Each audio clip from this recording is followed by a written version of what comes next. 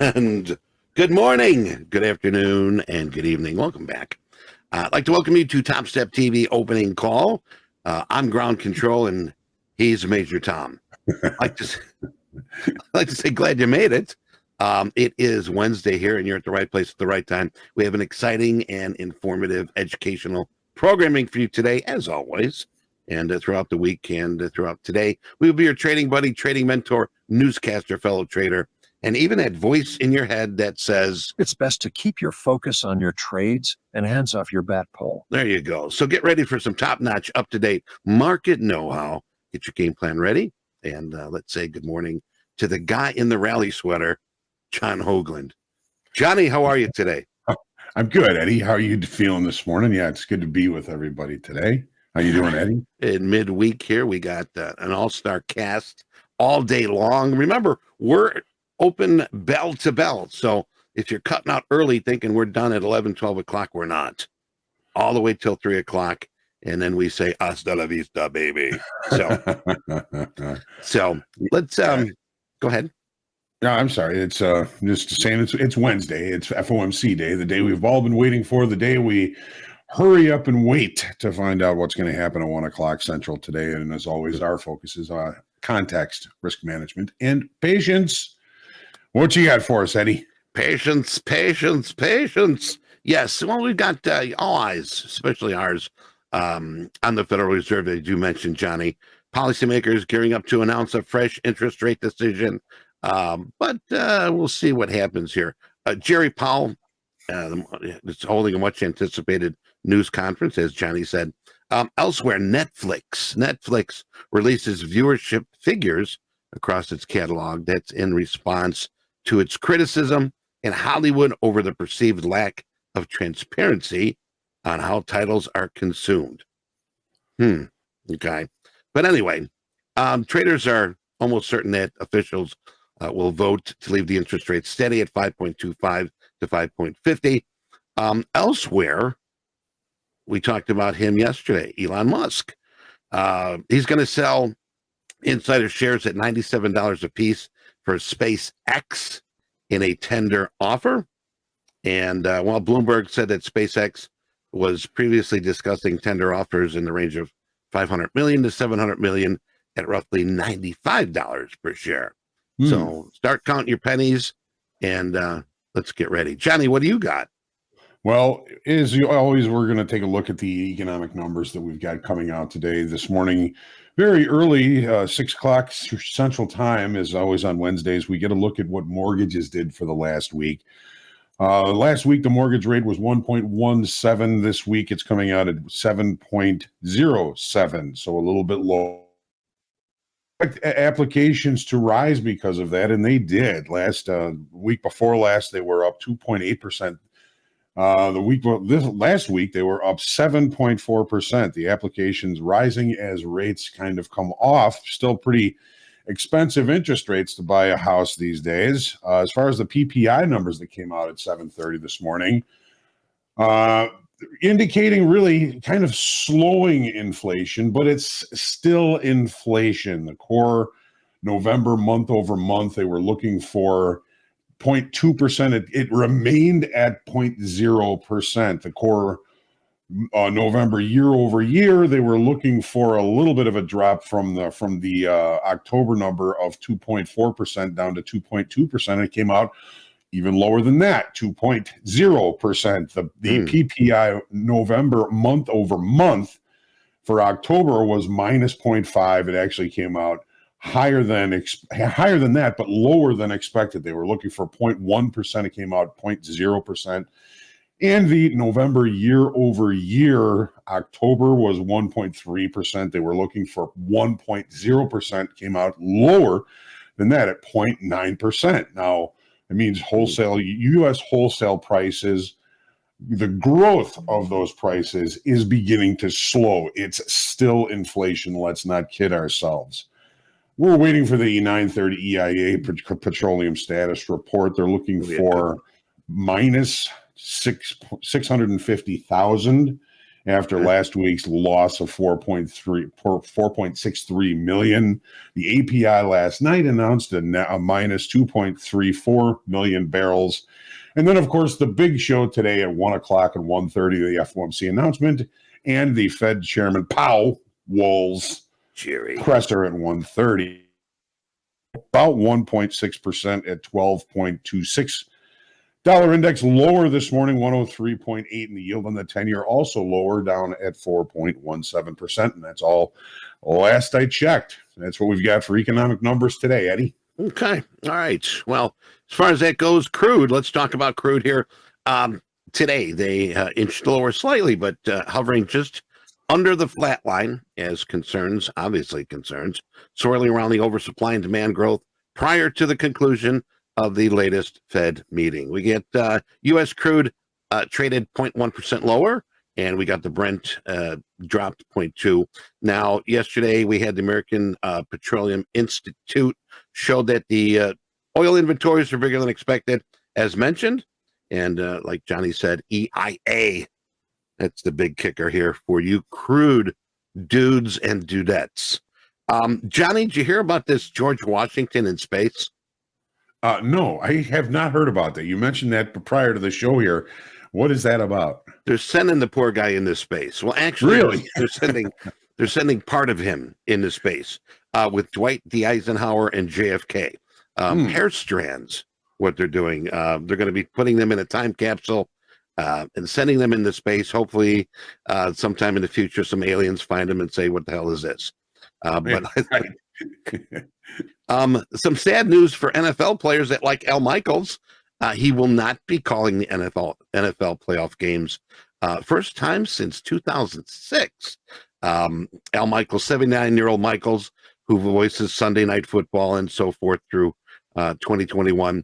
His contract expired without him knowing about it. So he's a little bit surprised. So if you see Al Michaels on the street, give him a hug and tell him that you love him, because I think he needs a better agent or something. His agent should have told him that.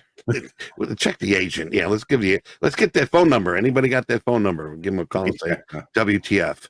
And then we got the tip of the day. James, what do we got for Top Step tip of the day? Have a trading plan. Develop a clear trading plan with entry and exit points. Yes, and that's one thing we talk about. We're going to have Fast Market coming up here, and we're going to be talking about entry and exit points. Why and when? Johnny, what's your take? Well, yeah, of course, you have to prepare. I mean, having a trading plan is, it starts with context. What is your opinion of the market direction, if any? Is it doing a good job? Is it not doing a good job?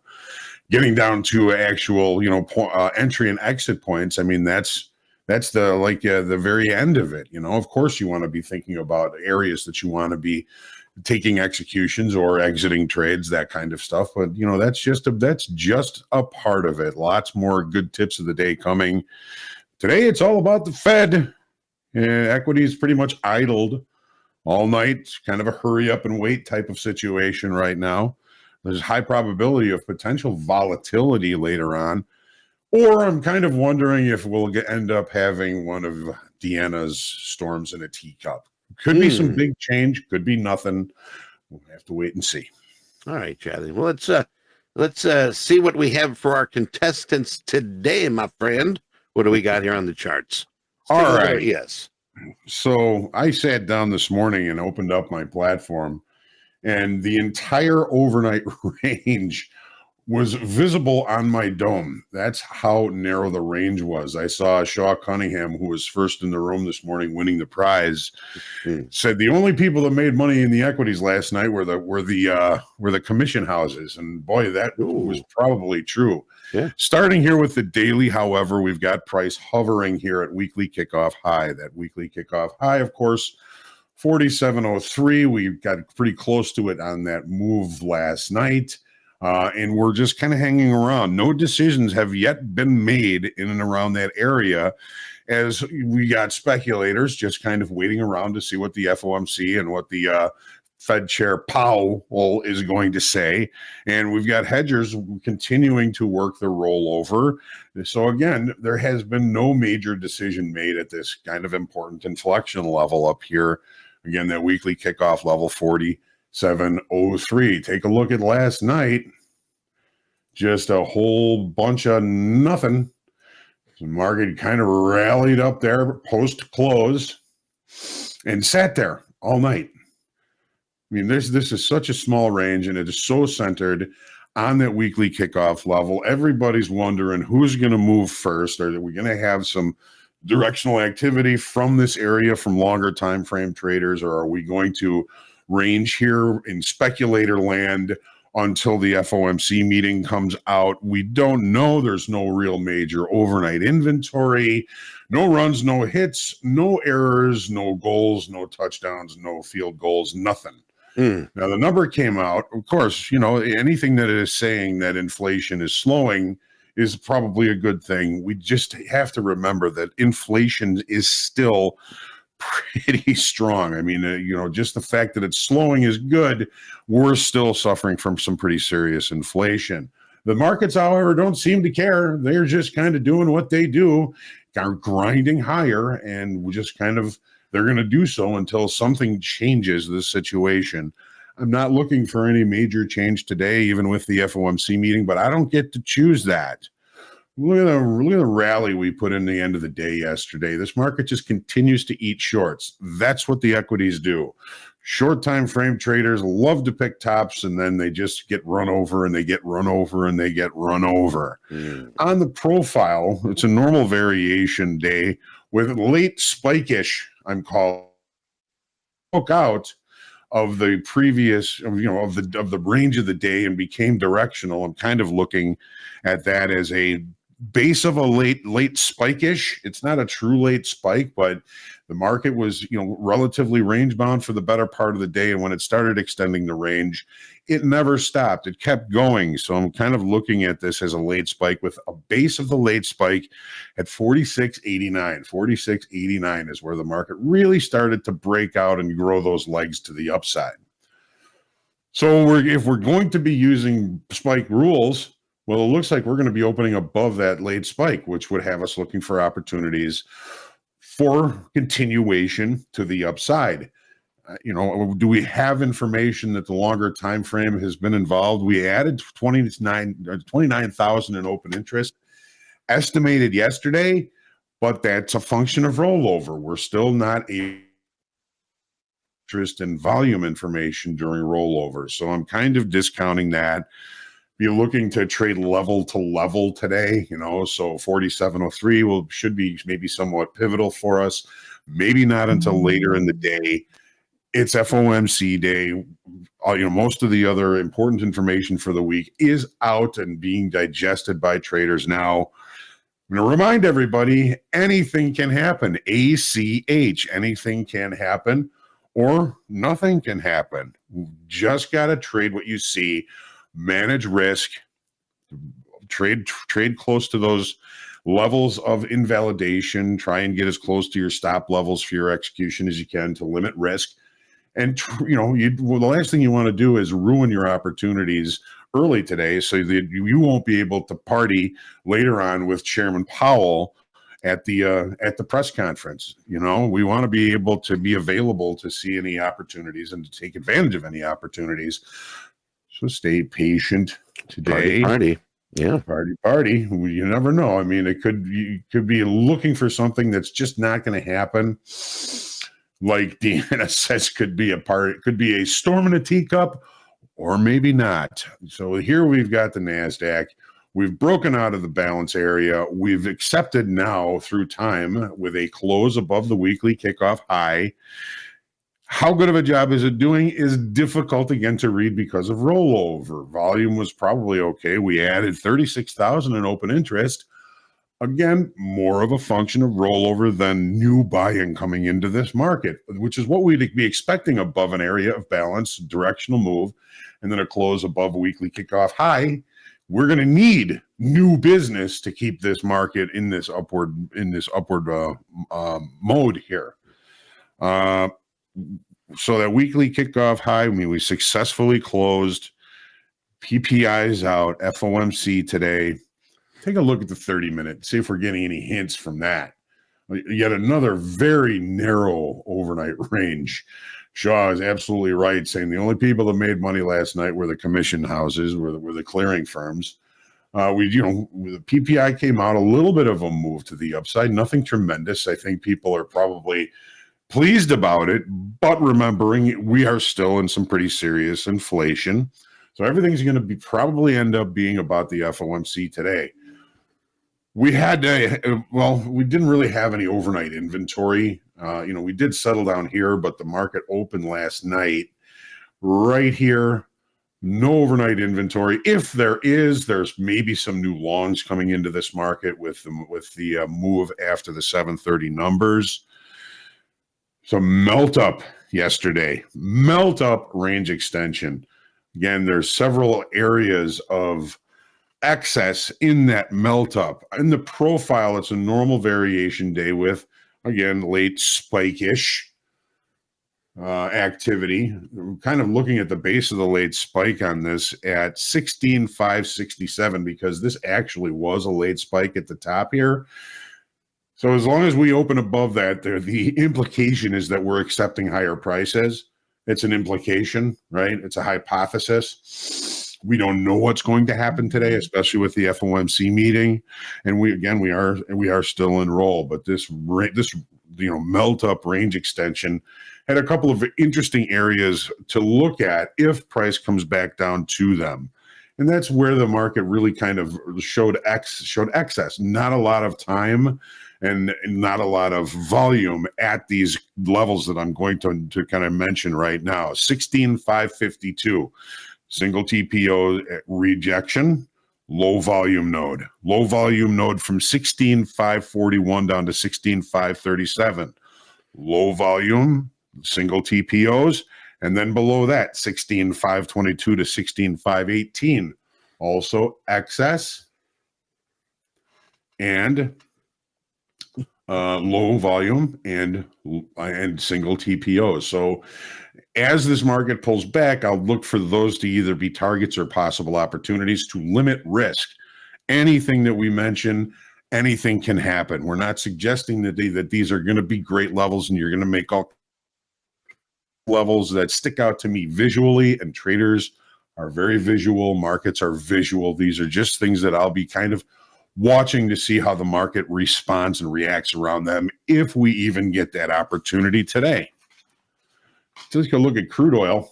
Eddie, some interesting things in gold when we get to it. I think you'll like today's kind of look at things. Yeah. So here's crude. That's not crude.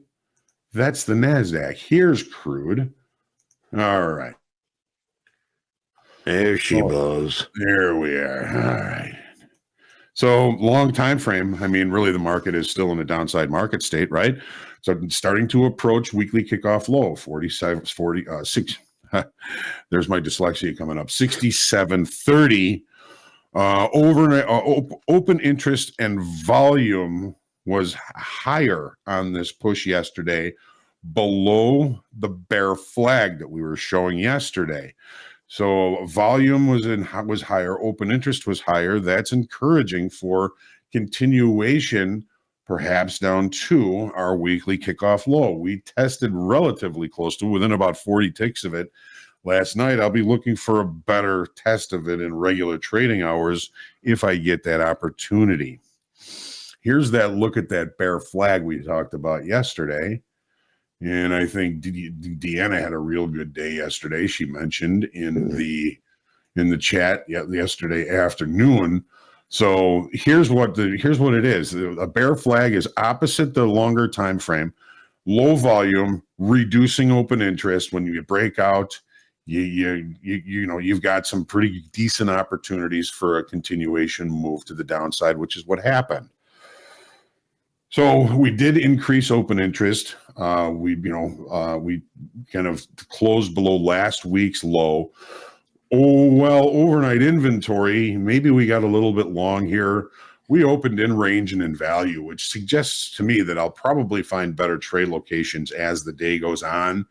So try and stay patient. Look for, the opportunities to maybe come up and close this gap. Maybe the opportunities will be down near weekly kickoff low. Overnight low also looks somewhat interesting. How about our overnight high? It's pretty kind of relatively close to the high of value, just suggesting when we are in range and in value that the perception of value of a barrel of crude oil hasn't changed all that much. Look for opportunities as the day goes on. Now, gold. Gold. What am I talking about? Geez. All right. I got your 6. So we came off that high, was it a week or so ago? It was a Sunday night, Monday. So this was last Monday, really just an aberration to the upside. The market kind of falling back into range and to value. And we got a relatively close test down to weekly kickoff low in the overnight last night. 87.90 was the low. 1984 is weekly kickoff low. I'm asking, how good of a job is it actually doing in continuation? We have a couple of things. Lower volume the last 2 days. Lower volume here, lower volume here. We have lower open interest. We lost 3,300 yesterday. We lost, I think, 3 times that the day before. This is more a liquidation than accumulation of new positions. The auction to the downside, for that reason, I believe is beginning to tire, and I'm monitoring for some sort of change in market state. It could be that the market just comes in here and rotates. It could just consolidate here for a while to even out inventory. It's going to take new business. It's going to take new longer time frame sellers for continuation below the weekly kickoff low. So just kind of keep that in mind today, Eddie, as you're looking at this market. Okay. With the lower open interest, with the lower volume in the last couple of days, this shorter time frame auction to the downside seems to be aging. It seems to be tiring a little bit, much like old Hoag. So here's that 30-minute chart. Now, how do we know that it was long liquidation? Well, the price was to the downside, or that it was liquidation at all. Price was to the downside. For 2 straight days, we had B-shaped profiles, which indicate long liquidation, and that is supported by the losses in open interest. So the sellers that we've found down here aren't looking for price to go lower; they're cutting their losses. So we've got long traders liquidating positions so they don't lose all their money and they can't buy their kids the GI Joe with the Kung Fu grip, right? So that's what kind of says that this auction to the downside is suffering. If we do accept below weekly kickoff low and we bring in volume and new business down there, then I can see this market continuing in that direction. But because the auction to the downside is showing signs of tiring, I'm looking for a range bound area to begin to create itself, or possibly a move in the opposite direction. Now, that move in the opposite direction may not be long-lived, but I don't want to get smushed by it. So keep your head on a swivel today, Eddie, and watch for possible change in gold. I will, definitely. It's opportunity is there. Thank you, Johnny. Now remember, only Topstep TV has the biggest and best names in the trading world on this show. You're not going to find any other stream or prop firm, for that matter, that's connected with as many big names as Topstep. So tell your friends, tell your enemies, friends. Today we are honored, very honored to have Deanna's going to be with us here today early. All right, we'll have Deanna and for Fast Market, and the poem will be read. Okay? Yes, Andre and Micah will read that poem due. That was weeks ago, but they will have that poem ready to go. We got today for Shoulder Tap, we'll have Brett. Our good friend Jared Tendler will be with us for Power Players. We've got Bonnie going to join us for Top Quiz, Hoag for Group Coaching, and we'll have Nick A. and Martin for Back to the Futures, and special guest Casper is going to join us for the Power Hour with Jack, Andre, Hoag, and myself. So get yourself ready. Get yourself prepared. Get the checklist ready to go. Game plan. Ready? Yes, sir. Take a deep breath.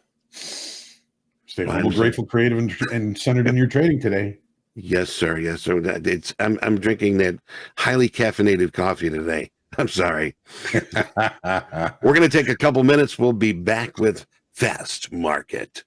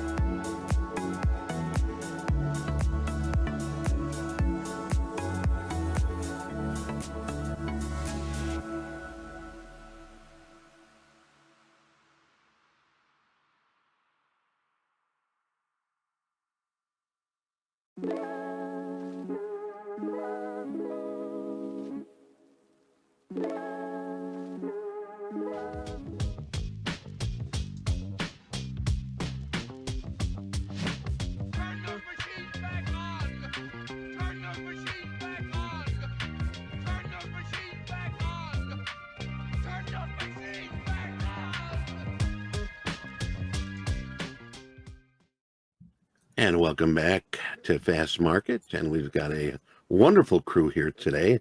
Good morning, Deanna. How are you today? Good morning. I'm very well. Slept pretty well. How are you, Eddie? I am fine. Thank you for asking. Andre, No, how you doing, partner? I'm doing great. How are you? Big day today. You're wearing the white today. All white. Oh, Got the yeah. hat. All white. All white today. You got the new hat going on? Got Cool, the new cool, hat cool. going. Hey, All new everybody swag. hats. Hold on. Uh-oh. I'm left Well, out. Uh-oh. Just got to get the There we the go. cappy on. There you go. Everybody got their top step gear. Johnny, you got your cruise shirt. Yeah. I just Yeah. saw My that. Very Hardcore nice. TV hat. All right. Who is not? Oh, and Michael's got the top step sleeve. I like the beanie, Deanna. Yeah, that's a cool shirt. Yeah, I got it's one of nice. Yeah. those. I do like that beanie. Looks good on you. Thank you. I quite like my beanies. They're my favorite hats. You need to hit the slopes. Well, we got, let's get the ponies in the gates here. We got about 30 a minute, and we'll get these ponies up and running here. And let's get going. And a couple seconds here, and we'll get this bell, opening bell and closing bell. Remember, We're here till 3:00 today, open till close. Mhm. I'm set to do a 50 lot for the opening range today. Oh, Rock and roll, man. oh, be careful, Johnny. Mick, close your eyes, close your ears, man. I don't think he's allowed that yet. Here we go, kids. All right, it's dancing. We got our levels on the very top of your screen. Mhm. Check them out. They work, they don't work. You can use them, don't use them. There's all my disclaimers right there. Very legal. Oh, very legal. Read that off a cue card. Yeah, right off of it. Okay. Come on, Dante. Not out of the gate, buddy. Not out of the gate. I'm gonna get. Big swinging dick. Oh, man. Ready? I'm gonna get short here. I'm short here in our gold. What are you trading in, Eddie? You got you just got funded. I know that. Ooh. I am right now. I am short 1997 even. Looking for a short profit here. What account are you in? I am in a 50K combine. Okay. Yeah, I know you passed the other one, right? Yesterday? That was yes, and then also Eddie's bong pass. So we passed both of us passed.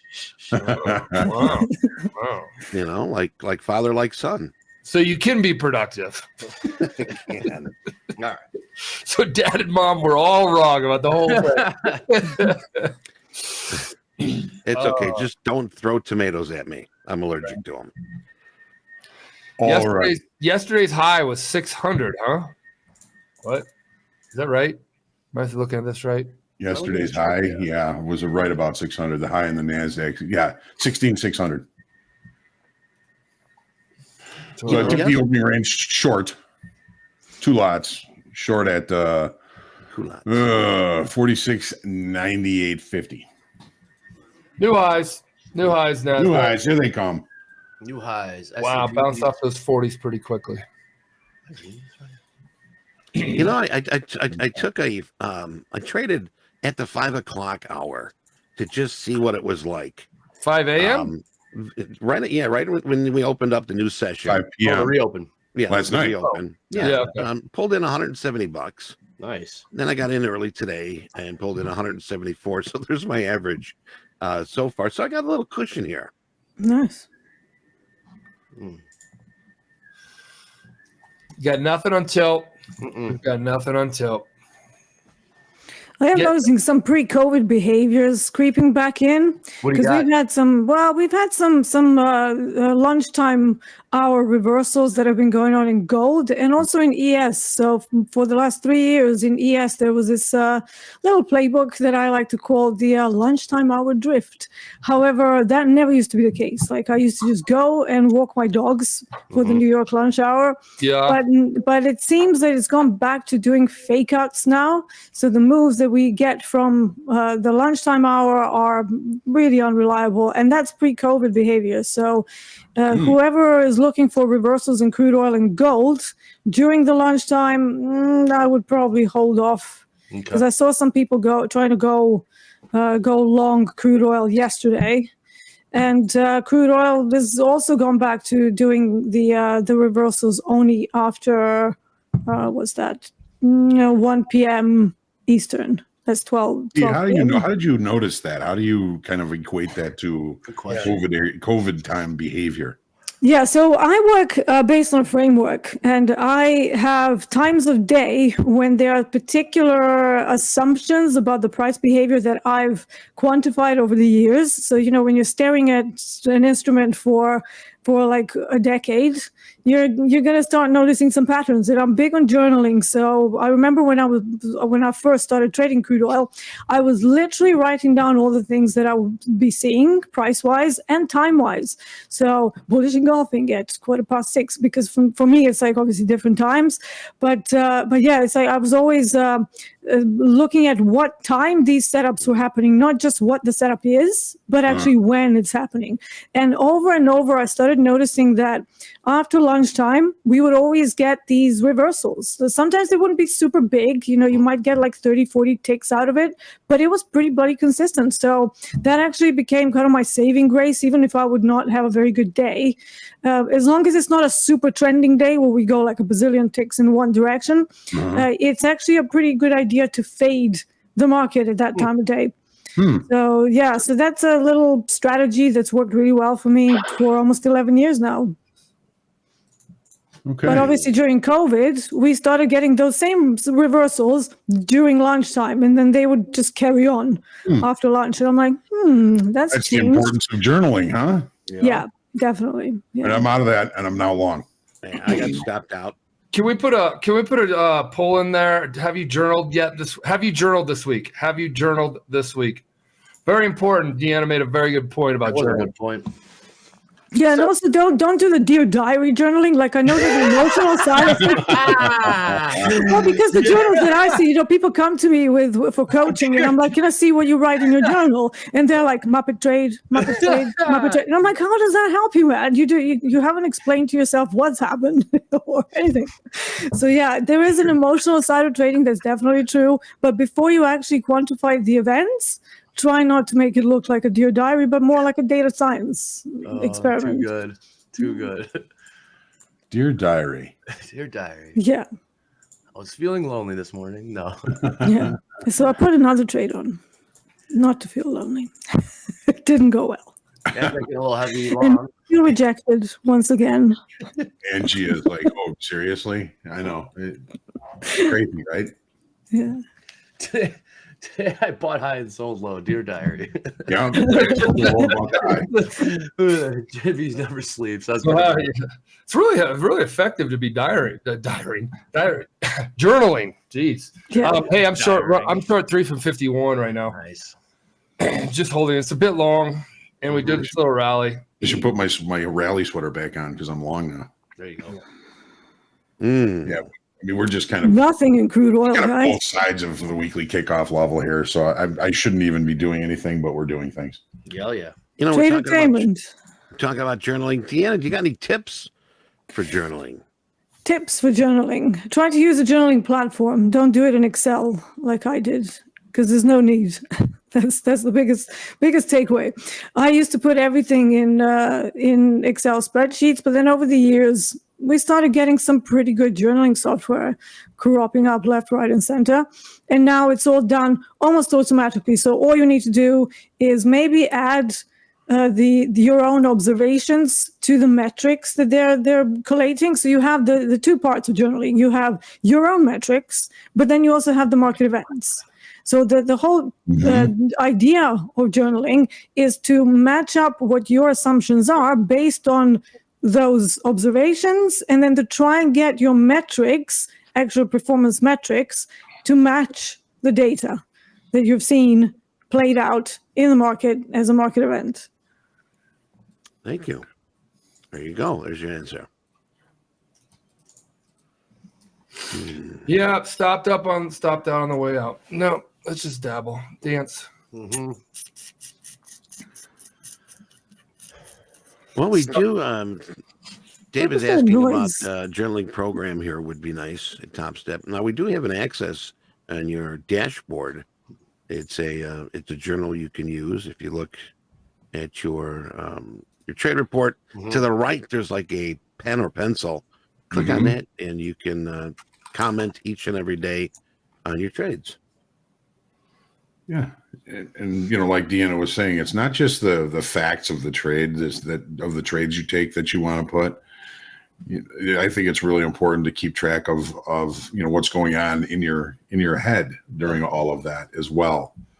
You know, what Yeah, kind that's the of third changes part. are you- Yeah, that's the emotional part. How That's did the you good feel part. during taking a trade? That's the Dear Diary part. Yeah. But that comes after. That is part of it, though. It is 100% part of it. Absolutely. Yeah.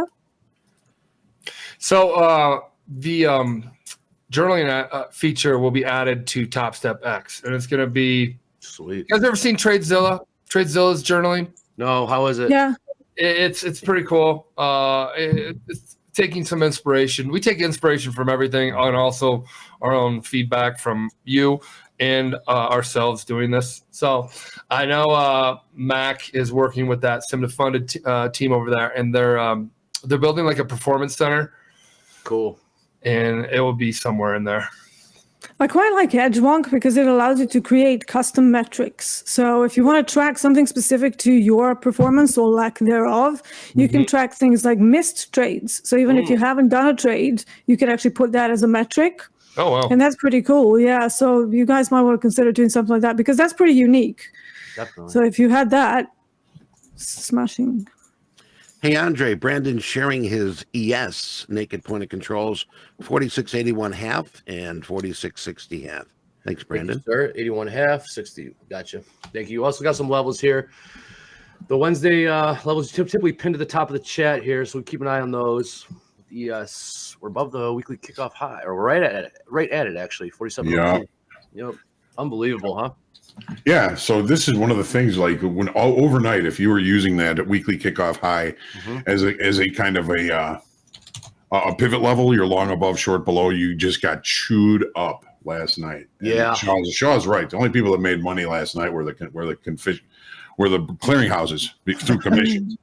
Yeah. All right. After 550 votes, have you journaled this week? 51% say yes. 49% say ixnay. No. That's okay. That's not a bad number. Yeah, 50-50 almost. 50-50. I would think it'd be less than that as far as people journaling. Kudos to the journalers and those that don't journal. Do we have anything on how to journal besides what we just shared? Anything that just find it. Go to your trade reports. There's a journal in there. Ask questions in here about what do you journal. Maybe somebody that does journal will say, "Here's what I wrote yesterday," and be transparent. But you got to you got to go ask questions. You got to figure it out on your own. We have all the resources. We have the journaling. There is a journaling software. Google journaling, trade journaling. Patrick Whelan in the house. Oh, what up? Hello, Patrick. What's up, P-Dub? Hey, Patrick. Lower it up. Who else do we have in the house? We drew the opening move out to the T at the opening. Looking for VWAP bounce. So nice. You guys are always talking VWAP. I gotta put that. Okay. Put it I on. want to talk about journaling here. I think we stoked the fire In a good way? in a good way, I think. Good. All right, you guys got me doing it. VWAP. Where's it at? Everyone. Well, Ray likes the VWAP. Love me Yes, some he's the VWAP man. 16,618 right now, Michael. Oh, what? 16,618 right now. Is it okay? I'm working on my colors right now. Well, for those that aren't journaling and like to know, we just put a link in there, the introduction to trade journaling, what you should have on that journal. Good stuff. Thank you for posting that. Do you guys think that something like VWAP means less when there's a huge number coming at one that's almost certainly going to change it? Good question. Deanna, what do you think? I would probably think yes. I don't know. Well, I mean, it is volume weighted, isn't it? By the way, I'm long too from 69.03 crude oil. I think the idea I was getting at is that I hear, people use VWAP because people that are putting large institutional orders are kind of judged of whether they're above or below VWAP. But if the VWAP, I think it would change. Yeah, I think it would depend on the context of how you use VWAP. I think if you're going to use it as a directional indicator, as some kind of a key level to go long from it or short from it, that could be a little bit skewed because you have to match the type of a day that you have. And using VWAP as a directional indicator is not really how I prefer to use it. There are very few occasions when I would actually execute the trade from VWAP. At all other times, I really use it as a target, usually on responsive days, because it tends to be, because it's a moving average weighted by the volume traded, right? So in that regard, it's kind of the middle of the middle. And middles of the middles are excellent targets, especially on ranging days. So if you use it for anything else, yeah, obviously you have to take into account that it is volume weighted. So if there's like FOMC rate decision, you may want to take it with a pinch of salt, and then use it as a supportive factor rather than kind of be all and end all area that you're going to either exit or enter a trade. What's the bands about? The bands. There's usually second standard deviation, and I like to use the VWAP second standard deviation. A lot of people use Bollinger Bands, which is what they are, but the difference is that Bollinger Bands have just the moving average as its measure of how you get the standard deviations, whereas the VWAP is the VWAP second standard deviation obviously uses VWAP. So it's again with a pinch of salt, right? It has to be the right kind of day for those sort of plays. For me, on a ranging day, I do pair up the second standard deviation with any other levels that I might be looking at for reversal trades, and then I aim to get involved around session highs and lows, and then use VWAP as a target. All right, I am not doing anything close to a band, like a Bollinger Band, so I'm going to make mine black, like my background, so I don't see it, because I don't want to see it. And I'll just keep the middle line. So we'll see how this goes. I hate a bunch of indicators. I'm not an indicator guy. So unless it's a tilt indicator, that's unique and different than anything I've ever seen. And then Johnny's an indicator for me, and he's unique and different. Everyone's favorite indicator. Everybody's favorite. Right now, I'm an indicator of what not to do. Okay. No, that's me so far. Well, now, yesterday and today, man, I have had probably 10% winners, 20% winners. But yesterday I got my $1,300 day down to $800, and today I'm down $800, but I did $4,000 on Monday. So I'm riding my Monday. Now I'm short again. Hoag, did something happen to you last night? I don't know. I got everybody is home sick. I'm not feeling that well. I shouldn't even be trading, but yet here I am. You got to quarantine in your office and just trade it up, Johnny. Yep, that's exactly what I'm doing. That's exactly what I'm doing. Then I took my rally sweater off, so now I have to be short. Gotcha. All right, I did a little cleanup here. I was down 315. Now I'm down to Walter Payton, down $34. Nice. It's good. It's good always to get back to scratch. It's a good feeling. Yeah. Feels like you just started your day over. 100%. So that's why, guys, when you're in the hole, I mean, Eddie's down 3, I'm down 800, and like it's just your first focus, in my opinion, of course, is to stick with your trading plan, and then to wait for high probability trades. Mm-hmm. You know, that's what I'm always going to say. And then trade for a scratch. Not be like, well, I should have been up 1,000 by now, 2,000. Trade for a scratch is always a good way to get yourself out of a hole. Yeah, it's definitely fade Hoag day. It helps you reset your mindset. It helps you reset and say, okay, I wasn't right. Let's take a look again. Yeah. Hoag, what are you short right now? Yeah, you're short 99.5. All right, I took profits now, 420 up on the day. Woo, baby, I like it out of the day. That's a good trade. Nice job. S&P trade around this 4,700 level. Yeah, 4703 weekly kickoff. Yep. I'm showing how to get chopped up around it right now. Here's a little choppy right now. It's also FOMC day with the Jerome Powell press conference, so we kind of keep it light. I think a lot of the action, a lot of the profits, the opportunity will be in the afternoon. However, you do want to set yourself up going into that if possible. Have a little buffer, have a little cushion. You don't want to be too big of a hole going into that release. And if you are, just be a spectator. If you are what? In a big hole? The hole, deep in the hole. Yeah. There's too much information going on. Today's not your day, and you got to be pretty damn swift after that. Yeah, and for those of you who are, Go ahead. Go ahead. Say what you're going to say. I was just going to say, for those of you who want to trade the FOMC, I always warn not to. And then they're like, oh, yeah, you just have to look at the levels. Levels are not the problem. The problem is that sometimes in live markets, you're not going to be able to exit your position. That is the main problem. And I just want to point out that I had one day where I did trade the FOMC, got stuck in a trade that at one point went to 120K profit, and then it went all the way down and I couldn't exit. So I ended up that day 250 grand down. So it wasn't the levels. It had nothing to do with the levels. So I just couldn't exit a position. I kept clicking and clicking. And in the heat of the moment, I didn't remember to maybe put in less contracts because I was still a novice trader. And, I got scaled up really quickly at one of the prop firms that was pushing size. And I just got myself into a whole bunch of problem. And whenever I hear people just going, just follow the levels. You can follow the levels all you want. If you can't close your position, it means nothing. Holy moly, Deanna. Now, That's why I say don't trade the FOMC. Gotcha. Brandon's got a question. Why did you go long in the crude? What was your because reasoning?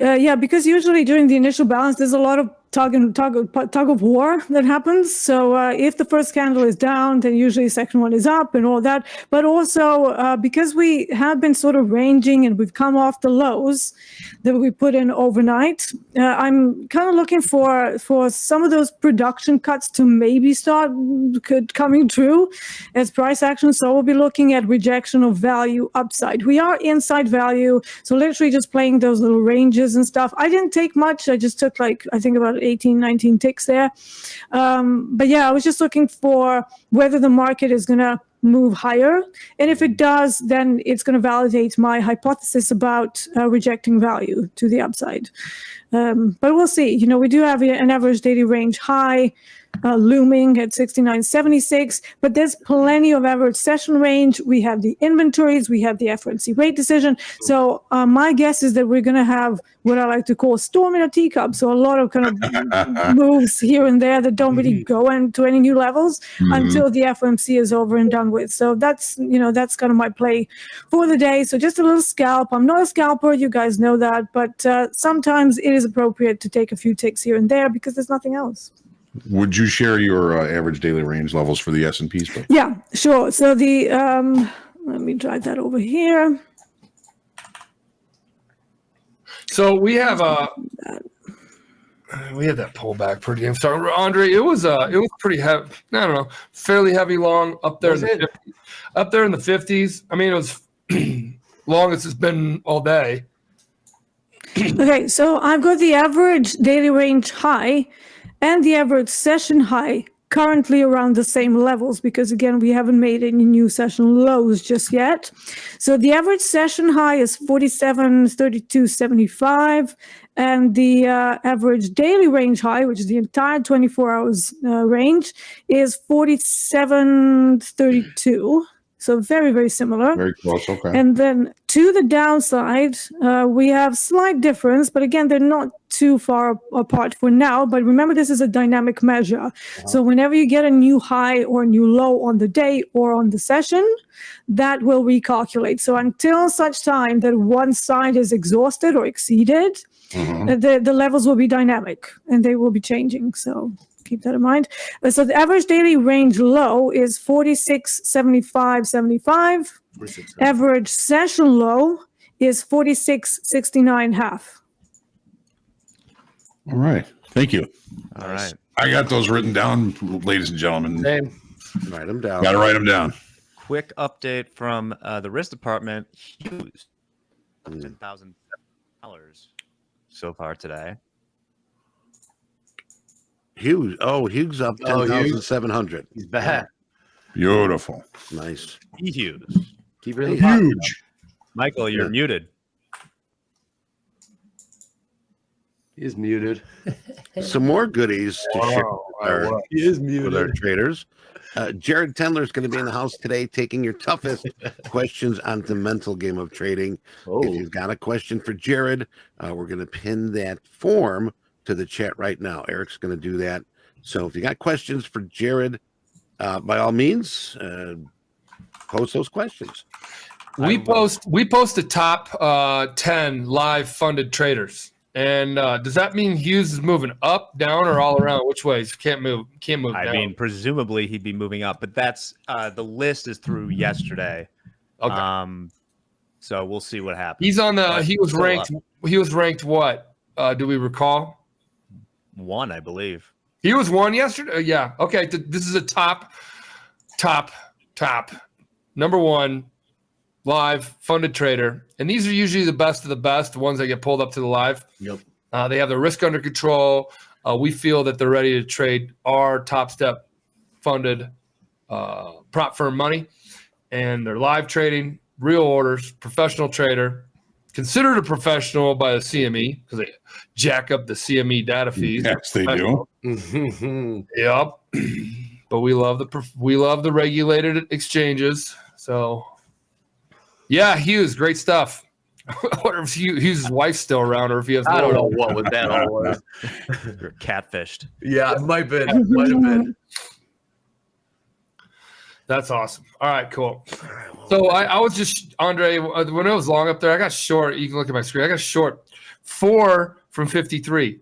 But then my so light and tight attitude out of 56, just because I don't know.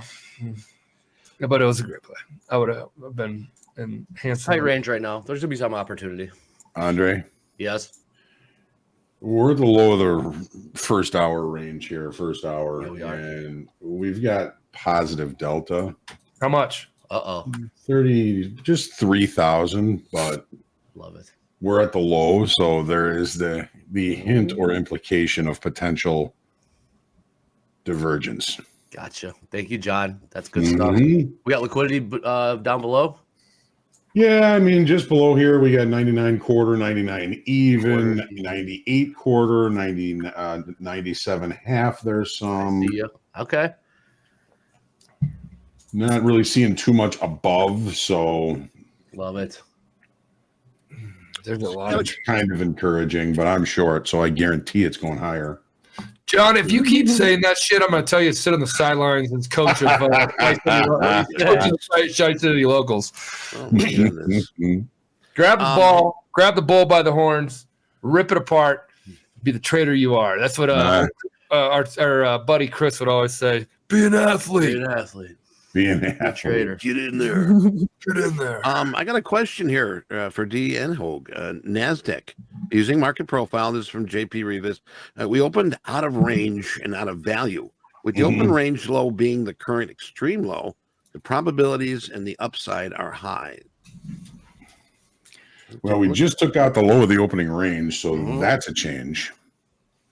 But I mean, that whole melt to the upside yesterday, I kind of look at as kind of a late spike, which opening above that would indicate the probability of acceptance of higher pricing. Okay. But it doesn't mean you can just close your eyes and buy it. You got to find a good level. Yeah, so there is a chance that it goes down into a mean reversion, but with equity indices, I'm always a little bit wary of that setup when we are opening outside of value to the upside, because equities seem to have this upward bias because of what they are. Everybody wants to buy stocks, right? So because of that, I would be very careful reading too much into the open outside of value, above value. If you get a gap down on the other side, that would be a better play for mean reversions in equities in particular. So that's the little quirk that you need to be aware of. And also there can be a repricing event rather than a mean reversion opportunity, which are two completely different playbooks, in my opinion. When something has gone too far out of value, it doesn't automatically mean that it's going to go back to value. It can mean new business, like John says. And in that case, there will be no return, at least not a meaningful mean reversion. It might sell off a little bit, but at some point it's going to keep going higher. And in fact, I've noticed that if we have those big gap days to the upside, usually you end up in a neutral day where the extensions of the initial balance are to both sides, and then you end up in a ranging day. So just be a little bit more wary with the definitions of gap ups in equities. Thank you. Crude traders, just a little heads up. In about a half an hour, you got your crude oil inventories. Top of the hour here right now. We've got a minor number, Thomson Reuters, coming out here at 9 Central. So just a heads up. Yeah, I don't mean to sound negative, but I'm absolutely 100% one of the most brutal people to myself. Yeah. It's something I've always been dealing with and still dealing with. So thank you for the comments, everyone. Thank you, thank you also, Michael. Well, tough love's what we get here at Shy City Local Team. No, soft, little fluffy shit. Oh God. Here we go. We beat him with brute force, John. That's what we did. Right. The beatings will continue until morale improves. I like that. Oh God.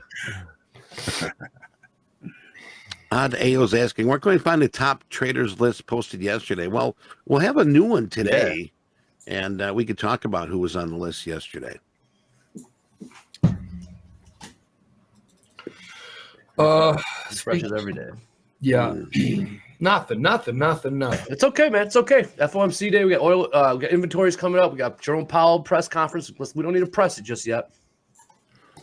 I mean, by all rights, I mean, we should be pretty much hands off this morning. We don't really have a lot going on.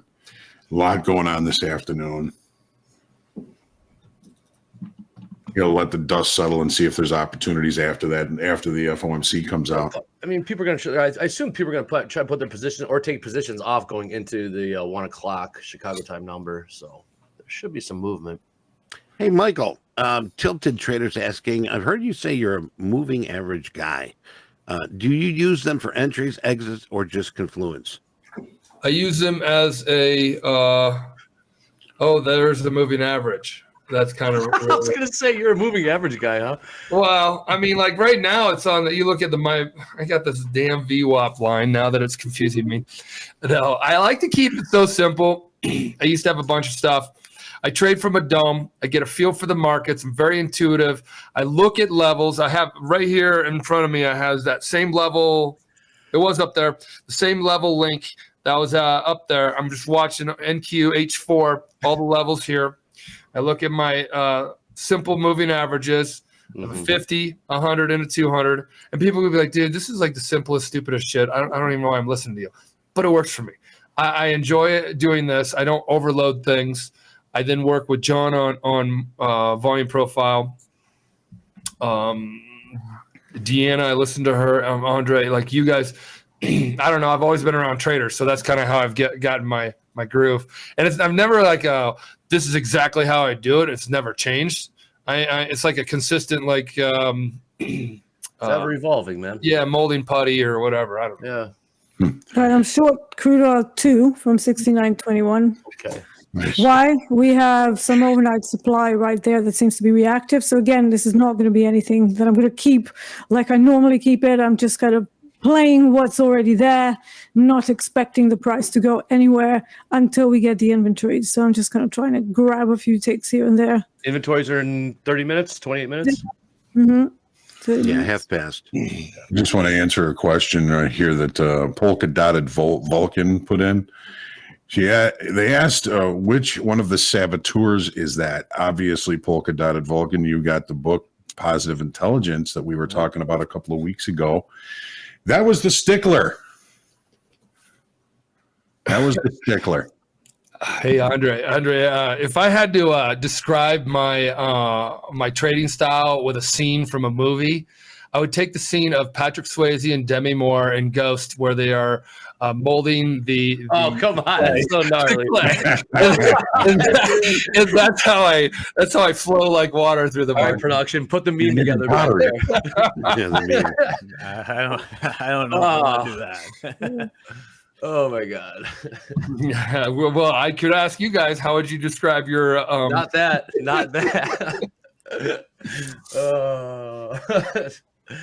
I am 1000% risk manager. I'm a risk manager of myself. My therapist is my emotional manager. No, but I'm just downside conscious all the effing time and everything in my life. And, So, Michael, this is you. What's that? Jen. You're throwing pottery. Oh yeah, and Swayze. Danielle, our our glue that keeps this whole show together, is big into clay pottery. Me too. This is a book I mentioned sometimes in group coaching. It's called Centering and Pottery. Poetry, by the way. Written And by Cassius Clay. You've got to trade from a place of centering. You've got to be. Wow, really?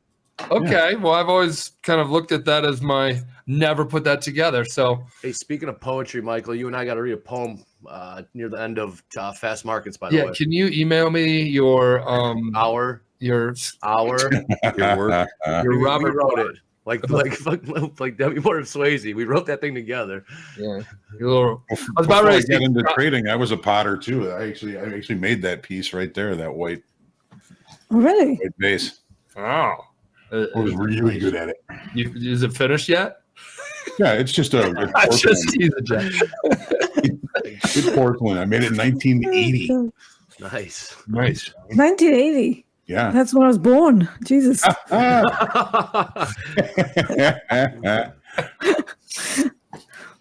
you go. Hey, Yeah. Pugs has got a question here. ES NASDAQ charts up on Topstep X. Every time I change one, the other changes. What you got to do, if you take a look at your Topstep X upper right-hand corner, there's 2 file folders. Click on that, and what it's going to do, it's going to open up another tab, and you could put that. You can have ES on one, NASDAQ on the other, and you'll have both your charts up, easy access. Mm-hmm. And you have a help center or a help person in there that will you can directly connect with. Use all their time to give all your feedback and help you out. We have thousands of people on it already. Very exciting stuff. Hey, Jeff, I gave Jeff Gasco, why is Topstep X so laggy? I gave that to the tech folks over at SimToFun, and they're like, well, define laggy. There's some people that say this now. Can you define what laggy is? Because it could be a million things. Like, you put my order in, it takes a while to get in there. That's laggy. Or the price level is, behind blah, blah, blah, what I'm seeing at on another platform. So that helps. Yeah, I just love the vague support emails. It's not working. And I'm like, well, where's the screenshot? So, and then they send a screenshot of just like one part. I'm like, how's that going to help? Oh, yeah. So we got a not lagging for other people. So yeah, I tossed that information yesterday when you guys said it over there, and they're like, we need more definition around what the lag is. So I was helping yesterday the best I could. NASDAQ 72% long. I know, but S&P's only 50. That's what I'm seeing. Yeah, S&P's just half. They took a peak down below, but buyers came back in. Yeah, they did. We lost a lot of that delta too. Did we? Now we're only at 1,000. Okay. A lot of iceberg shorts getting in. Okay. Hey, we had a lot of comments yesterday on one of our transitional music. It's kind of a hip hop one. Yeah. What were the comments? Some people were like, no. Some people were yes. I think we did a poll, and I think the answer to the poll was, or the results of the poll were what? If we have it, we're trying to kind of get an idea of our community here too, who you are, what you like, what you don't like. So you'll be seeing more polls. I'm not one to go light on polls. Oh yeah, share in those in the chat. Share if you have any poll ideas. We're watching, so if you do share any cool, funny, they could be funny, they could be educational, they could be market related. Took another 440 on the short crude oil. D. Nice. Let's go, D. D's cutting it up. Oh yeah. This used to be what my second prop firm wanted us to do. So I do know how to scalp. I think I'm getting a bit too old for it because I can only keep it up for like a couple of hours, and I like to trade through multiple sessions. Right? So yeah. So Yeah, after a while, you get bloodshot eyes, and people start saying, "Dee, you look stoned." I'm not stoned. I'm just tired. It's like we're all fishing in a pond, and she's pulling in all the fish. Yeah. And we're wondering, all right, what are you using? Okay, For so now- we're gonna do a For poll. now, I'm only using the little caffeine drink. Oh, you're a caffeine drinker. That's your only vice. No, oh god, I have many vice, but over the years they've reduced. Yeah. No, I mean I love caffeine. I probably drink way too much caffeine, and I used to smoke when I was in my 20s as well. So I stopped that in 2008.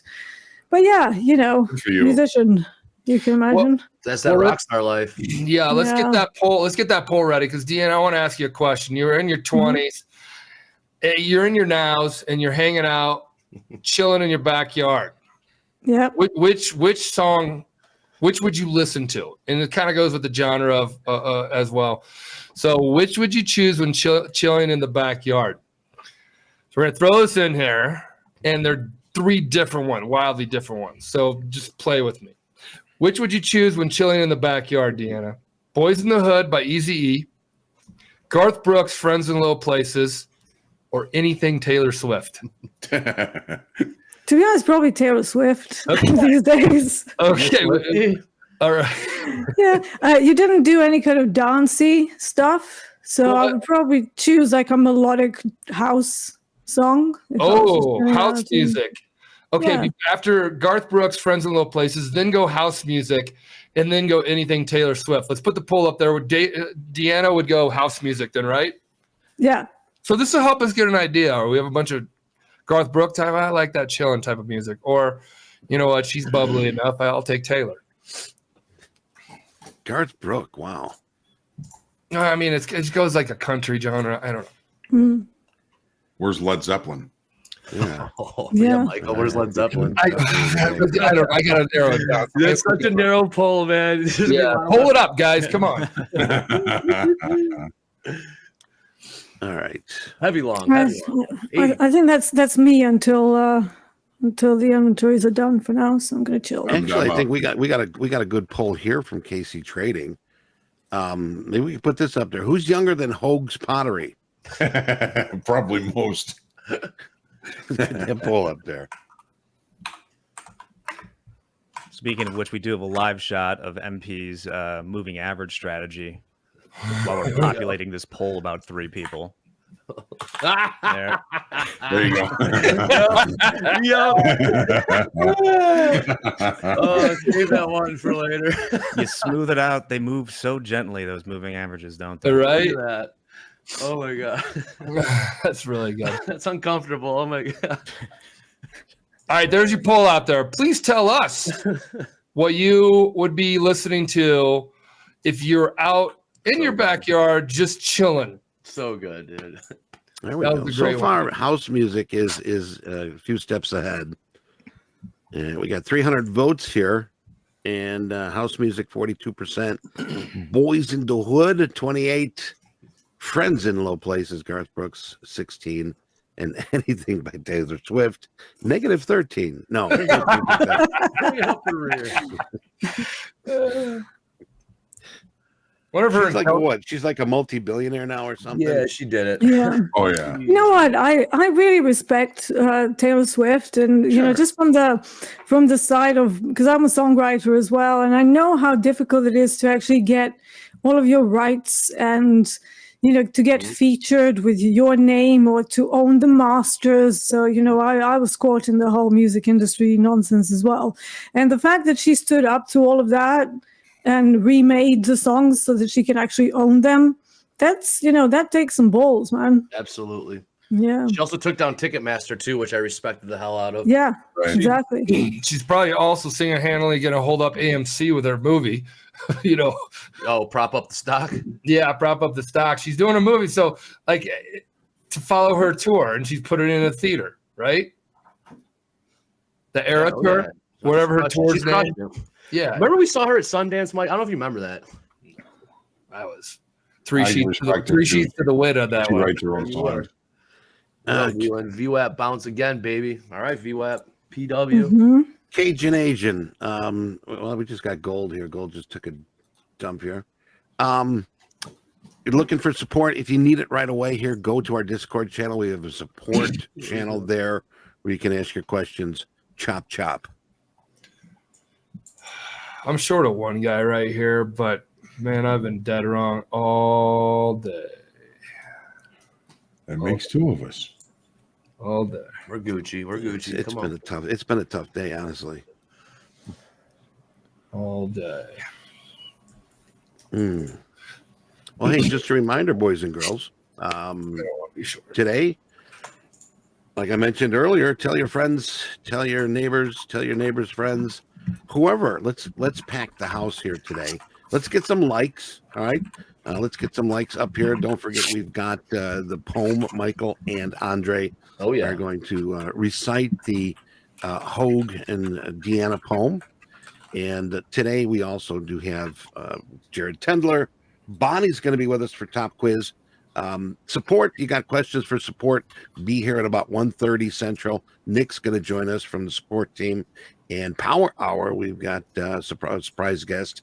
No more surprise because I'm going to tell you. Casper is going to be with us. So How do you big skip day coaching? today. You skip group Big coaching. day. Hell yeah. We have the biggest lineup out of anybody out there Yes, sir. that has a show. Biggest future traders lineup in the space. Hands down. Out of the gate. Tell him, Danielle. That's right. Yeah. You're not We'll going to get find it 5,000 anywhere else. No. No other stream, no other platform, no matter what. Well, on CNBC, they're talking about Pfizer's 2024 forecast and how it's disappointing. So I don't know if that could help you trade, more power to you. It doesn't tickle. Is not of any interest to you, Michael? I watch CNBC. It helps me overtrade is what it says. This shit is boring. I have something that you're definitely not going to find on CNBC coming up. Hit us. All right. Well, we can move to the news real quick. Yeah.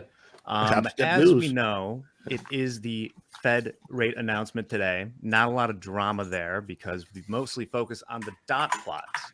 Mm-hmm. I was, however, able to find a copy in advance of Jerome Powell's speech.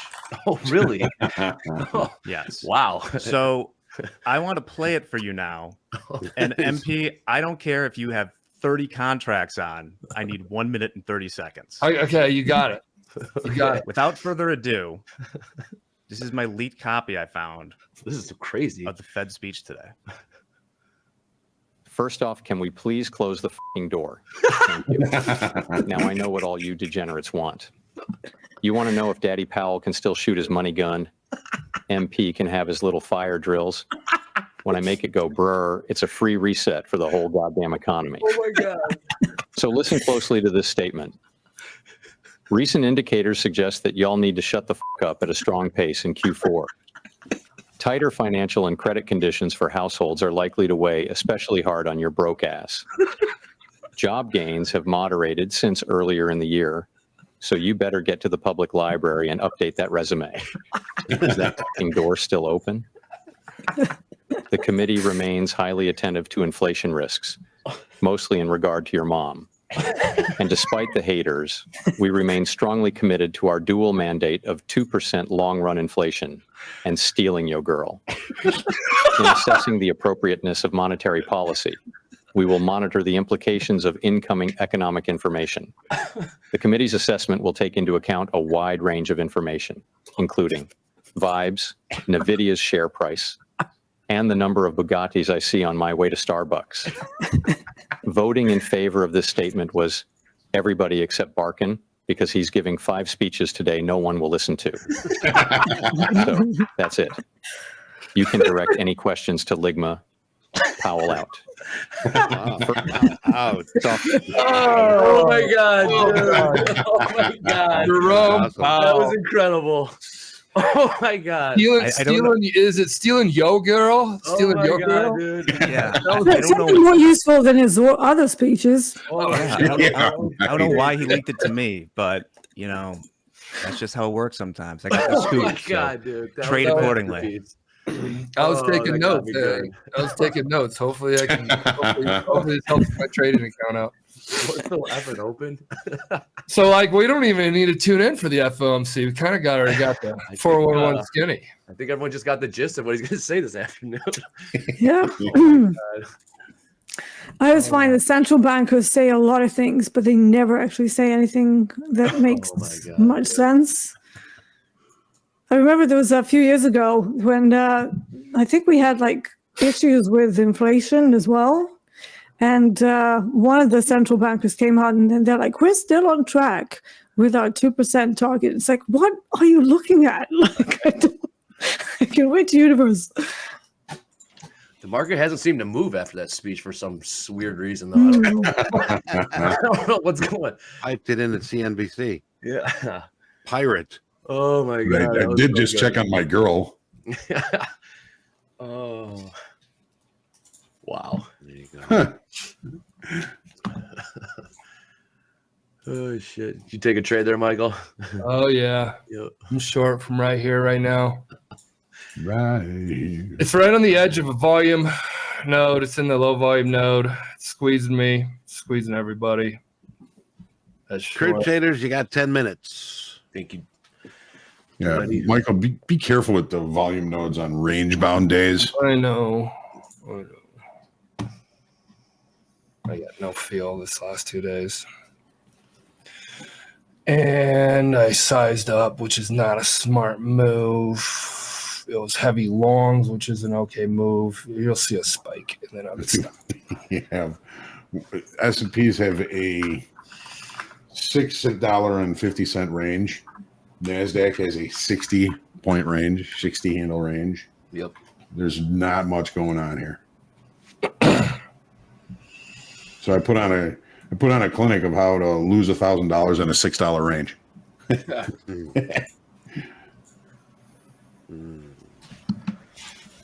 I got some questions here. Well, Jamie says TopstepTV is my permanent replacement for the dollar bill stern and trading floor banter from billions. And then it was over. Yeah, all right. Stick around. That was pretty good, man. That was pretty good. That was really good. Oh, dude. That made my day. That was funny. Oh, shit. We got to clip that and put it on social or something. That was... Yeah, let's let her social another one of these things. We might even get a call from him. That'd be nice. Coffee runs Mixter. Iron Mike and range days, I focus on the extremes. Typical target? Troy is asking that question. What's that? Was that the Troy question? No, that was Iron Mike. Oh, okay. Troy's asking, what's your typical target on opening range trades? Depends on the situation. I mean, if it's a kind of a breakout or a situation where I'm looking for a directional move that day, there probably won't be one. I'm not playing this game anymore. Yeah, I'm out for now too.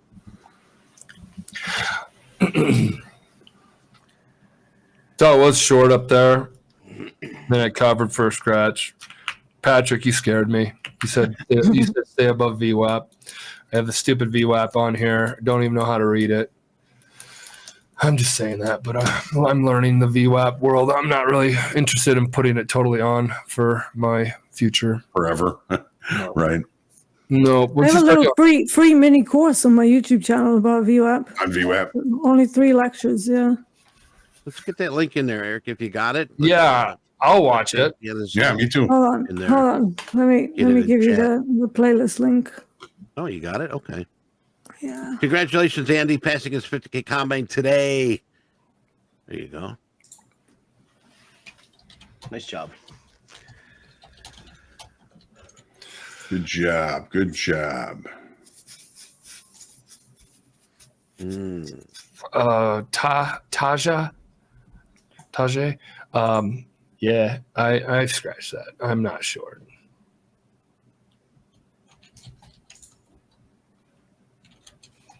$2,946 are watching right now with only 684 liking. Come on, peeps. This is top tradertainment here. Click that thumbs I even up. did scalping. Come on, guys. Yeah. We got She's scalping over here. Don't forget to subscribe, because once we hit 50K, that's when we call the caterer.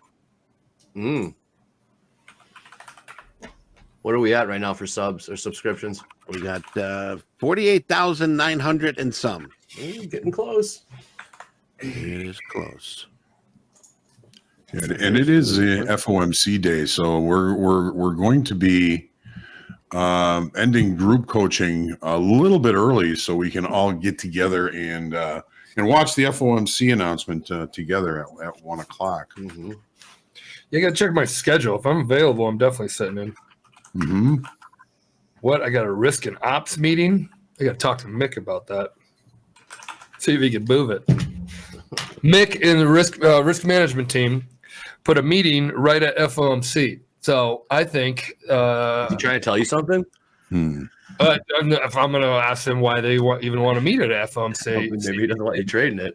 sounds like there's going to be no eyes at our risk department during that time. So Mick, if you're listening, let's move that. 30 minutes later. Danielle, yes, cancel it. Exotic Card says, one thing about MP is that he'll pull a $2,000 like it's $100. Dude's a sniper. When he's down, it doesn't mean anything. I'm not worried about $1,300 down. I'm worried about when I got 66,000 down on Friday, and I'm letting my emotions no longer be managed, and my behaviors have taken over, which is a bad place to be when you're on tilt. It is. But you're not there now, are you? I'm definitely not there now. I'm not proud of my trading on an FOMC morning. Yeah, me And either. yeah, I think I was looking for trades. Crude traders. 5 minutes remaining. Nice. On that crude, dude. At dudettes. Prior negative 4,632,000. They're looking at a negative 650,000. So a big difference here. Mm-hmm. The API yesterday was a loss of 2.34 million barrels. We'll see if it's more in line with API or what they think it is. Hey, they just had when's Yellen coming on? Because she just on CNBC. They're talking about McDonald's now. So Tajay, it's my pleasure. I hope you enjoyed the session yesterday. We do it again today. Yep. Group coaching at noon. But I appreciate the call out there, Tajay. Trade. well, We are here to help. That was a nice sell-off. Yeah. Oh, all right. I just got a quick win. Nice. Quick win. I gotta be trading shit up. Up 267. Hands off. Hands off. you're- I'm wiping my brow. You went from down to up, which is great, Eddie. You went from down. Hold on. You went from down to work yourself back to scratch, and now you're up. It's like a chip away, jab approach. I appreciate that. That's good trading. Opportunity. Knocked. So I had to answer the door. Stealing your girl. Mr. McFeely was there. Someone's asking, what's my thoughts on crude oil inventories? Does it usually move crude oil? Well, it moves it. Whether it moves it to new levels is entirely a different question. So I'm expecting a bit of a storm in a teacup, as always. So that means whipsaws up, down, and then ultimately not moving it much because we do have the FOMC rate decision later. The only time I've seen it kick off a trend is if it's like some really big miss on expectations. And also if you have something like a black swan event impacting the entire world's supply or demand of crude oil, then it moves. But again, trending days on crude oil inventories are not the norm. They usually happen about 8% of the time. So again, take that I never really look at the actual number. I mean, I see it, but does it actually play into my decisions of what I should do on the day? Absolutely not.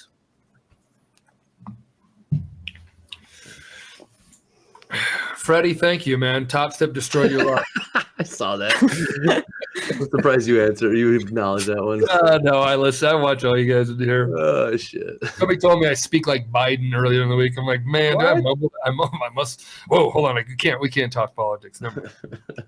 Yeah, I have a troll that I've blocked. Actually, he comes in here every so often. The best, man. Nothing like an internet troll. Yeah, that's all that's going to happen. You come on my channel, you spew a whole bunch of horrible comments, you're just going to get blocked. Like that is the only outcome that you can expect. Right. And then you're going to get blocked everywhere else as well. So, you can keep being a dick, but that has consequences. Wow. Only in boldness. I love it. Bouncers. I've been canceled. All I'm saying is be nice. Be nice, be cool. Yeah. No reason to be nasty.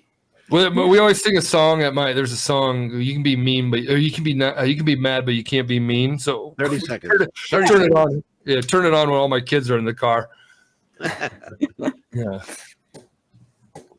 All right. Frank Cross, ICT, no. I learned supply and demand in 2008.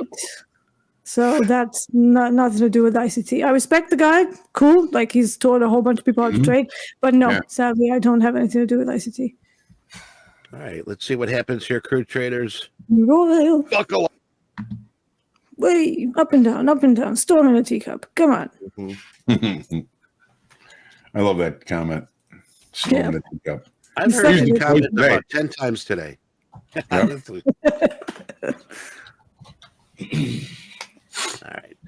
Nay, we got 4,258,000. So big change here. Yeah. Gas inventories 409,000. Distillate inventories 1,494,000. I wonder if because CNBC they're talking about Hunter Biden deposition right now. I wonder if that helps anybody with their trading. Right. I mean, you're a crude oil trader right now. That doesn't help you. He's talking, huh? He's talking. Oh yeah, we should have a poll. Do you guys think we should bring politics and other controversial topics? No. Don't even do that. There's your Teller watching that one. I think the chat's crazy now. Just wait. I know. My goodness. Really. I mean, it is clickbait. We all know the. Sure is. Here's yelling. So Ocean Blue is asking whether a long in crude oil. I would wait until the dust settles and just put a comment in the chat. There's always quite a bit of jumpiness right after the release. So I would be a little bit patient today if you're looking for breakout trades on crude oil inventories and before FOMC rate decisions. Hey, some guy, you go only talk politics if you want to lose customers. Yeah, and friends and family members. Keep going. Yeah. Been there. Been there. Yeah. Oh my goodness. All right, yelling is a yelling right now. It's interesting she's talking before Paul today. I mean, Amir has an interesting question. Like I said, Deanna, you're a stats person. Do you know which market trends the most on average in a year? I would say gold, because gold actually trends. If you look at the last sort of 5 to 8 years sample size, it trends about 42% of the time, which is quite often compared to some of the other products. Like crude oil only trends about 32 to 35%. And then equities have years where they only trend about 20%, but then they also have COVID when they have trended pretty frequently. So 38%. So yeah, but if you're looking for anything that goes into a single direction move most frequently, that'll be gold. Gold. Hey, Johnny, Evan's got a question. Hoag, what do you think when the VPOC is the low of value area on the volume profile? Well, we had a situation like that yesterday, right? In the NASDAQ, I believe it was. So let's take a quick look here. So this here was early in the session. I mean, the point of control was down here. Price came down there. There was a volume bubble that started to form there, and the volume point of control stayed down there while we were bringing price higher. I've found, and there's nothing that's finite in futures trading, right? Nothing happens exactly the same way twice, but I found that when that happens and the point of control remains lower, it kind of indicates that there was some selling coming in that was absorbed by possibly some stronger buyers, and those buyers continued to push price higher throughout the day. Now, we didn't really have any divergence yesterday in the NASDAQ, probably because it's rollover, so it becomes a little bit more difficult to see. But when you have the volume profile at one extreme of the day, or the volume point of control, I should say, at one extreme or the other, it can indicate a new accumulation at that level. Thank you, John. Yes, sir. Yes, sir. And I think What'd she say? I think Matt was saying that yesterday too. Deanna, does that sound right to you? Sorry, what's that? I was just reading through. Hey guys, I'm short right now from 33 when it went back up there. So what was the question? The question was if the volume point of control is at one extreme of the value area or another. And it would indicate a strong move in a particular direction, wouldn't it?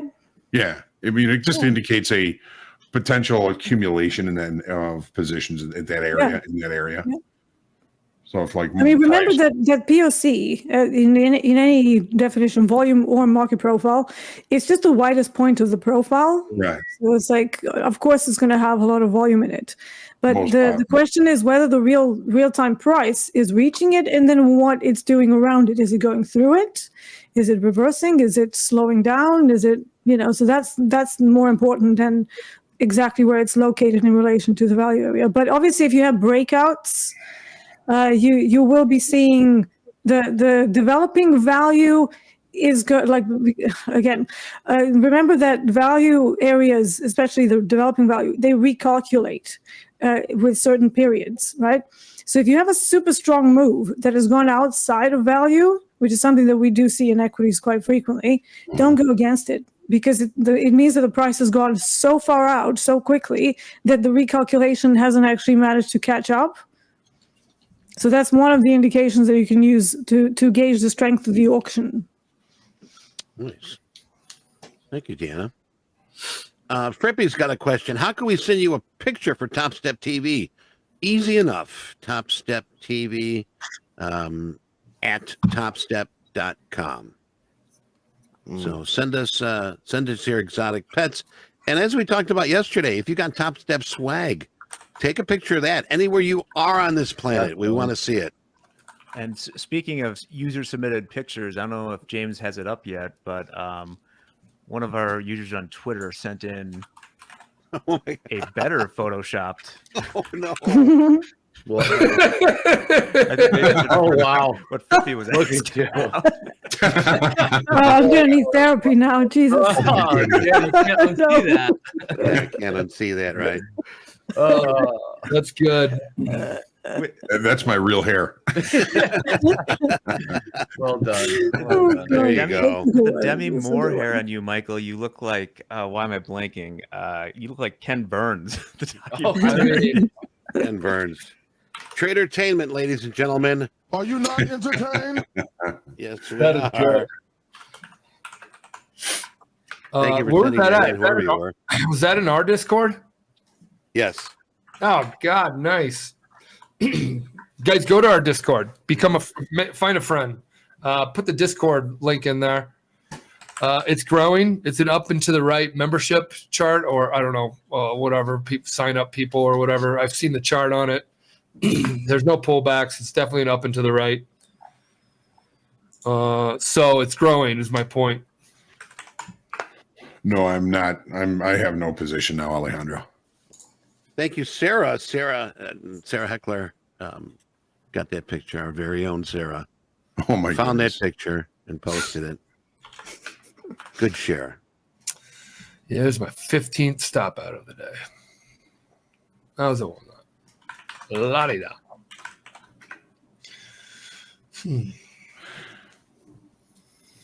Well, we got the markets that are quiet.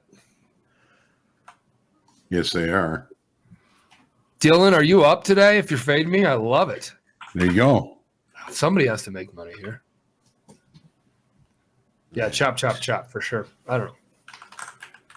Indicators, yeah, tilt, big one. Nothing. Moving averages, yes. We got an 8-point range in the S&Ps now. Patrick, We do. It's tight right now. We've seen bigger opening ranges. Fade the extremes, Josh. Yep. Patrick Whelan said stay long, I think, above the VWAP. And short below. That was his 2 cents. Hey, folks, just a reminder, we do have, we got Jared Tendler going to be with us here today. We've got questions, if you can. We got that link pinned. So we got to get some questions in. If you got questions for Jared, by all means, use that link. And if we have questions for group coaching, maybe we can get that link up there as well. It's group coaching at topstep.com. No, we're using a link now. Oh, we got the link? Yeah. Yeah, we linked it. We did that yesterday. I mean, we can still do the email, but we got the link too. But yeah, group coaching at topstep.com, or maybe we're not putting the link up because of Jared, but that's fine. Yeah, just make sure we got that link here. I'm going to post it again for those that can't find the top. Get it in there. Jared's with us, what, at least once a week, right? Or about once a week? More Every like other, maybe? once every 3 weeks, maybe. Every 3 weeks? Yeah. It's good stuff. Hey, I have some people asking. No, I'm not short, and I got into that trade because of a couple things. Till got fairly long up here around the 35s. It's also this high, this little like 5-minute bar, very light. 5-minute bars don't tell me too much. Right. But also 30-minute bars is on the high side of that one as well. And if we want to cruise back to settlement, cruise back to VWAP, it was a light and tight one. I mean, I wasn't going to hold it for like 30 handles against me because that would be more of an extreme move to the upside, which then you'd probably want to fade those, as Andre talked about just a second ago. So it was just a little range-bound trade right around here. And I was looking for it to pull back down to your VWAPs, and even if it wanted to start crumble a little bit. But look, I've been off all day. TD Trading passed his 50K today. Congratulations, TD. Nice going. Nice going. Good job. Nice going. Wow. You know, I think it's time for a tip of the day. We can use some. I could use a tip. Yeah, I could use pat on the left cheek. Oh, yeah, I could use a tip. Go get him, kid. What do we got for tip of the day? Oh, look at this. Have a trading plan. Develop a clear trading plan with entry and exit points. And I know a lot of you are asking, well, help us with these entries and exits. And that's what we're doing here at Fast Market. Mm-hmm. There you go. Andre, you've always taught me getting in is easy. Yep. The hardest part of trade is when you get out. When to get out, whether especially when it's a losing trade. When do you get out? Yeah. Johnny, what's your P&L? Down 1,000. What do you think, Mike? Yeah. What do you think, Michael? It's 1,000%. Yeah. I mean, I go up here. I have 20 handles in, 20 handles out. That's my for sure. And usually that's my for sure when it comes to stops. Every now and then I'll move it. Come on. I mean, like I feel things out.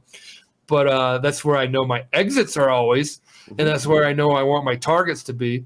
And then, of course, I'll take some of them off if they hit the target or if they come close to it. But at least I know a general vicinity or area where I'm looking to get out. If you don't have either one of them, I used brand new rookie traders. I don't know. Did you guys start with stops? I didn't start with any stops. No. Day one, I'm like, well, I like this. It's gonna go up. No, it's gonna do whatever it wants to do. Okay. Yeah, I think good trading is also like watching paint dry. Unfortunately, it hasn't been too exciting on my end. There's just not, like I said, we're in a 10-point range, and we got the real fireworks coming in the afternoon. So, you know, I know we're trying to push tradertainment here, and I get it. It's, you know, like we're over trading a touch, you know. We got the big shit coming out this afternoon. You guys will make it back. We'll make it back. I'm using What's our plan for FOMC, by the way? sit on our hands and let the market digest the information. Yep. Yeah, whoever's available can come right after group coaching, and we'll just kind of watch and commentate, see what happens, and see if there's any opportunities. Oh yeah, Patrick. Patrick says big coming tomorrow. Yeah, I feel that. Oh. Okay. Hey, why don't you guys share with us? I do not want you to gamble. No. Why don't you guys share with us like a poll that you'd love to understand more about this community? Damn, Robbie. We're all in it together. We get 500 to 1,000 people saying it. So let's figure out. The more we understand about each other, the more you're like, well, this is the right place for me. I kind of get this. I'm learning. And if you keep picking Garth Brooks music and nobody ever wants it, then this isn't the community. I don't know. But it gets a little pulse on what we are as a whole. If you guys got any ideas, please share. We'll collect them. We got a spreadsheet going. Yeah, what do you think? You know, we've been, I tell you, the community's been fantastic. They've been giving us a lot of suggestions and a lot of comments, and working as a huge team here, which is really cool. Yeah.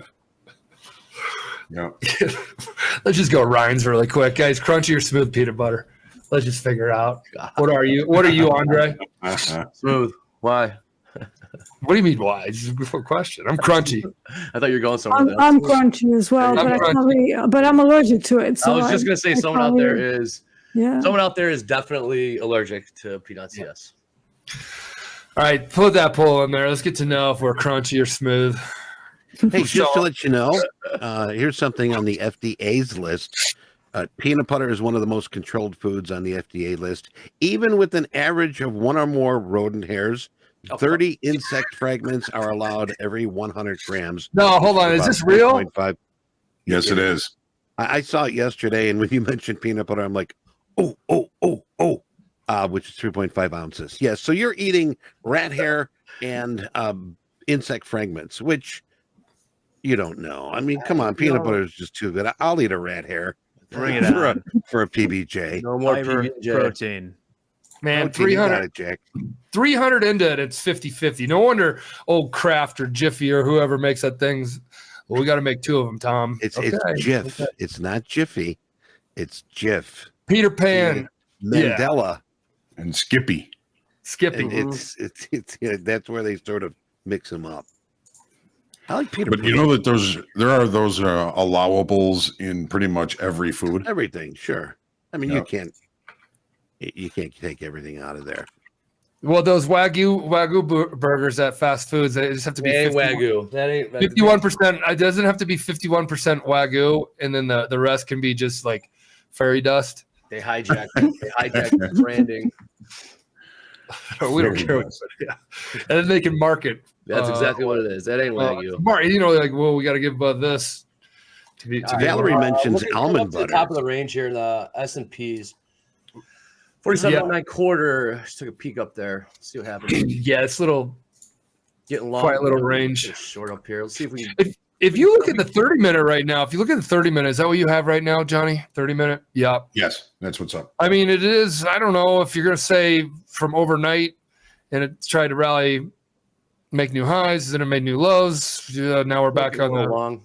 I don't know. Shorts seem to be a better play, but Patrick's saying a 620 VWAP bounce earlier, sexy. I'm trying a gold short from 95.6. Yeah, just carving this up. Iron Mike has got a thing here. Top step tip was have it plan entry and exit points, but no one talks about their plan. Iron Mike, are you here for opening call with Johnny as he goes over the charts? He gives us some decent levels, some decent opportunities, and so if you're not here early, you're missing it, my friend. Mm-hmm.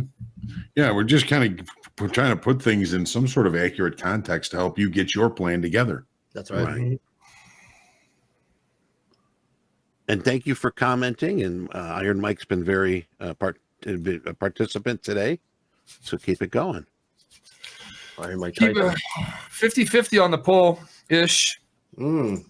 So Crunchy, we're all 47 crunchy, 53 smooth. Guess I'm not nobody's that great. tilty. Yeah, this community's not Not tilty. tilty. Valerie was mentioning almond butter. You ever try that stuff? Yes, I Yeah, like that got some in better. got some in the cupboard right now. Mhm. Eddie's Bong raw cashew butter. I've tried that before. Nut butter. Almond butter's But like $35 more than like a Skippy or Peter Pan or whatever. What? How expensive almond butter is. It's very expensive. Yeah. Now, Eddie's Bong, are you smoking that raw cashew butter? Or are you eating it? One of the two. I know it's tough to light. I've tried it. Yeah, it's not very nice. Deanna, do you drink milk anymore? Milk? Yeah, Yeah. loads of it. Yeah. I always have milk in my coffee and double cream, heavy cream, as you guys call it. I didn't know if you moved over to like almond milk or. I can't do almonds almonds. either, unfortunately. Yeah, nuts in general, they're very difficult for me to digest, so I just stay away from them in general. And almond latte is disgusting. Sorry, I just can't do it. I know I used to be into fitness and stuff, but I always drank milk throughout it, so it doesn't bother me. Obviously, if somebody is lactose intolerant, then obviously that's not a great idea. But for me, I've always tolerated milk products really well, so I wouldn't be able to live without cheese, milk, and cream. There you go. And we got time for some stats. Jack, you got some stats for us? Yep, I sure do. Well, here's the drum roll. Hot streaks. There it is. Hot streaks, baby. All right, Anthony, 29 days. 29 days. What's wow. our record? 36. 36. was All right. Anthony, you got a week or so. Blake B with 28, Freddie H with 21, Michael C, Michael Corleone with 17, and some Vatana with 16. So good stuff. Yeah, Blake B got back in yesterday to Nice. reclaim spot number 2 there. And then we also have yesterday's best, if you're interested in seeing those. Let's Oh, yeah. drum roll. Here we go. All right. Yesterday's best. Best. Best. Best. Best. Best. All right. Boom. Daniel These N. numbers. 22. Jeez.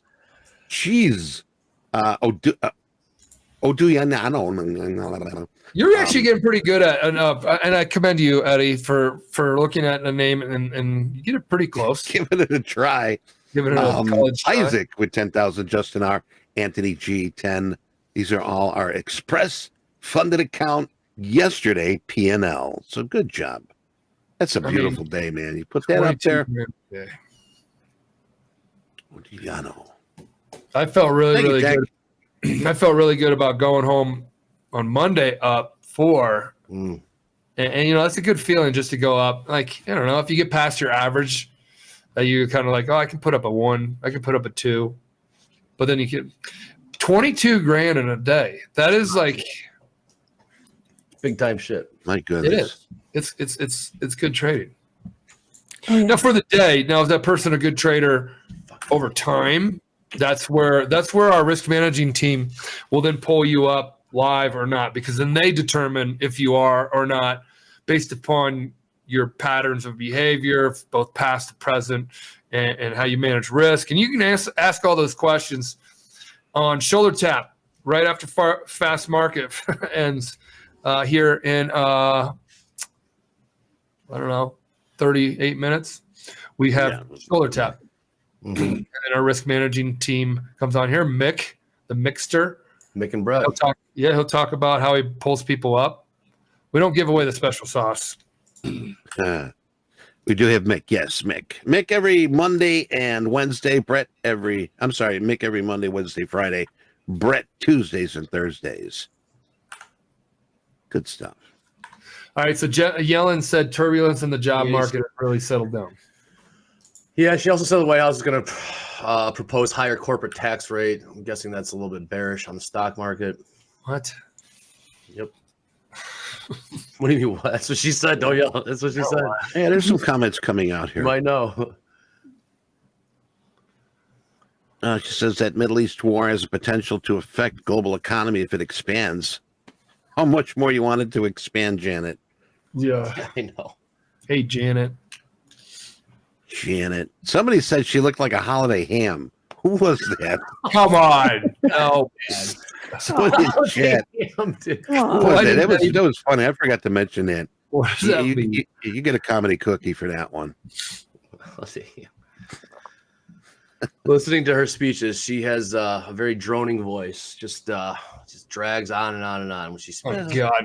You know, give Go her back. credit though, man. Oh, she's- I mean, secretary. I mean, yes, of course. you know, I mean, she's did a lot. We liked her when she was Fed. Yeah. Go back to I used trade. to, I used to, I used Go to back call to her trade, Granny Janet. Yeah, go ahead. Go ahead, Deanna. No. I used to call her Granny Janet. Thank you. Granny Yeah. Jenny. Thank you. Oh, I thought you said Exactly. Granite Janet, and I think that's pretty tight too. Granny Janet. Granite Janet. Damn, that was the fucking entry.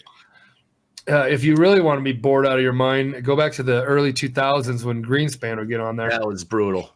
Oh, Greenspan. God. He'd sit there and like this in front of Congress and just like, Dude. you would have thought he felt it was like sleepwalking talking. And then there was an article that I read one time. He's like, he does his best thinking in the bathtub. I'm like, Oh, I remember just got a that. visual, and no, come on, Alan. Mm. Bubbles and candles and some wine. I missed that. Wonder what he's doing right now. Mm-hmm. Greenspan.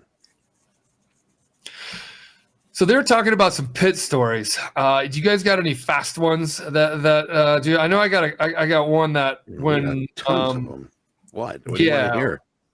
no go with like a fast one. Pit stories. Mhm. How about the time Fast Market? All right, I was in the Deutschmark pit as an ARB clerk. Fast Market. This is how traders were. All right, number comes out. We are going nutso. We're getting swamped. One of the guys in there has a brain aneurysm, Oh my drops God. to the floor. His face is turning red. Is that Timber TMB? No. Okay. Go ahead. I'll think of his badge, but anyway, he's trying to. Guys are stepping on him and over him to get to the God. big market order came in. Uh-huh. I grab I don't know who this kid was. I grabbed a runner that running past me by the coat, nearly choked him to death. And I said, "Get the nurse now." And he's like, "But I got to know." I go, "Now." So he ran and got the nurse. They took him out on the stretcher. The guy was back 6 months screaming and yelling again. So happy ending to that short story. Yeah. Over 'em. They were. It was, and I saw it. I'm like, oh my god. Was that the Dow pit, Eddie? That was the Deutschmark. Okay. Yeah, it was pure capitalism there. Pure capitalism. And you already knew there's medical people there, so it was like, what are you going to go down there He and had a nurse. help them out? I mean, sounds bad, but like when the markets are flying and there's huge orders in there and there's hundreds of people in there, nobody's, unless they're a doctor, they're not jumping down there. Yeah, They're just yelling for a doctor. You know. Yeah, I mean the thing, and two, on the trading floor we had nurses, certified nurses. I mean, if you were sick, they'd check you out, they'd look down your throat, they'd take your temperature, Mm-hmm.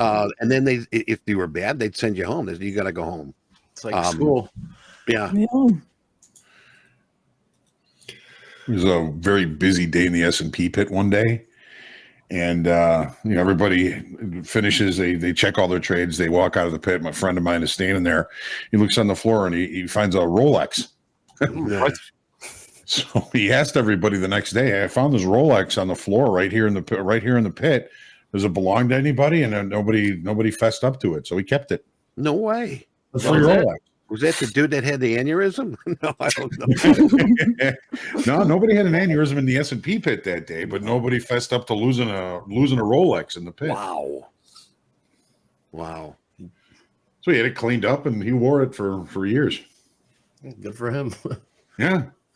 somebody lost more than a Rolex, I'd say that day probably. But You wonder what I mean. Really, I mean, you sort of wonder what happened to the person. Maybe they were done. Maybe they busted out. could be. You know? That We're would be an not odd reaction. taking attendance, so we don't even know if the guy was there the next day or the day after that. So who knows? Well, John, we found it. Joseph just said he lost his Rolex in the Oh, pit. there it is. Joseph. We're good. Yeah. We found Joseph it. Arch has it. Ammo has it. Ammo. Was that the name? Ammo? AMO? Yeah, that was his badge. Yeah. So, guys, in the CME group, it was four letters you could have. In the CBOT, it was 3 letters you could have. Right? Is that true? I believe so. Okay. Yeah. The Board of Trade was really sticklers about that. Yeah, mine was PTK. I remember I had to come up with mine. I'm like, I just got a membership. I'm like, I'm in the backyard. I have 4 roommates. I just got out of college. I'm like, I got to come up with a badge. And I came up with PTK because Patak, and I wanted to kind of just stay with my last name instead of creating a whole new persona. Because some people would be like MNY. You remember Money. He was on the other side of the pit. And then you got like, I don't know, FX and it's a bunch of other guys.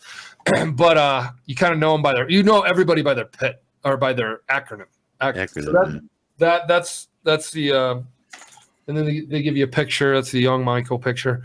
But yeah, John's was HOAG, right? Yep. 4 letters. We could only go 3. Okay. Nice. There it is. Yeah. So there's a question about my biggest loss in the pit was about 30,000, but it wasn't from trading. Actually, that was from an out trade. I made a 10 lot with somebody, and it didn't get checked. We didn't check it apparently, and it was out the next morning. So I was out 10 sales, 30 handles higher. Jesus. Wow. So I had to do the right thing. And, when you have an error like that, you're supposed to just cover it. You'll just make it worse. I thought about trying to hold on to it, see if the market would come back a little bit. And I said, I'll just take this. I'll trade it back. I know I'll make it back eventually. So I covered it. It was about a $30,000 loss. And by the end of the day, the price had gotten right back to where that 10 lot should have been filled. Of course. Oh man, what a kick in the junk. Right, Hey, I took off my gold short, so I'm in crude oil short now. Okay. All right. Moving along. Look at this. Jump to crude oil. Where are you short from? 52. What made you take the short? There's average daily high just above there, but the auction is not like it's sort of stuttering around that level. So I figured it's worth a shot to go back to the initial balance at least, maybe even 69.24, 69.20. We'll see. And the reason why I closed the gold trade is because it failed the auction now. So that's no longer valid because I was looking at a continuation to the downside, and then it just didn't hold. So it's no longer valid. Did you hit your full stop out, or did you get out before that? No, only lost 220, 240 on that. Okay. Yeah. Yeah. Well, we've got our poll complete here, 566 votes. What helps you most in your morning trade routine? Coffee, 51%. Coffee. Breakfast, depending Bourbon. on what you're eating. Meditation, exercise, 16. Hot and cold showers, 9%. And we got the wake and bake at 1%. I'm bourbon. Andre, you're in. I'm looking to it. Yep. I'm short. I see what you're saying. Hoop was talking about AJ and JH in the S&P pit. They were brothers. And right before the open one day, they got into just a knockdown, drag out fist fight. It was like, Wow. Brothers? Randolph and Mortimer. Randolph, your brother's not well. F him. Yeah. Turn those machines back on. Yeah, there was a lot of family. There was family there. Yep. Oh, there was definitely family because I was like a Nebraska kid coming in there. It's pretty rare to have that. And then you go in there like, oh, that's the Italian group, that's the Irish group. And then I'm like, Chicago had, I didn't know Chicago had these little groups. And then the families stay together and the communities kind of stay together and they trade together and all that kind of stuff. So to get into to be start at the bottom step of the trading pit and eventually make it to the top step of the trading pit where the biggest and best traders stood, hence the name Topstep. That was a big accomplishment I remember being proud of. And I had some Gleason family around me. There was a bunch of Irish guys. Those are cool people. Yeah, Really Tough individuals. yeah. tough individual, just like multiple generation Chicago people, so Loyola Academy football stars. yep. There's Just a cool. lot of stars. Andre, what's your position? It says short. What's your position, brother? Can't hear you. You're on mute, Andre. So yeah, Mike Beggs. 07.5. My bad. Michael Beggs, yeah, Topstep. That just like, I remember when I came up with the name, it's Topstep Trader, and I was like, this is it. And we're a scouting agency, guys, in the very, very, very, very beginning. Mm-hmm. I wanted to create a scouting agency that would find talented trader talent and then place them with a prop firm. So I'm like, I'm going to be the first prop firm, and I'm going to find the talent first. And that's kind of how the start started. And then we moved into like not really a talent agency, but we're still a talent agency if you think about it, because every really good trader we put on our prop account. They never had that. They never had a minor league, so to speak, for the trading world. Right. It was always just like, welcome to the markets. Give us your money and good luck. Mm-hmm. Yeah, so that was in like 2010. Yeah, that was a great idea. Great idea. I had to be part of it, Michael. Definitely. I remember Eddie was a part of it, and he was. I picked him up, and I'm like, "Hey, buddy, I know your name. I was friends with him already. You called Kid Comedy on the floor. You had a tag said Kid Comedy. Everybody knew him, and he was funny. And I don't know if you guys. He's still funny. You guys. I get. You I was get or it. is? Looks Yeah. are everything, aren't they? You get his humor. The dude is comedy depth that doesn't quit. I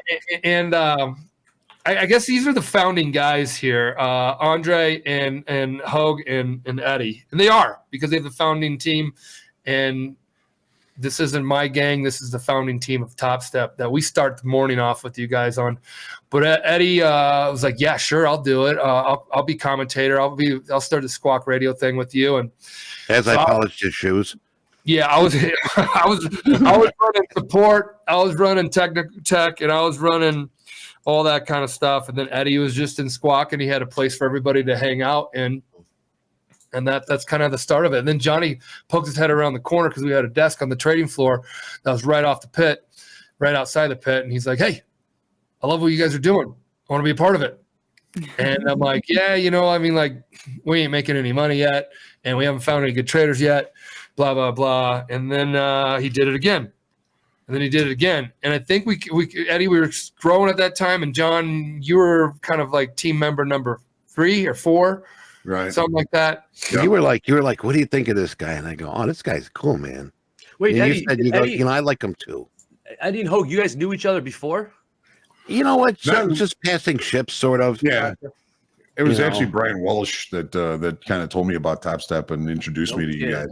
Yeah, B. Welsh, man. B. Yep. Welsh, R.I.P. Love the kid. One of my best friends. We were roommates. Passed away a couple years ago. Well, hold on. A year this January? Yeah. Only about a year. Yeah. Yeah, man. Way too short. But yeah, He was a cool client cat. of How was he? That's my age, 40 something. Yeah. Oh, man, Yeah, that's a slept in the lot. shower. So Ooh. yeah. You know, Michael, you had a company before that with Guerrilla Gaming. Guerrilla And Gamer. That was that's a where real you sort of company that pulled should've me worked. in and said, "Hey, check this out. What do we need to do?"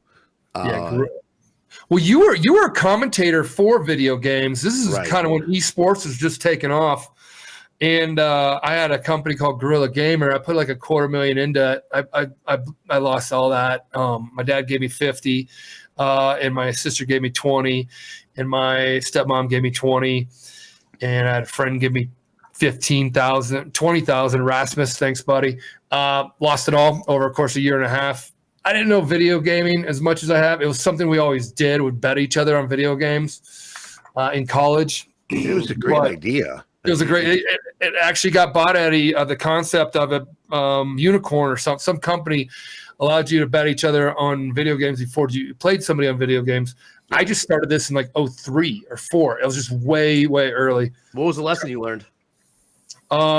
Stick in the business that you know. Also, about gamers though. The gamers don't have. They don't spend. They're broke. Yeah, they got the money for the game and the console, but their mom bought the thing or whatever. You know, like I don't know. That's what I learned.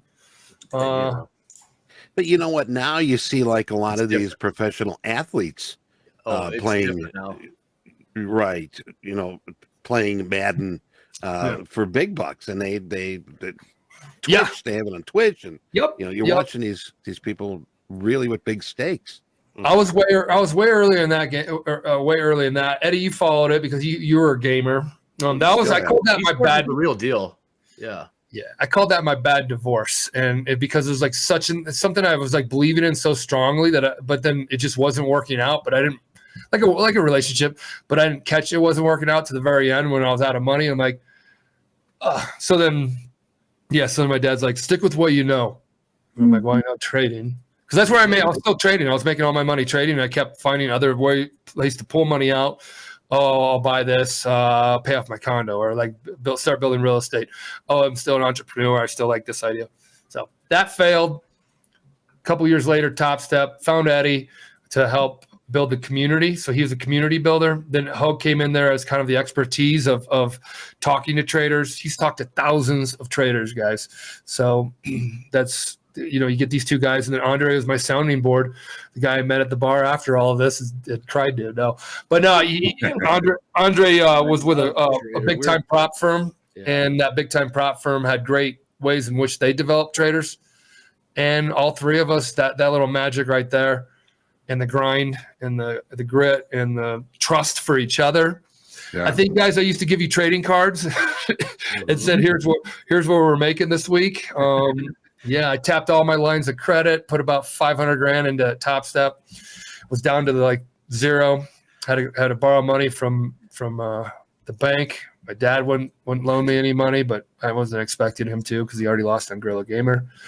That was the early story. And I'm so proud to have Hoag and Andre and Eddie. It would not have worked if I didn't have them. Well, we put a lot into it. I mean, all of us, you were the stake, and we all worked really hard to get this thing to get off the ground.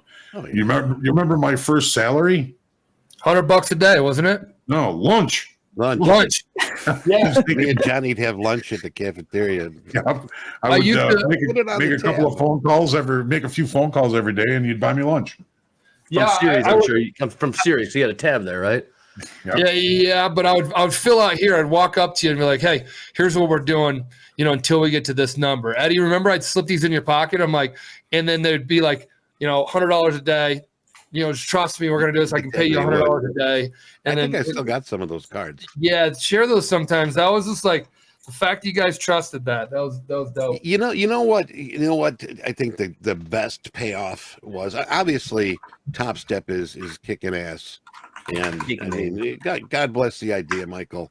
But all the shit we got in the pit, they laugh at us. They weren't they? They were mocking it. They were mocking it, right? They were doing more than mocking. They would sign up. They would sign up. They would sign up. By the way, it took 1 hour 700 in crude oil, so I'm up 1,280. Assassin. I want to be go to crude oil. Yeah, go to crude oil real quick. So you were short 2.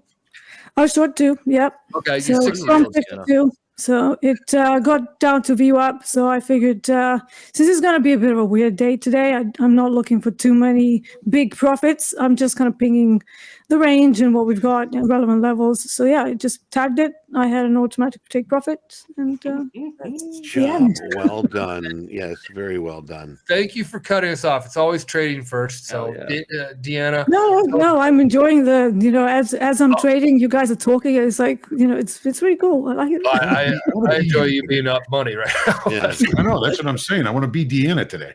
I know. Got victory. Yes.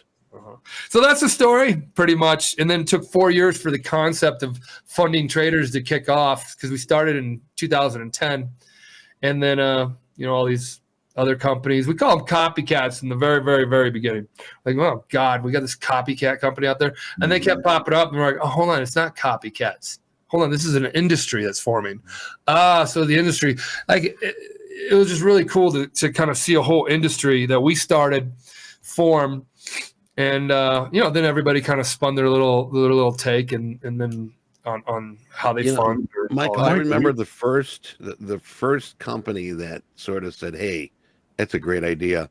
When we had Squawk Radio, they would jump in the chat and put links in there and spam us. I mean, wait a minute, what the hell's going on here? And that was probably the beginning of that. And then we eventually moved off. The first one was actually somebody that worked for Topstep. I don't remember his name, but he left and he started this. They called it Fully Funded Trader. They put up a website and everything. I think they made it about 6 months and they closed up. Didn't they copy and paste our website and just put it on theirs? There's one out there that copied and pasted, so much so that we took them to court because their files had like you copy files from like a website. And like whatever, like a picture, an image, all that kind of stuff that we were using to explain, and they copied it, and you could highlight over it on their website. And it was like Topstep, blah, blah, blah. I'm like, dude, like you literally ripped off so like that made no money. It cost like $100,000. I think we settled for like $100,000. But yeah. Who was it? No, I can't say. Those are all those ones that you're like, oh, we settled, and that's the end of the story. Oh yeah, you can't. Yeah, that's that. And we've built a great community with great people. And I was on Squawk Radio back in the day. How did I contact you? How did we hook up? Skype. You used to so I was first talking to John, obviously, because John was interviewing everybody and calling everybody, and then after that I gave you my Skype, and then we were just communicating via Skype to kind of schedule in when we're going to go and stuff. So it was all right. Yeah. Remember all the guys in the very beginning, traders in the very beginning, they're like, we had rules, like if you don't have a stop, then we're not, like, you're busted out, like you got to have, and they're pretty tight. But the concept was like Andre, his prop firm, they had tight rules. And I'm like, all right, I'm not going to look at resumes. I'm going to look at trading. And by the way, we have you on a tight leash. And if you do well, I'll flip the switch and go live. But and it gave us a sample size around the effing planet instead of just being in Chicago. And then it became like an e-prop shop. We're like, man, this is really cool. You ever see a lot of different looks, and you can see a lot of quote unquote traders of the market, athletes of the marketplace out there performing. So that became really exciting. But then we had the haters that, one guy had a picture of me, put bunny ears on me. And I got spammed so often because they'd give away our emails and to like these newsletters that like spam you every day. It was just like, oh, we're a scam. We'd always have to say, no, we're evaluating talent. We're sitting here just because you don't have, we wouldn't say that, but just because you don't have talent doesn't mean we're a scam. And we're trying to give you a safe environment to find that talent. So that first 4 years from 2010 to 2014 was really, really difficult. And then people had the aha moment in the industry. They're like, oh, this is actually a better route. It's actually more attractive opportunity than going straight to a brokerage firm. It's coming in here and proving myself. So well, and also going to any other prop shop that was around, because you'd have to pay for their apprenticeship or 100%. program.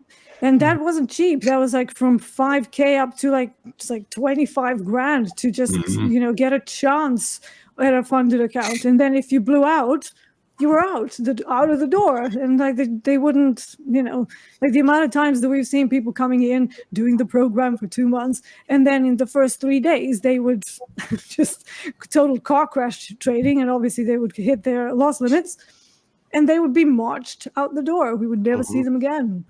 Yep. So, yeah. Yep. And you had to go. You said marched out the door. You had to actually physically go to a location. So that was another big piece of this. Is like office. Hey, no nepotism, no race, gender, background, religion. Who cares? Just show us you can trade. Our big thing was show us you could trade, and we'll fund you. So. Hey, here's what it was like on the floor too. I mean, it didn't really matter where you came from or who you were or what degrees you had. You know, there were doctors and lawyers down there that didn't succeed, and there were people that barely made it out of high school that succeeded very well. I mean, that's just the nature of the beast. It's like, street smart. You needed street smart, not college smart.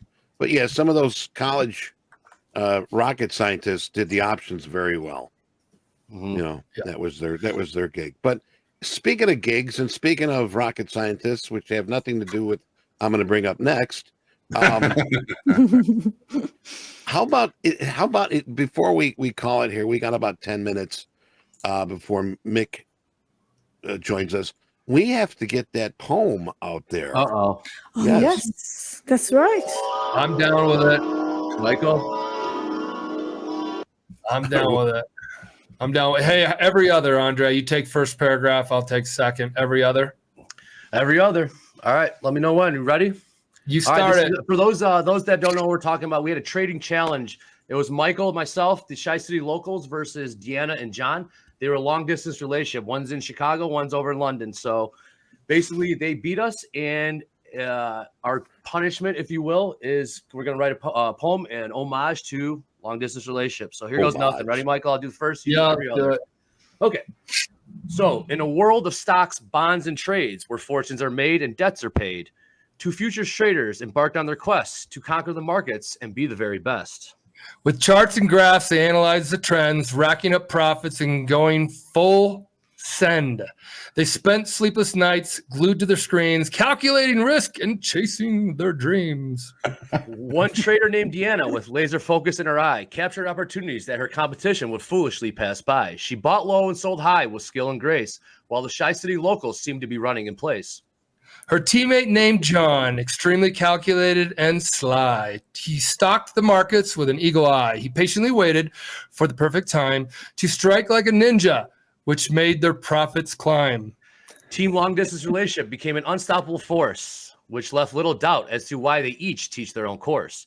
They laughed at the losses and celebrated the gains. Their trading strategies entwined like infinite chains. As Hoag bought the spoos, Deanna sold the crude. Michael and Andre were left to wonder, what next should we do? Their profits soared higher with each passing day as they carved up the markets in a magnificent display. In a previous time, LDR success would be the talk of the floor, which would leave their competition wanting no more. They reveled in wealth, their pockets quite deep. Like royalty of the market, they ruled in their sleep. But in the midst of their wins and all their glory, they never fought the moral of the story. We're all in this together at TopstepTV because sometimes you need a little help, and other times it's me. While LDR laughed and joked about their great feat, Tri-City locals' entry prices were always taking heat. So to the victor go the spoils, and we kiss their ring for now. Without further ado, John and Deanna, please take a bow. Good job. Nice going. Fantastic. I love that. Congratulations, guys. That was really good, guys. That was amazing. Stayed up all night. I'm Stayed up impressed. all night. That one. Weeks to come up with that. Tarzan. It Tarzan. sort of sounded a little Christmassy. Yeah. Yeah, but Well done, LDR. Go Well either done. way, you Night know? before Christmas. Yeah. No, that's some Nice. skills, man. That's some Yeah. skills. I like Well, it. I mean, foundational help of AI, Michael, but yes. just let it be. Just back to the glory. No, Andre polished this up very, very well. There's no way you could get AI to get that like that. AI, That was what? great. What AI? What is I don't know, dude. Everybody's saying AI in here, chat Yeah, because they're GPT. hating. That's all. But who cares? Like AI can give you a good idea, like get the whole juices flowing. What we used to do back in the day for songwriting, we used to have these like little books for inspiration, just like little topics and stuff. So you can and it really kind of gets your mind into that creative state. So who cares? Even if you used AI, it came out brilliant. So Deanna, John, the ones I care about out there. Yeah, I always say it helps you find ideas or things that bounce off. It helps you find the ballpark, and it's your job to find like center field of it. You know, like where is it? Okay, here's where we're at, the foundation or whatever. So, That was really good. Thank you, guys. Thank you. Yeah. Well done on trading. You guys were awesome that week for sure. And those that don't know, we tallied my profits and Andre's profits. We're both positive. They're just more both positive. positive. yeah, everybody made money. Yeah. We'll do it again. I think people liked it. Yeah. Well, NASDAQ keeps breaking. Spoos don't want to. Well, there we go. Hey, D, Jim Carlton's asking, you think we're going to retrace or we're going to head sideways? Jimmy's still sitting out. We do have a bit of a demand that was created during the initial balance on a 15-minute chart. So if you move to my screen, I can show you. Talking crude here. Yeah, crude oil. So this is the pop. This is where the buyers came in. So if the market will go higher from here, this would be the area. If it breaks down around here, then it's going to keep going lower. We still have a one-sided auction, even though the move upside was limited. And although we turned around at ADR high, when it comes to average session high, it's all the way up here. So we still have a lot of space.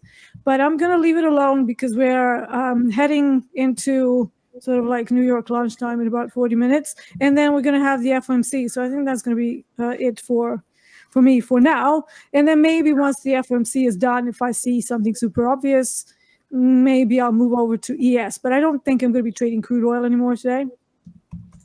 Might be wise, very wise. I mean, you got a nice day going here now. Yeah. You know, I got to give you credit, D. It's you've been like just jumping from product to product, looking for the opportunities, which a lot of us are just sticking with one market.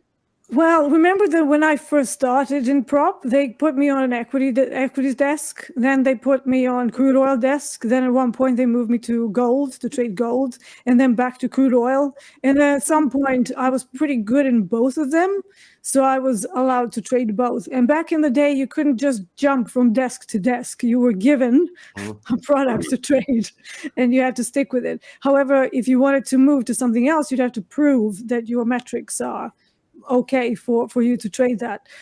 So for a long time, I was just a crude oil trader.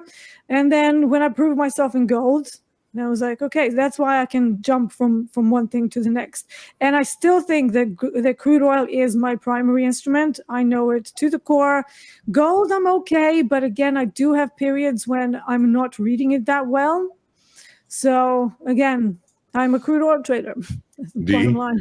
Yes. Do you feel as though, like, looking at the markets through the lens of the profile and auction theory, it's somewhat kind of agnostic as to the product? I mean, you're going to see situations in any market that are going to line up similar to the things you're seeing in the market that you're most actively trading, right? Absolutely. So one of the things that helps me a lot is the fact that I have a very systematic framework to start from. So whatever happens, I'm looking at several components that allow me to make a pretty clear decision about what I want to do. And then after that comes the behavioral quirks of the product, which obviously take a while to get the grips with. But if you spend like even 6 months of just one product, just trading one thing, you will get to know it pretty well. Somebody, you had a guest here, the older guy, what was his name? John Hoagland. No, he's a funded trader. So what was his name? Was it another Kyle? He was talking about Ferraris and stuff, and how he doesn't want that. But then he kind of carried on to Andrew. to say that, was it Andrew? I don't know.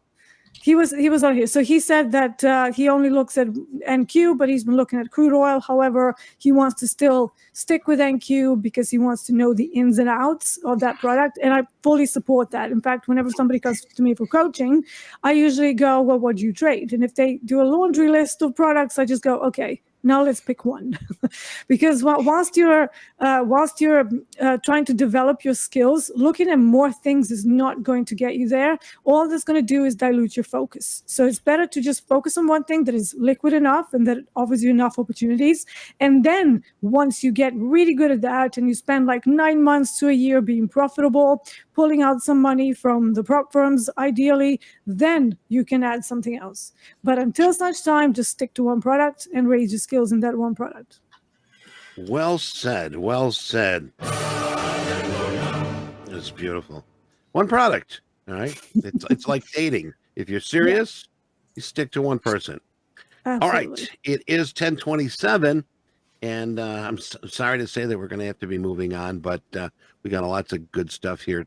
Deanna, thank you very much for all your knowledge, and you're showing us how to trade. And I guess we'll catch you back here again on Monday. Have a great rest of the week.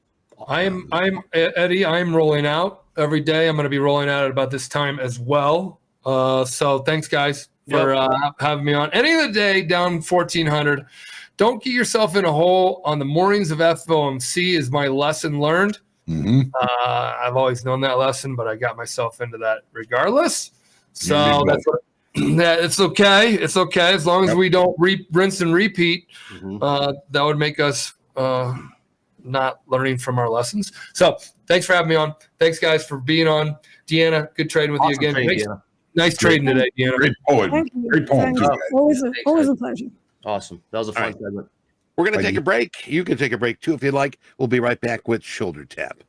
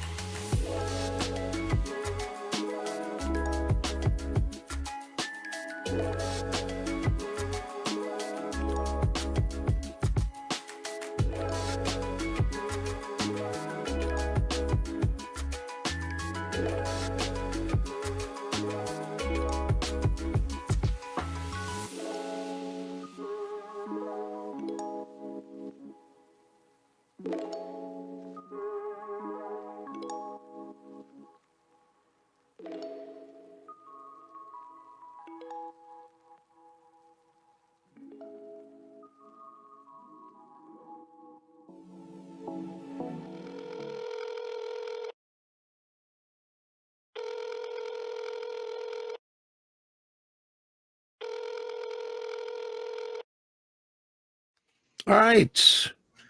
Welcome to Facial Hair 101.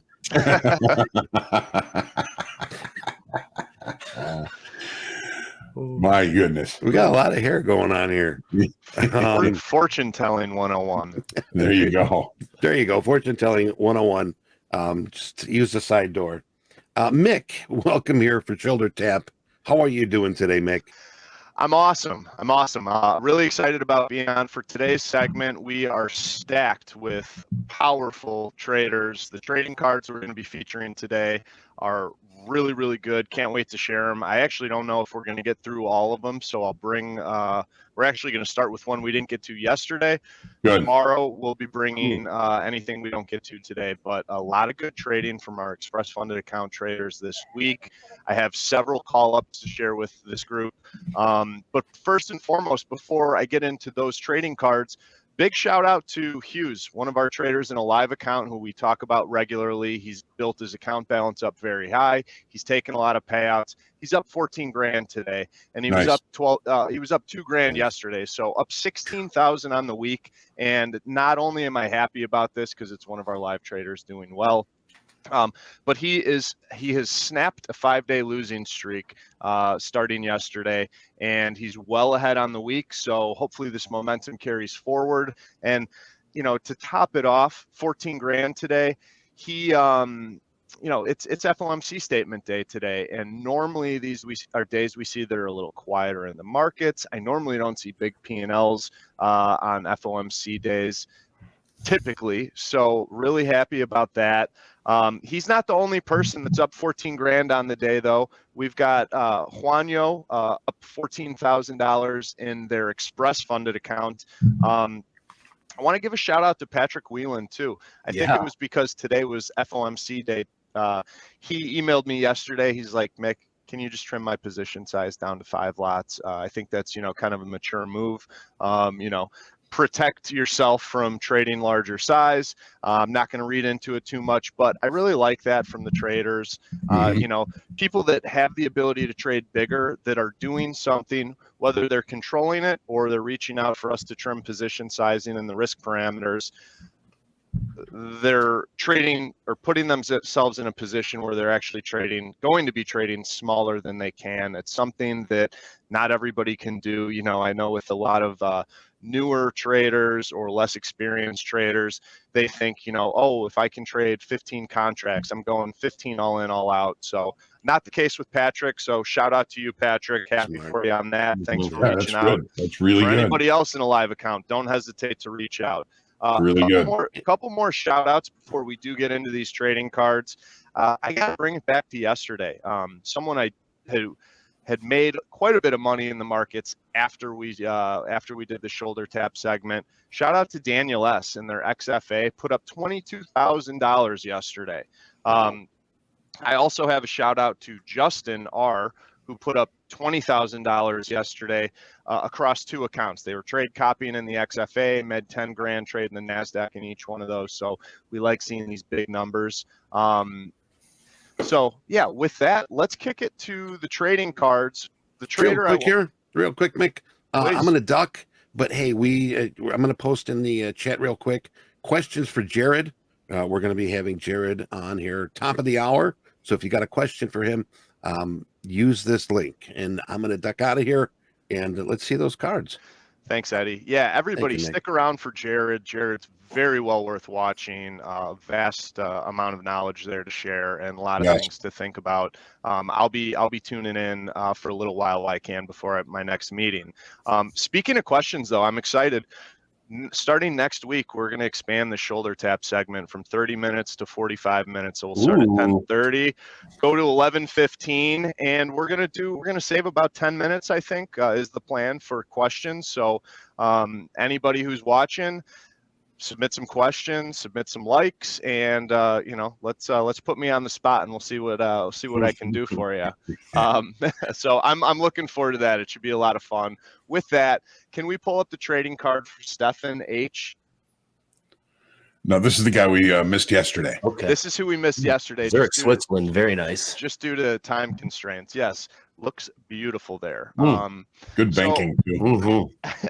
Wow. I'll let everybody digest this trading card for Stefan. He got called up to a live account last Friday, and average daily P&L 311, 69% wins on the day and on the trades. Average lot size is 3 contracts.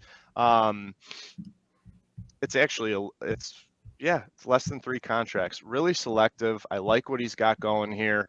Trading S&Ps and crude oil. He's been with us for a while, since January 2018. Really nice risk. Well, it's not bad risk reward. It's 1-to-1. It's really nice that he's putting together almost 70% winning trades, which makes trading having a 1-to-1 risk reward quite all right. I like the whole time. I think he's going robot. Oh no, I'm robot. No, you're back. You're back. Oh, now you're back. Now you're good. I just need to talk louder. I'll scare the robot right out of the mic. There you go. Mick, if you could scoot a little, whatever computer that headset is connecting to, if you could scoot a little closer to that. All right, we got to get a mic shipped over here for me. I'm on it right now. Okay. Yeah. All right, cool. Background. I'm actually seeing a little. Okay. So average size 3 contracts. What I like most about Stefan, less than 2 trades per day. Yeah, I bet you like that. Yeah. I am beating this horse very hard. The more Yep. selective you are, the higher it usually pans out that the higher winning trade percentages and then winning trading days. So that's all very correlated in my mind. So really happy for him. This has been good stuff. One of the things that I think he needs to work on is limiting the losses. He is in the 150K.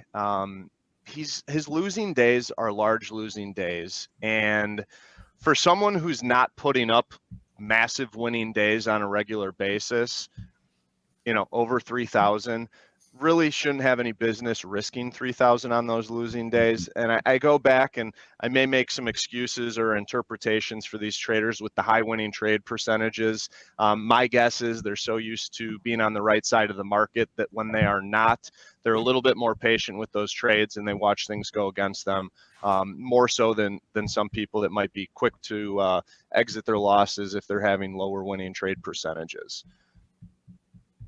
So that was Stefan. That's what I've got for him. If we could pull up the card for Mzari, someone we called up from the XFA to a live account yesterday. And there's so much stuff that I like here. This is a really good trading card. Okay. Yeah, Average daily P&L, $1,200. They're only trading the NASDAQ. They're based out of Georgia, not the United States. And they've only been with us since 2023. Super selective with their trades, which again leads to these high winning trades, high winning percentage days. Most trading days, they're only trading 1 contract. They do average 3 trading days, 3 trades per day. But really like that they're on many of these trading days, 1 single contract. Wow. Yeah. And 8-hour trade. 8-hour trade. Yeah. Is that on the card? At the bottom, Oh, just 8-hour one trade. trade was 8 hours. Oh, yeah. So they have relatively low hold times. The hold times are really only about 2 minutes long, but on some days where they've had some exceptionally large hold times, they've put up really big numbers. So this tells me a couple things about this trader.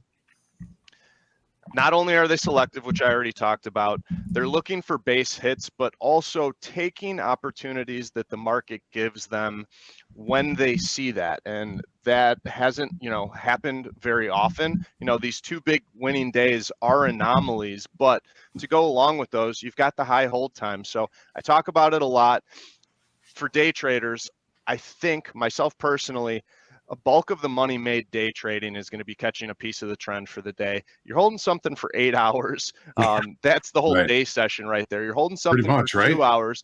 So for someone who's trading small, those long hold times obviously are those windfall profit days. So what we have here is a sports analogy for you all. It's someone who's regularly a base hitter, but they got the opportunity to swing a little bit harder or be patient and stay in a trade. And they got the home run and then they got the grand slam there. So I really like that a lot. Other than those big winning days, just about every single trade that the trading day, I'm seeing only $200 winning days, $300 winning days. So and they haven't traded in their XFA too long here, which is why those 2 larger days are kind of, more skewing. Yeah, they're heavily weighting that average daily P&L. But make no mistake, this is someone who looks for singles, but has the wherewithal to stick in a trade and ride it out when they see fit. And they're getting called up to live for that. I mean, it's not like he's been like just killing it every day. There's days when he starts out down, there's just a couple of them. I mean, so far in 12 trading days, they're all winning days. 2 of those days he started down, got his money back, and just pretty much walked away. I mean, those aren't the big winning days. Well, maybe one of them is, but you know, the average reward over risk is 2 to 1. You're taking 3 trades a day. 78% winning trade percentage is impressive. Yeah, it is. Yeah, that's right. Being right 3/4 of the time. Right? I wish I had that. The discipline on this one is incredible. For my statistics all along when I was doing it full time. So Well, yeah, even if it changes, and it probably will, with a bigger size, with a bigger number of days, a larger number of days, it's probably going to come off a little bit.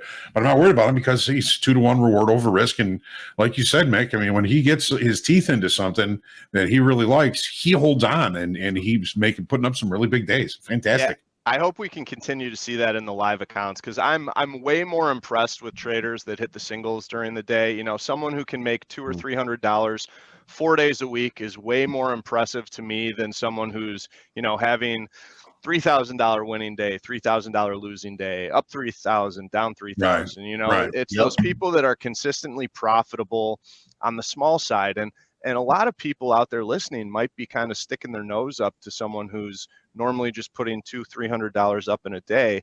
And to those people, I would just say, think about this. You know, we talk about extrapolation and whatnot. You know, if you're consistently profitable over time, over the course of the year, those $200, $300 winning days add up pretty substantially. Yes, they come do. the end of the year. 100%. And then probably, you know, as far as the development or your journey in trading, even more importantly, if I know I'm consistently profitable, what does that set me up to do with my trading, you know, as I continue to be consistently profitable? Yeah, I mean, you got to build it. You got to build up to trading size, and there's nothing wrong with staying in your comfort zone either. You know, a lot of folks are always saying you got to push your comfort zone, but doing so, you know, it may not work out the way you're hoping it's going to. And some people, you know, find a comfort zone where they never, you know, want to go beyond that. I've known a couple traders from down on the floor that were always some of the smaller traders, but you talk to any of the other people out there that might be larger traders, they would, you know, voluntarily say that, you know, that person's one of the better traders out here, even though they're not doing the size, because they just find their comfort zone. But John, what I was kind of getting at, and you brought it up with the contract sizing, if you're consistently profitable with these $200-$300 winning days, taking only a couple trades per day, only trading small size, that consistent profitability is really positioning you well to grow or scale in the business. Because if I'm consistently correct trading 2 contracts over a period of time, and I implement, and the market environment doesn't change, if I continue to implement that trading strategy without big changes in the market environment, if I'm making 200 or 300 trading 1 contract a day, what happens when I go to 2 contracts? Then I'm making $400 or $600. Right. And if you're consistently profitable, it builds this foundation that you can scale. And then, you know, that's where you really start seeing at the end of the year, you go from, you know, a $70,000, you know, year to a $140,000 a year, so on and so forth. And I know that for, you know, most traders out there, you know, our goal as traders should be finding good trades, but it's that byproduct that we always want from the good trades, and that's, you know, money, money, account balance, winning days, pocket it, that kind of thing. So I really like this a lot. But I like the next guy I want to talk about too, Joaquim. This is someone we've actually featured before. This name rings a bell. Joaquim is currently in a live account with us. Yesterday, we had called him up, actually called up 2 of his XFAs. He's been trade copying in 2 XFAs, started at the same time, got called up at the same time yesterday. So I want to preface that the statistics, like the average daily P&L here, and we don't have the average contracts traded up here, but average P&L and then the risk reward, double those, because this was, you know, just from statistics from 1 account. So average daily P&L was really 1650 across those 2 accounts. And then the risk reward's about 700 to 1600, which speaking of that, we need to work on it a little bit because it's backwards at a 1-to-2 ratio. But other than that, you know, I guess at least what I've seen here is you know, and this is just a good trader. We called him up to live before. Now we're calling up 2 more XFAs. I hope he just sticks with the live account and focuses his attention there. No more trading combines, no more XFAs, because we're moving over a nice chunk of dough from these 2 accounts into his live account to the tune of actually $23,000 moving over. But back to this risk reward. Yeah. You know, it's kind of okay so far. If you're going to keep the 80% winning percentage up, you can get away with this. But I'm not, 80% is great. How sustainable it is over the course of time, over the course of a year, I'm not so certain. I don't want that's the concern, right? That's the concern. Yeah. Which is going to revert to the mean more, the 80% winning trades or the risk or reward risk. And, we got to work, like you said, Mick, you definitely got to highlight working on the risk risk. We have to highlight, focus on that because 80% trades is a great clip. But how sustainable it is, it's anyone's guess. Yeah, I'm with you guys. I mean, even the top performers in this industry have a difficult time maintaining 80% winning trades. 6 trades per day, not overly active. But I would think that, it is going to be difficult to sustain 80% winning trades. For sure. So, that being said, you still want to aim for 100, like we've been talking about. 100, you'll take 80.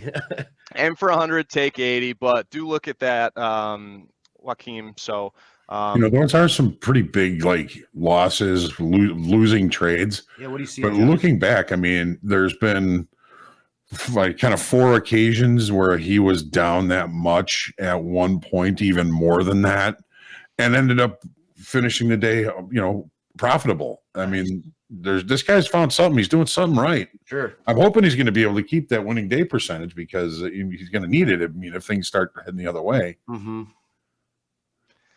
Anything can happen too. So he's on a hot streak. We talked about it last week, though. It's when you're on these hot streaks that usually when the hot streak ends, it's almost a disaster, and a lot of the big profits are wiped out. Fortunately, even though he's got the 150K account with the $3,000 daily loss limit, that 3,000 loss limit is a buffer. Like I said, we're going to be adding 23 grand to what's already a nice account balance in the live account. So plenty of cushion there. Sure. It's going to take him a lot of losing days to erode the account balance that he's got. And that's what, all traders need to consider. If I have X in my account, how much can I risk on a daily basis? And if I'm going to be risking that on a daily basis, how many losing days in a row is it going to take me to wipe out what I've got? We always need to be conscious of, what percentage of our account we're risking in a day and in a week. I've talked about some of our live. What's a good rule of thumb there, Mick, in terms of how much to risk of your account?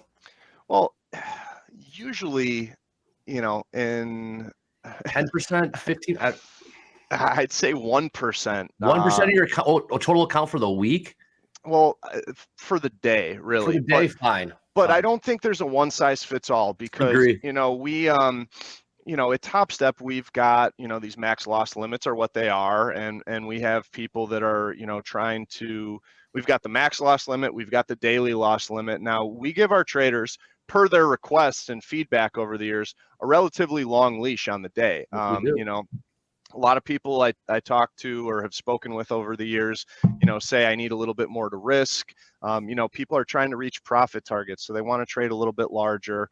They're focused. A lot of people focus on the upside more than the downside. I think downside is always where you start first because, our first goal here, and I was talking about goal earlier of finding good trades, but capital preservation's number one. You got to preserve the capital. If you can't preserve the capital, don't be thinking about much else. So I think that's something that traders really need to think about. There's not really a one size fits all answer because if you look at our daily loss limits and our max loss limits, the daily loss limits is a large percentage of your overall max loss limit. But just because we have these daily loss limits, as the standard doesn't mean, and I would challenge every trader listening to have their own personal loss limit too. Just because we say don't risk more than 1,000 during the day, if you do, you'll get, liquidated and you're done for the day. realistically, traders should be risking a lot less than I see them risking on a daily basis. Mhm. I think going back like 3 or 4 weeks on one of the segments, I gave a shoulder tap to one of our live traders who How'd it go? It didn't go well. I didn't give him the shoulder tap personally. I talked about him a little bit to kind of share a learning experience, but we had a guy who was in a 150K account. They were in a live account. I remember it very well because I was like, what are you doing? They had a $4,300 account balance to start the day. They had been on a drawdown, and they brought that account balance down, and they risked $3,000 on that trading day. You're risking $3,000 of a $4,300 account. It's over 2/3 of your account balance. It's like someone doing that is, they're going boom or bust. Is that gambling? Is that what gambling looks like? It's gambling. It's gambling. Gambling in futures is stupid. I didn't name names, so I'll just say that was a stupid, stupid mistake that they made. We all do stupid stuff, so I've done plenty of it. Oh, me too. Yep. But I mean, that is something that, like, obviously that person wasn't too concerned with keeping that live account, which is a shame. If you bring that mentality to the markets, you're going to have a short-lived career in the markets. So, true. Someone like that in that scenario, I mean, if you got 4,300 in the account, I would say, Andre, a $430 losing day is a bad day. It's 10% of your account there. They went and risked 80% of it. And that's a lot bigger number, man. It's like you set yourself up to always have some ammo for the next day. You got to keep your powder dry. Like if you're in a cold streak, why would you risk $3,000 on 4,300 that you have? I would be doing one contract or micro contracts, trying to get out of the rut. Build it up. Build them up. I mean, what you have to do before you build the account up is string together some winning trades so you can actually build your confidence. Because I've been in the markets without confidence before, and it's like you're second guessing everything you're doing. So when when it's not working, deleverage, string together some $50 winners. As small as that, if you put together a few $50 winning days, I promise it might sound goofy, but like your confidence is going to get boosted. It snowballs. Like once you get the $50 winners, $100 winners, it snowballs into bigger and bigger. Like I know John was talking about how he built back his account last couple of weeks, just trading ones and twos. And you don't think it's much at the time, but you look back after 2-3 weeks, you're like, holy shit, I'm up $5,000. It's like, like that's a perfect example of how you do it. And doesn't everything snowball in this industry? 100%. You start building on the momentum. You start seeing the markets, right? The opening range trade John's been doing, he's been killing it on that. And he starts, getting more aggressive with it and capturing more profits. It's possible, people. That's, I guess, that's the moral of the story. It's possible. Don't, you got $4,300 in your account and you're just willing to write it all off and risk 3,000 of it. Clearly they're willing to risk the other 1,300 that was remaining in there. They just couldn't. So, and that's exactly what happened the next day. That account, that $4,300 account balance was lost in 2 short days. And you'll be a better trader for digging out of those types of situations. You'll be a better trader because of it. Yes, John. I have found way more gratification and, love for myself for digging out of a rut than just putting up a big winning day. 100%, Mick. Even a blind squirrel can find a nut from time to time. So, if I have a nice big winning day, maybe some of it was luck, maybe it was a good trade, maybe I did everything that was in my plan. But while that feels good, I mean, grinding it out and, kind of battling back and picking yourself up after getting, smacked around a little bit. A damn good feeling. And we're talking about confidence. There's nothing like a confidence booster there. I think actually, while we're talking about it, I think confidence that comes from having a big winning day is false confidence. Someone had mentioned in the chat last week, like, what do you do when you think you're Superman and you're doing everything right in the markets? And we kind of warned about, what happens next when you're feeling invincible. I followed up with that trader in the chat because I really liked the question, and I elaborated a little bit on it with him. If you're feeling invincible in the markets because you're on a hot streak, just wait. Just wait. But what I mentioned to him in the chat was, look at where you're at on the year too. I mean, you could have a really good win streak over the course of a couple months, but still be, down on the year. So Right. unless what I told him was, unless you've got, a big figure next to your annual takedown there, or your year-to-date earnings or profits, like, don't feel like you're Superman, Exactly. or Not at all. Superwoman for that matter. You Sure. got it, Mick. All right. Yeah. Thanks, Eddie. Yeah, we gotta move on here, Eddie. Mick, thank you very much. Great stuff, Mick. Thank you guys. Another Have a great badass one. shoulder tap. We'll see you later, buddy. Take care, Mick. All right, take it easy. All right, we're going to take a coffee break, and we're coming up with Power Players, Jared Tendler. So I hope you got your questions in. Be right back.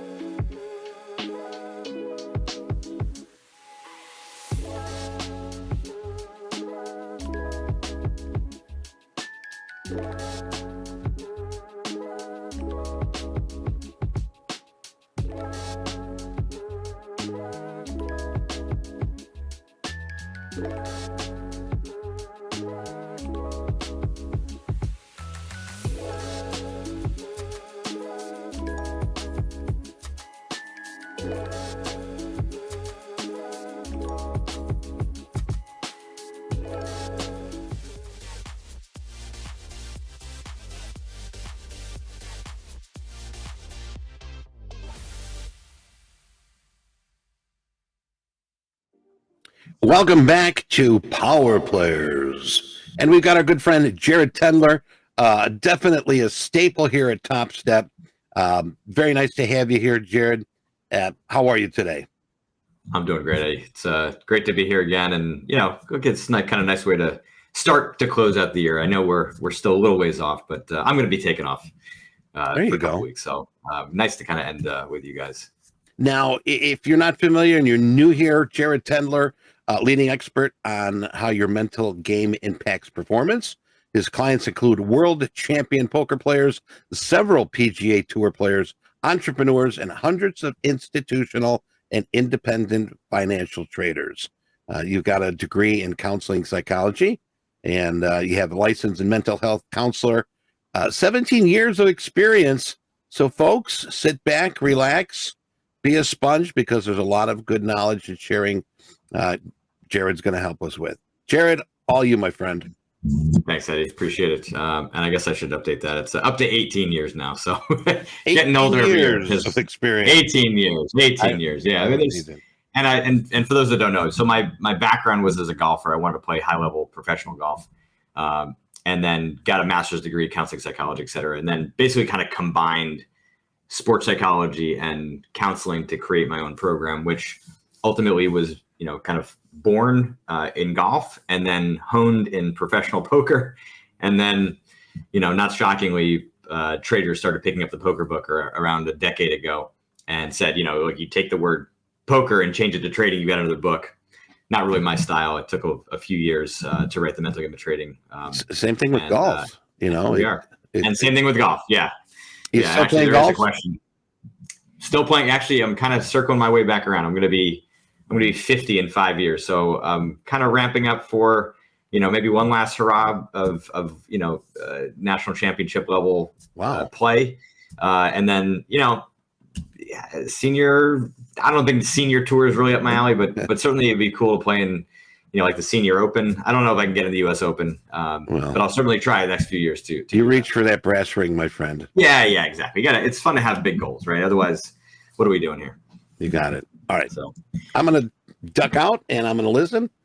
Ladies and gentlemen, Jared Tendler. Thanks, Eddie. All right. Well, lots of great questions have come in already in advance, and we'll have a good discussion here about, like I said, kind of my version of trading psychology, which is a little bit different, right? I think there's a ton of great resources out there, what I would describe as a lot of great advice.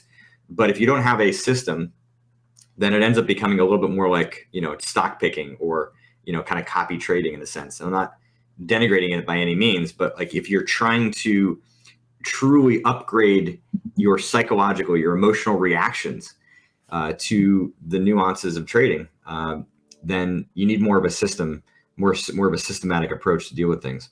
And then you can kind of pull from a variety of resources. We're not going to get deep into the system today, but you are going to kind of hear me describe things much more in a problem solving style, right? We're not just looking at surface level problems.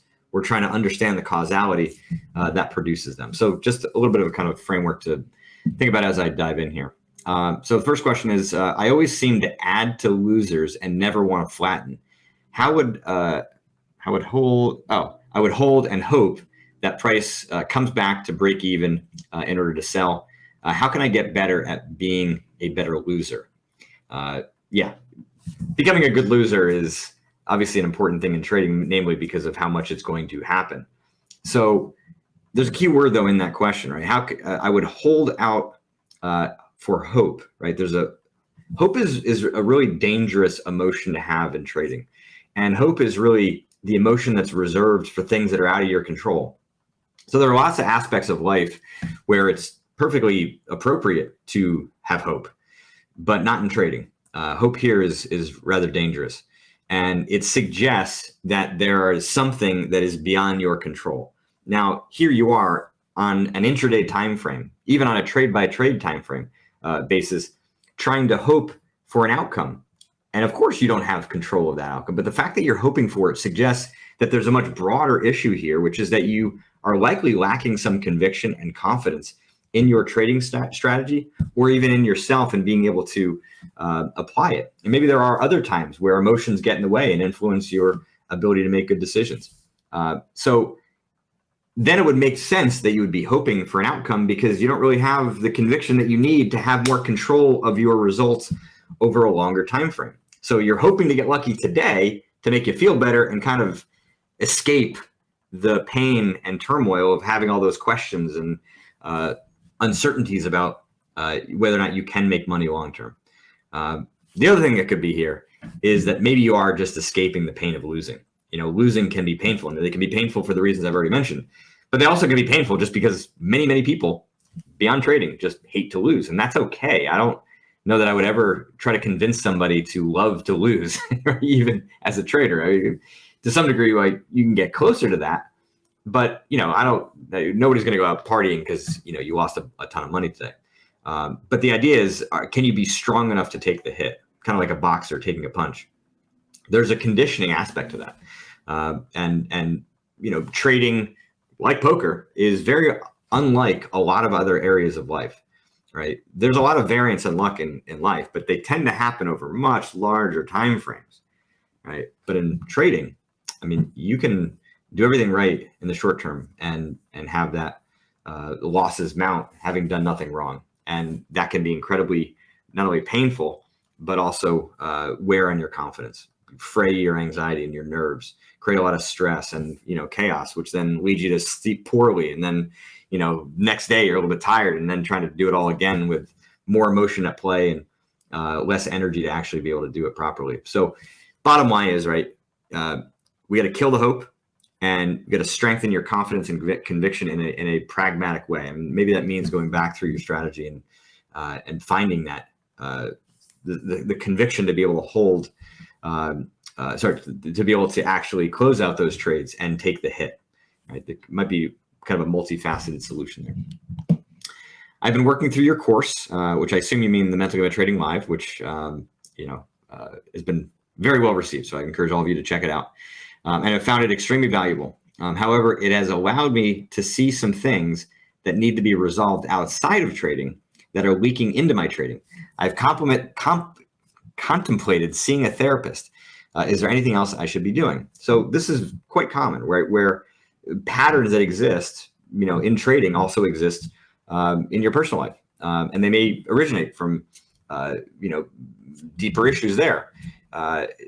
Now, what I would strongly advise is that you try to get a clear idea of what's happening both in trading and outside of trading.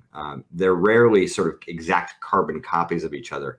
And when you're going to go kind of do that more personal work, you want to have some preparation around what it is that you're even dealing with. The other thing is that you actually can use my system on a personal level too, right? The framework works. You may just need a therapist to help kind of wade through the details, because it can get a little bit messy and overwhelming. But it's great that you're becoming more aware of these patterns, and that's only going to allow you to have more options to solve these things. Ignorance may be bliss, but ignorance also typically means you're out of control. All right. If you enter a trade, then realize you made a C game mistake or error, do you cut the trade short or do you let it play out? And I would say that you should cut the trade, in part because if it plays out and it wins, well, then you're kind of getting a little bit of false feedback, right? You're not really kind of taking the hit as well as you want. If you can scratch it and take it for a small loss, it gives you the opportunity to immediately start to do some data collection and start to understand more about what was going on that led you to get to your C game, let alone what your C game actually entails. Because if you're unable to see, the sort of the degrading aspects of your mind and your emotions in real time, it becomes very difficult for you to stop it, right? When your emotions rise, you lose a lot of energy. There becomes almost this sort of paralysis in our minds. And you can, kind of note that when you have these ideas that are just not translating into action, it's you should stay out of this position, right? Like FOMO's creeping up, it's like you missed a good entry, but you see other people, making money in this trade, and you should stay out of it, but you can't help yourself, and you get in. When you reach that level, these sort of C game mistakes are inevitable.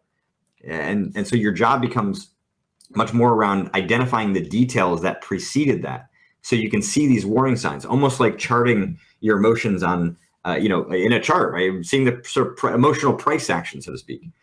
And so when you close the trade, you immediately can start to do that reflection, that analysis. And that is not going to change the outcome of this particular trade because it's over, but it can help you in creating that foresight so you can see these problems, see that you've actually entered your B game, and then take appropriate action, right? Maybe you need to take a break at that point.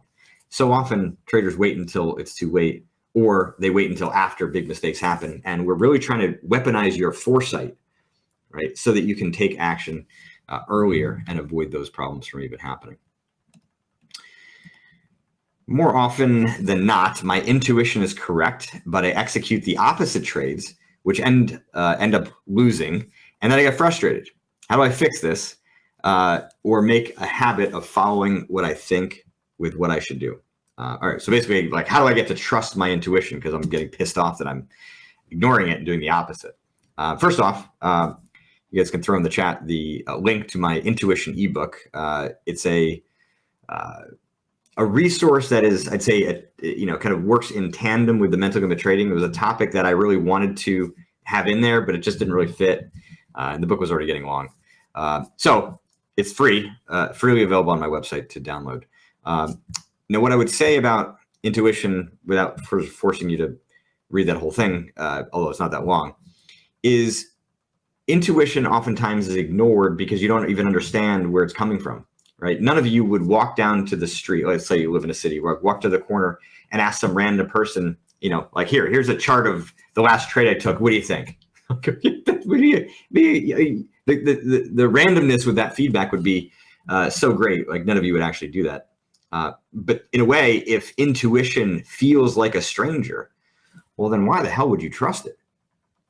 So when you start to understand more about what intuition is, it gives you a little bit more evidence for where it's coming from. And the bottom line is, intuition comes through like a bedrock of knowledge. Like, I don't think any of you that have been trading, seriously for less than a year should be relying on intuition. Sometimes even longer than that. You need a bedrock of knowledge combined with an optimal mentality, right? An optimal mental and emotional state that allows you to react to market data in a way that's very spontaneous, almost athletic, like some of the amazing feats we see in sports all the time, right? These intuitive ideas don't come out of nowhere, but there's this combination of your skill set interacting with the market in a very sort of subtle and high level way. And I go into more detail in the book. So that's one. Two, right now, what are you good at? You are very good at ignoring your intuition. So here you've got this idea, and immediately, right, the reflex that you have been training has been to discount and discard it. So on some level, there's got to be like a retraining of that. So maybe part one is, let's build up a little bit of evidence to suggest, why I should be relying on my intuition. Maybe you actually need to write down or go through many of the past trades that you've taken that were not based in intuition, but where intuition was kind of present, and then you ignored it, right? To provide more evidence to prove that your intuition is at least worth an experiment.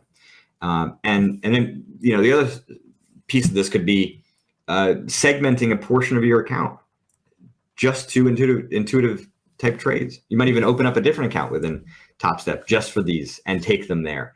And think about it from a research and development standpoint, right? Your allocation of capital needs to be a small percentage of your overall account, much like a business who is doing R&D, developing new products, because intuition is basically like kind of the next product within your own system. We think about it systematically like that, right? There's sort of the B and A game trades that very well. Like, there's a lot of conscious logic that's behind that. But then there's this intuition that's really an evolution beyond that. So how do you develop it? In part, it may require more research, might require a little bit of testing. And if you treat it that way, kind of incubate it in a sense, treat it like a product that is, needs to be market tested, then it might take away a little bit of the sting from, ignoring it and going the other side. And then, kind of all this logic combined creates the evidence to then start to create that retraining of the habit. So when you have the intuition, you're going to feel that immediate negation of it, or the rejection of it. And then you're going to kind of pile in the logic that says, no, I can trust it because it's not a stranger. Here's the logic and reasoning behind it. Here's the evidence to prove that there's something viable here. May not play out here. Who knows? But there's experimentation here. I'm doing some R&D. It's like, it's all good. I could lose, no problem, right? If it wins, great. I'm still going to learn from it either way because there's something going on here that I don't fully understand. So treat it like a little bit of a project on its own. I am passing combines in 3 to 5 days. Sometimes can do 3 in a week, but blow up funded accounts in 2 days. Just can't control myself. All of a sudden, I tighten my stops, getting full of fear to get a stop loss. I understand the whole stupidity. Just stick to the trading plan, but emotionally, I'm just a wreck for some reason. I'm trying to do the journal. I read your book, which is terrific, but still struggling with getting emotions under control. Any tips or advice? Many thanks for all the work you do. So it's a small little thing here, but I often kind of question this when somebody says, I read your book. There's a lot of exercises in that book. There's data collection, there's mapping your pattern, there's a mental hand history, which is the tool to dig down at the root of your issues. Then there's the development of a real-time strategy, right? So this is all kind of part of the system working together to create change, right? Make progress in real time, so you can start to like work against, try to chip away at these problems. If you just kind of read the book and now you're looking for tips and advice, it suggests to me that you're kind of looking for a little bit of magic for a clearly more complicated problem. This whole thing is not stupid. It is not as simple as you think it is, right? There's something clearly happening when you get a funded account, and it's not uncommon to have this happen, right? Where all of a sudden like things get real and the emotional temperature goes way up. And what happens in that time? Your weaknesses get exposed. And so that's what's happening here. So I would just be a bit more pragmatic about how you're trying to correct this. It is not going to happen in a single moment. There's not some magical insight that's going to come down and have you be able to solve this. You got to work through it, right? I mean, give you an analogy here. You can currently, bench press 50 pounds, okay? But you believe that you can walk into the gym having read a book on physical fitness and now can magically lift 150 pounds. It just can't happen. So it's not for a lack of intelligence, right? The lack of intelligence here is not, it's not part of the equation, right? What's happening is the emotions are making you dumb. The emotions are making you do dumb things. And that's what they do to all of us, myself included, right? There's just a process in the brain that gets shut off that causes you to revert back to a more primitive way of operating. And that's what happens. So I'm just an emotional wreck for some reason. You got to figure out what those reasons are. Right? There's not, I think, a lot of difficulty to figure that out once you start looking. But when my guess is subtly kind of hoping for some magic, kind of wishing that the problem would be easy. There's some illusion of control or illusion of mastery, right? You read a book and, think that now you can just apply all of it.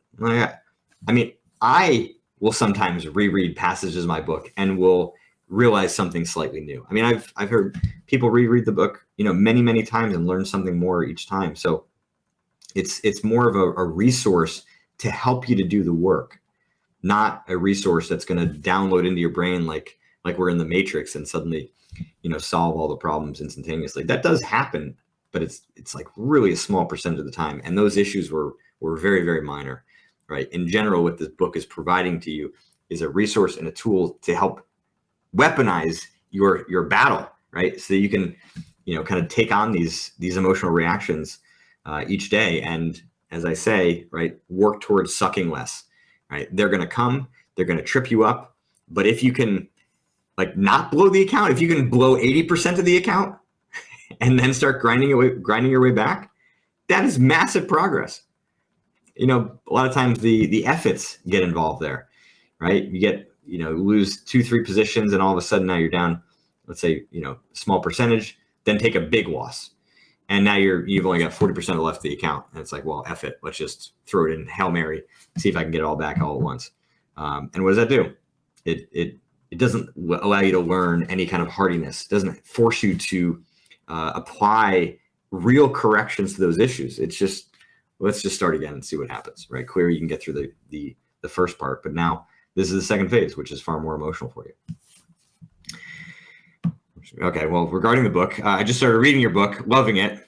Do you recommend that I read it completely and then start again and do the exercises? It's really to your discretion. I mean, I've got people that will kind of start doing it immediately, start doing, the mapping or the data collection immediately. I think the data collection you for sure can do immediately. The mapping, I would maybe kind of hold off, because I think sometimes one of the mistakes that people make is thinking that they have to map every single problem, right? Whether it's greed, fear, anger, confidence, or discipline. You don't have to map all 5.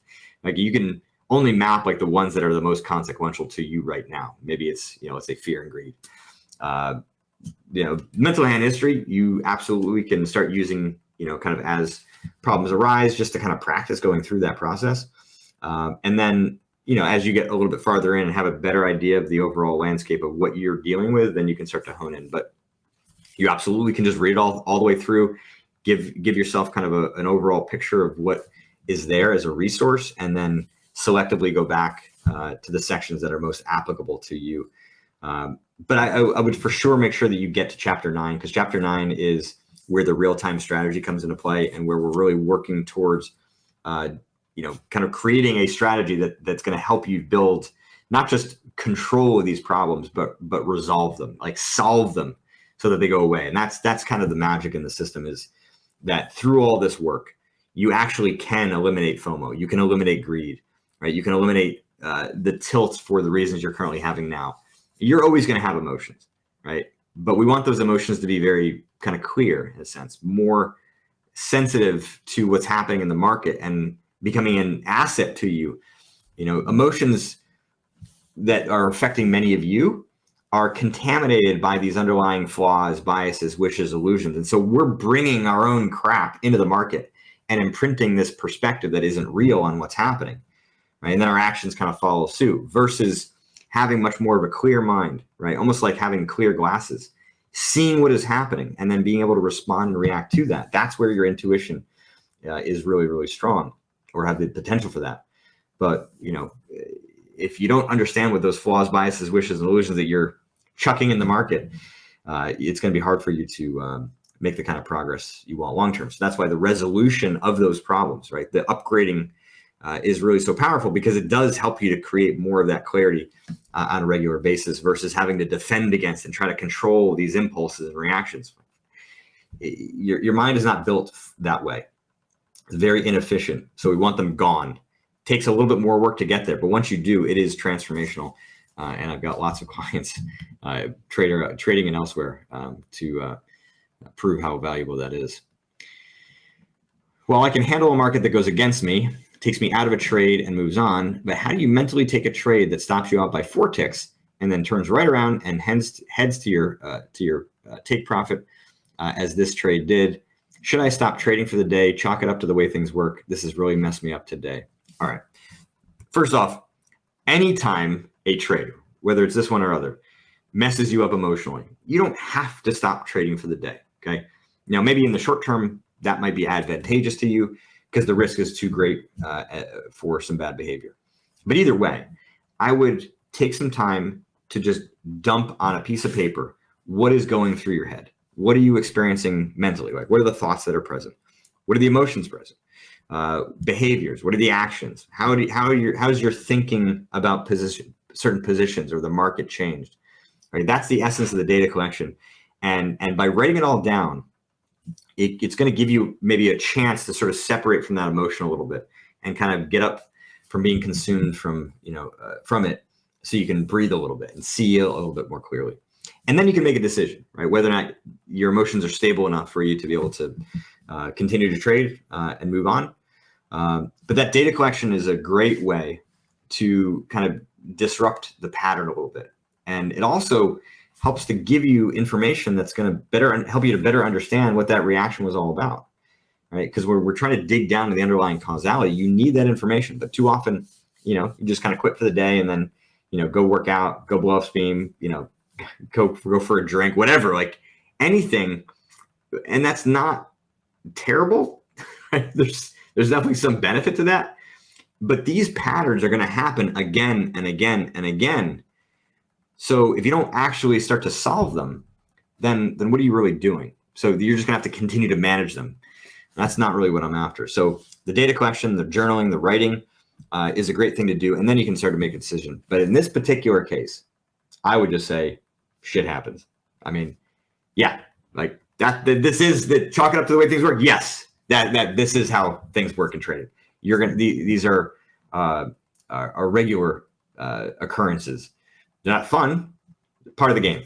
Now, maybe the guys at Topstep, Eddie included, might be able to say, something in terms of the techniques around this and strategies. But I tend to think, in my experience, that those are a bit more advanced in terms of how you might be able to, re-enter trades. And there are some clients where they will do that if the setup is still viable. But then, some of you can get into some bad spots because you'll keep kind of trying again and again at a trade. And then by the time it actually does take off, well, then you've, at best maybe broke even because of how many times you failed the first time around. So yeah, I think there's both a technical and a mental thing around this, but from a strategy standpoint, I tend to stay away from kind of hardline rules like quitting when they're more, I'd say more accurately, like tools that we can use at certain times. Do you have any tips on taking breaks that aren't related to market holidays? Thanks for your help. Also, I've tripled my P&L since listening in on these sessions, which is amazing and fantastic. So congrats on that. We want to keep that going, which is why taking breaks is so valuable. So in general, traders are just sort of far too consumed and connected to the charts, especially those that are kind of newer to this game. There's a conditioning that needs to happen here. I mean, Eddie and Michael and the other guys here, right? They've been trading for years, if not decades. And so just from a pure conditioning standpoint, right, they can be in front of the charts the entire day without really having it wear on them. Now, of course, everybody's human, and then there are times where they're going to get tired. But my point here is that as you are building your stamina, right, it's very important to take breaks. And there's a mental value to it. There's also a physical component to it, and those kind of go hand in hand because it's physical energy, which is kind of powering the mind. We've all been in situations where we've been exhausted, and how dumb we become at those times. So taking breaks, I believe, actually, that you get paid for taking breaks, right? Especially if you're a profitable trader. So how often do you do it? My suggestion would be minimum. Take 1 day off per month beyond the weekends. Take 3 to 5 days off once a quarter, in addition to that 1 day off per month. So that's typically a lot more than many of you are willing to, and wanting to take. But when you think about the sort of the aggregate of performing at a high level more often, right? If you were in your B game for, let's say, 50 to 60% of your trading time, and let's say your A game 40% of the time and B game 10% of the time. Well, if that calculation changes because the rest that I'm suggesting, the breaks that I'm suggesting, changes to like A game being, 60 to 65%, B game at like 30 to 35%, and then C game only 5%. Like, I mean, you're theoretically getting paid for that time off because it's helping you to perform at a higher level. Not to mention if it helps you avoid C game, which could be even, kind of more significant or severe, then that's happening. Now, during the trading day as well, I would look for small opportunities to take breaks. A client the other day I was talking about who trades on a 15-minute chart. Well, I mean, he's got, easy opportunities to take breaks, like even just for 1 or 2 minutes, because the candle's not going to close. Not going to take a trade in that time frame. So it's just easy once an hour. And that's what we kind of came up with, was once an hour, take 1 to 2 minutes off and just turn around, go for a walk, just get a breather, right? And that kind of resetting is really critical. You get so consumed. It sometimes can be draining in a way that you're not really aware of. Now I'm not saying that this has to be a rule that you're always playing by, especially given certain market conditions, but just on average, those little breaks kind of add up and help to sustain longevity, both during the trading day and also kind of as the week goes on, right? So you're kind of having more energy on a Thursday, Friday than you normally would. And then as the months go on, able to avoid burnout a bit easier. Hi, Jared. So I've read a few times about one of the things a trader does to himself, whether consciously or not, and that is a belief that they don't deserve to win. They don't deserve the money or success, etc. This seems contradictory to what we try to do, but I happen to believe it. Where do you think this comes from, and what are your suggestions to overcome this thought? Even though I think it's a subconscious belief, I hope this makes sense. It absolutely makes sense, and typically I would kind of frame this as like a fear of success. It is common. It's certainly not kind of part of every trader's psyche and mentality, but it's certainly common enough where you're not alone here. My experience, is that it's more based on confidence, right? That there's a confidence weakness. So typically what can happen is as you get kind of climb the ranks here and start to have some success or, get close to it, there becomes kind of a greater separation between your skill and your confidence. And that can often happen as a consequence of high expectations and perfectionism. It's one of the most common kind of subtle damagers of confidence, right? They are great for motivation, but they're pretty crappy for confidence, right? Because here you are being measured up against this mythical standard. And by falling short of that, you're getting, kind of knocked down. You're losing confidence at times where you're actually maybe making progress, just not at the rate that your expectations demand. And so you lose confidence as a result of that. So then when you're sort of climbing the ranks, right? Success is going this way, skill is going this way, right? But your confidence is kind of flatlined. As that separation gets larger and larger, the stress and tension of being able to deal with that success becomes greater and greater. Now, there might be a personal component to this, right? Maybe there is some, I've had clients who grew up poor and they just sort of never saw themselves, right? They were just kind of conditioned in that environment to see money as something for other people, not for them. And of course, they wanted to break out of it. They didn't want this mentality. They didn't want that lifestyle. And yet those, that wiring, that training, that belief system carried forward, right? It's that old, you can take the kid out of the city, but you can't take the city out of the kid. And of course you can, right? But it takes a lot of work to uncover those deeper belief systems and those, kind of flawed perspectives that influence our perception of success. So I think those are kind of the big issues. The last one that I've seen as well is some fear of what success would bring. A lot of us have seen money go to people's heads. We've seen people make lots of money and then lose it, right? Kind of the classic lottery winner scenario, which certainly happens in trading. All you have to do is go to Wall Street Bets on Reddit to see some of the chaos that can happen, after making large amounts of money. I had clients in the crypto boom who were ex-poker players who made, 9-10 figures.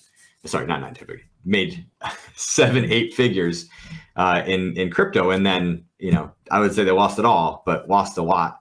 And then so it's like sometimes that fear of success is like the fear of being able to handle it properly, both from a financial standpoint, also from a social standpoint. You don't want all the eyeballs, you don't want the expectations. There's a lot of things. It's like the more money, more problems, right? And there's having all that money is not kind of a guaranteed, easy, happy life, and there's some mythology around that too. So yeah, there's kind of a lot that goes into it. I would say for you, try to make that subconscious belief more conscious, right? That's the idea, right? When something is truly unconscious, it is incredibly difficult to access. But when it's subconscious, that's suggesting that it's kind of bubbling up to the surface and you're beginning to kind of get closer to accessing it with a little bit of reflection, a little bit of time, just kind of keep asking those questions like, what is going on here? Eventually it's going to start to bubble up and you'll figure out more of what is kind of powering that belief. How do you get yourself to stop trading for the day when you're up? It's so hard for me to stop trading. I always end up over trading and losing it all. What are some of the mental exercises we can do to help us stop when we're ahead? So just to kind of give you a little bit of a preview, I know I mentioned chapter 9 before, this real-time strategy. The real-time strategy involves 4 steps. Number 1 is recognition, right? So you got to recognize that your problem has been triggered. Then we're going to disrupt the momentum of that pattern, okay? Deep breath, taking a walk, standing up, jumping jacks, anything, right? Just don't stay stuck in that reaction. And what that's doing is kind of readying us for step 3, which is what I call injecting logic.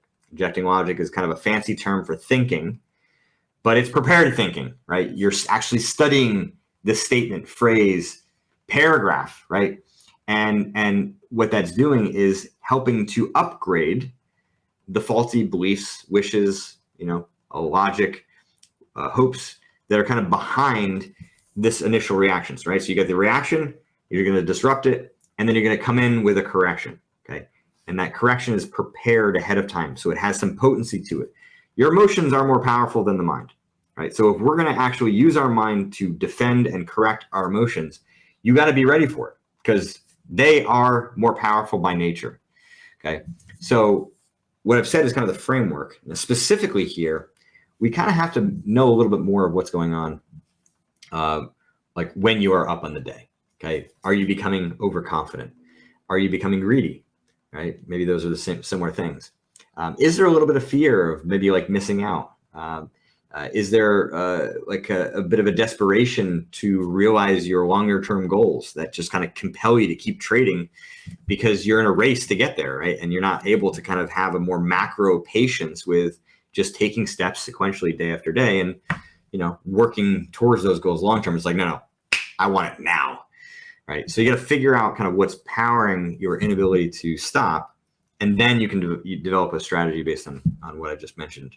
And I would suggest, right, so the early warning signs would be maybe after each successive closed winning trade, you're going through this kind of mental rehearsal, right, the injection of logic, preparing yourself to kind of push beyond this current barrier in a pragmatic way.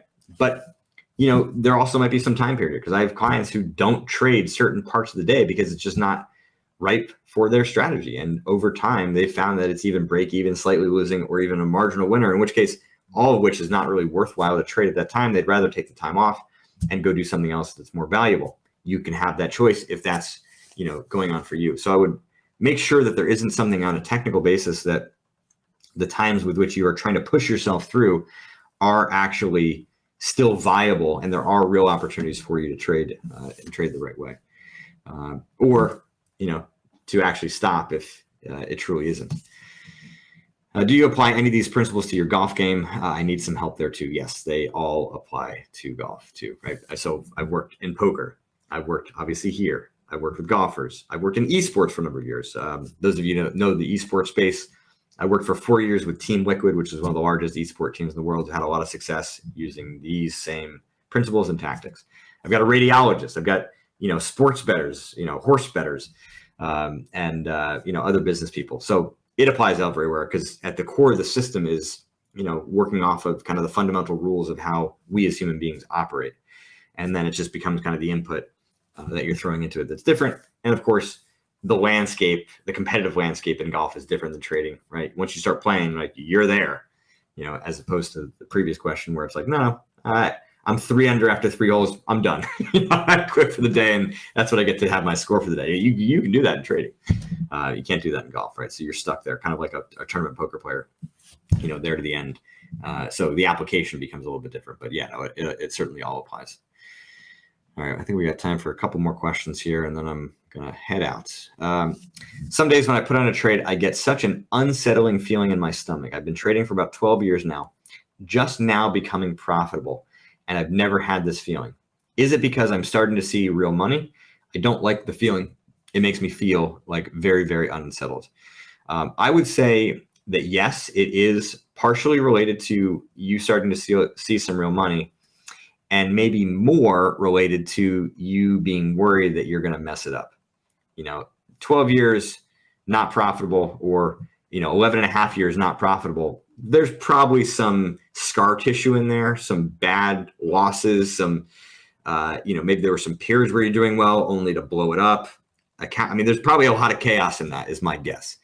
In which case, you may not have solved mentally and emotionally, you know, kind of that scar tissue, right? And so if I had literal physical scar tissue in my shoulder, right, I would have some limitations in my mobility. Now, if I'm not playing high level golf, I'm just kind of going about my day, I may not be in a position for this to hurt. And so generally speaking, maybe you haven't felt the pain until now all of a sudden you are in a position, right, to have that limitation get exposed.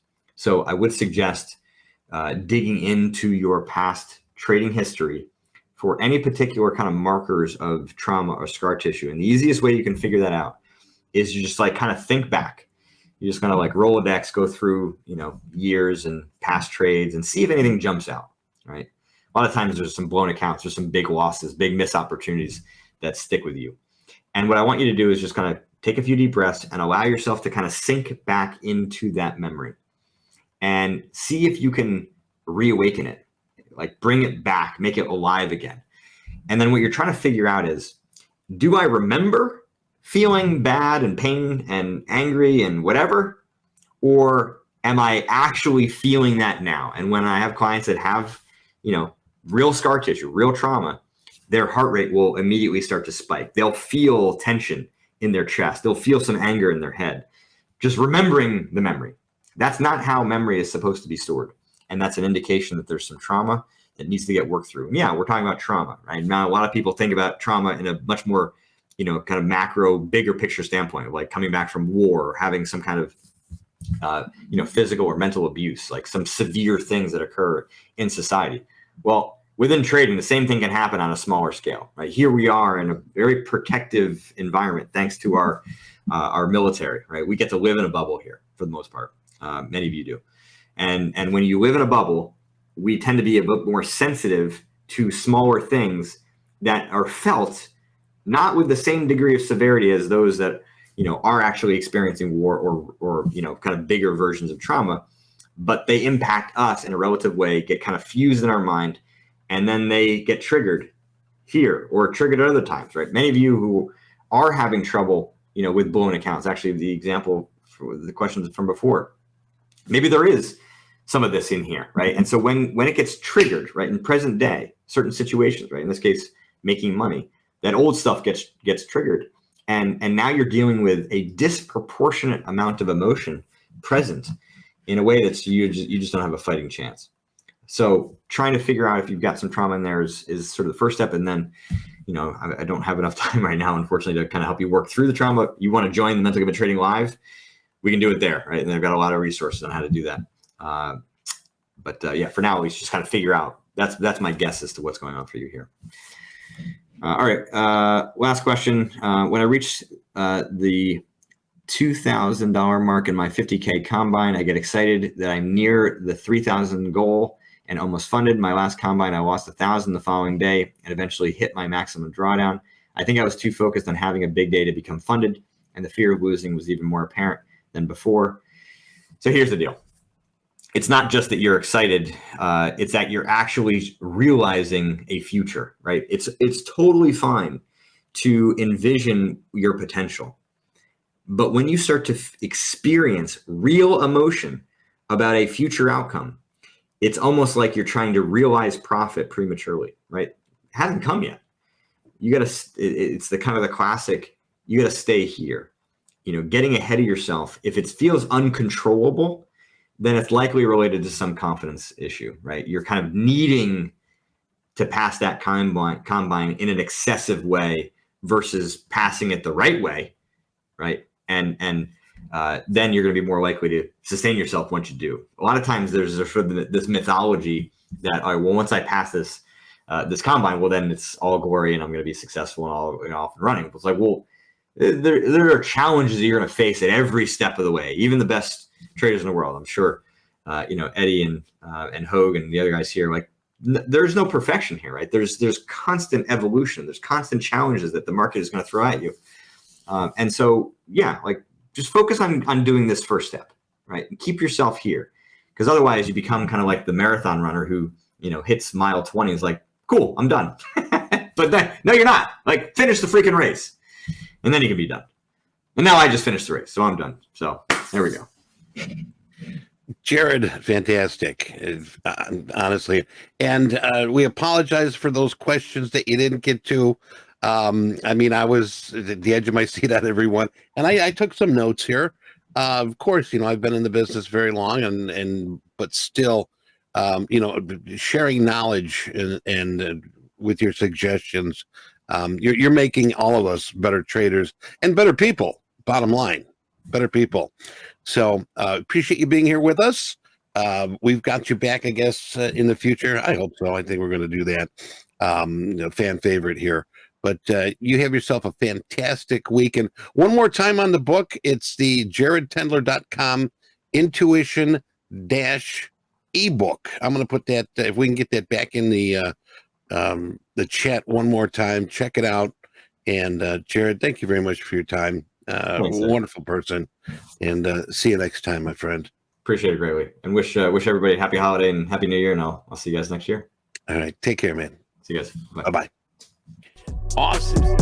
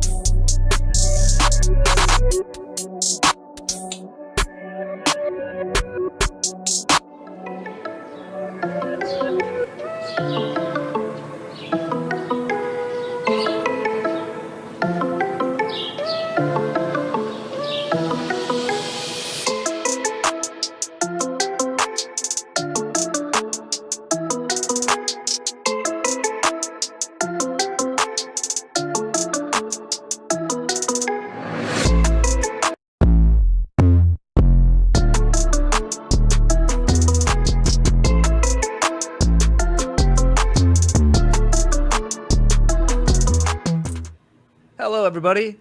Welcome to Top Quiz. I'm Jack. This is Bonnie. Bonnie, how are you doing? Good. How are you, Jack? Good. Quick announcement at the top right here. I'm going to post a link right now, but for the identifier, instead of the email, put in your Topstep username. So we're going to post this to the top, and we'll remind you to do that. But that's just to help our support get the winners their resets. So no email. It'll prompt you to put in your Kahoot name, which you can put in whatever, make it good. But then instead of the email, it'll ask you to put in your Topstep username. So do that. We'll be back in about a minute with the quiz. We'll see you then.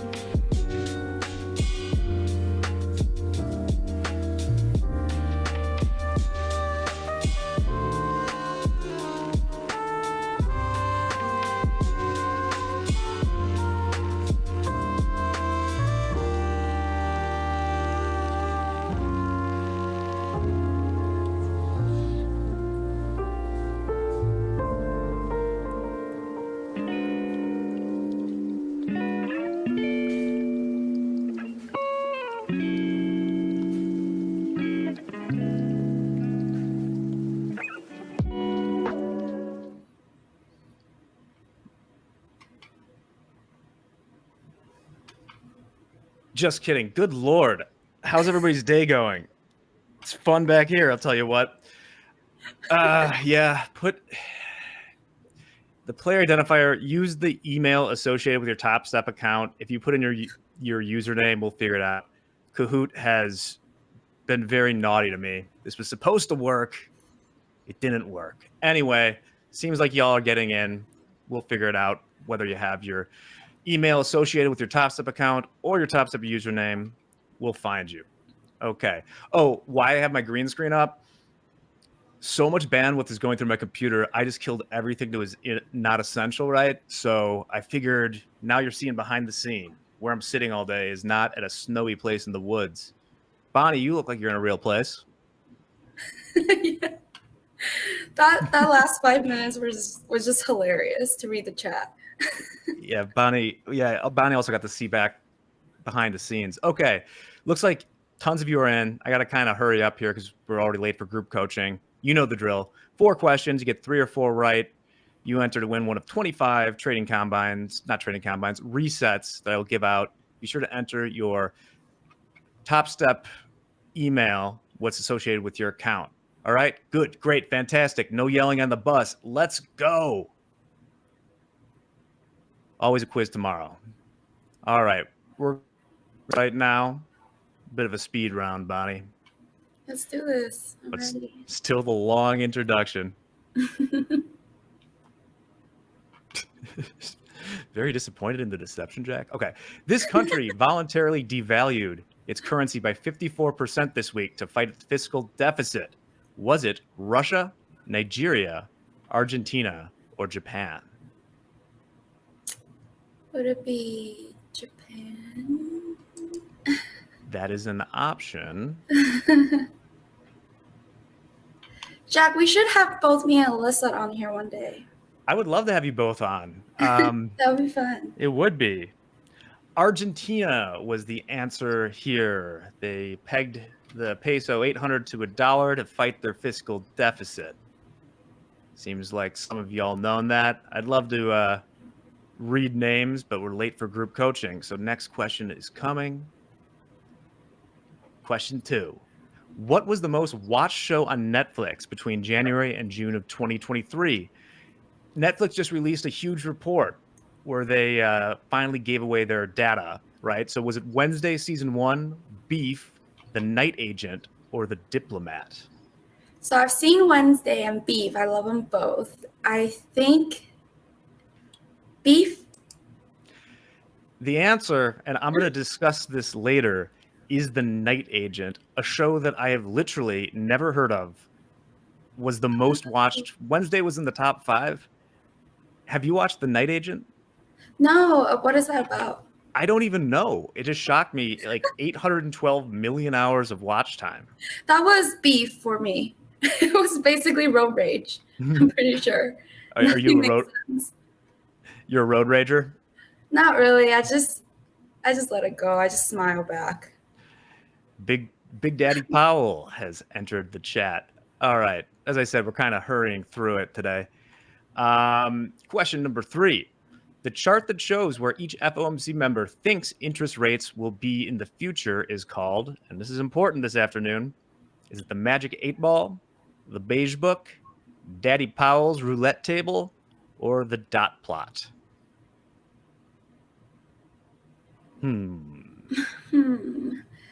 Talk me through your process.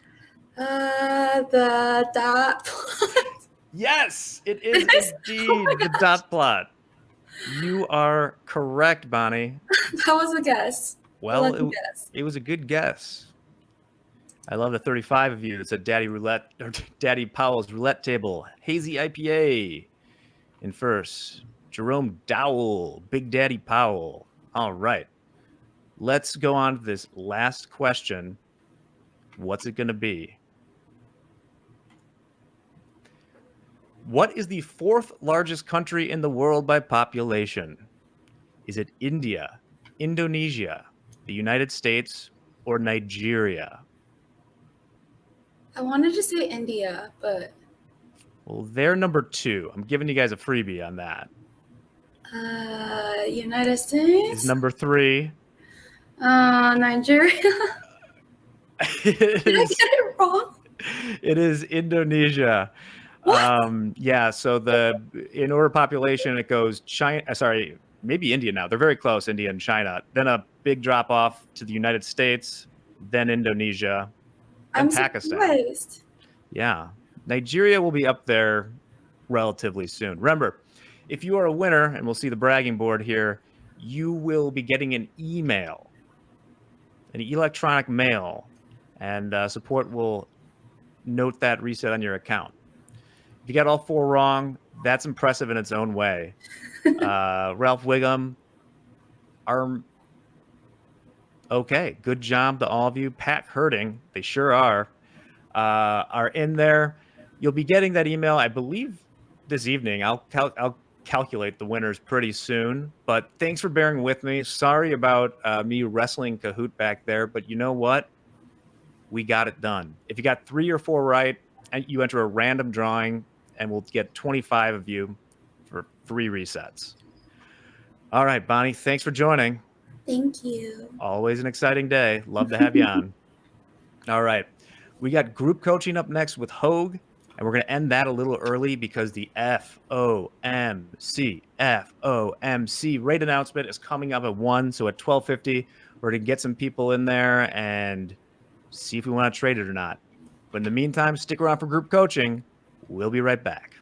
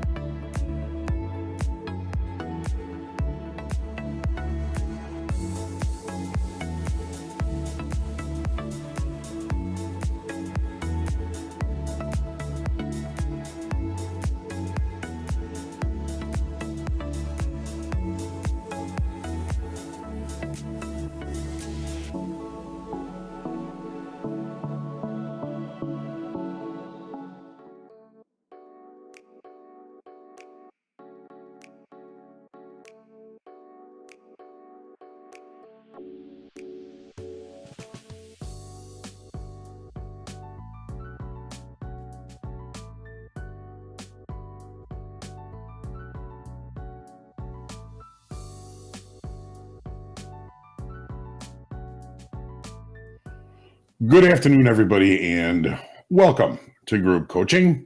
Today is Wednesday, December the 13th, FOMC Day. We're going to probably be cutting the coaching session a little bit short so we can get together and get a few folks here and watch the release with everybody. We'll be watching the markets at the same time. We'll see if we have any opportunities.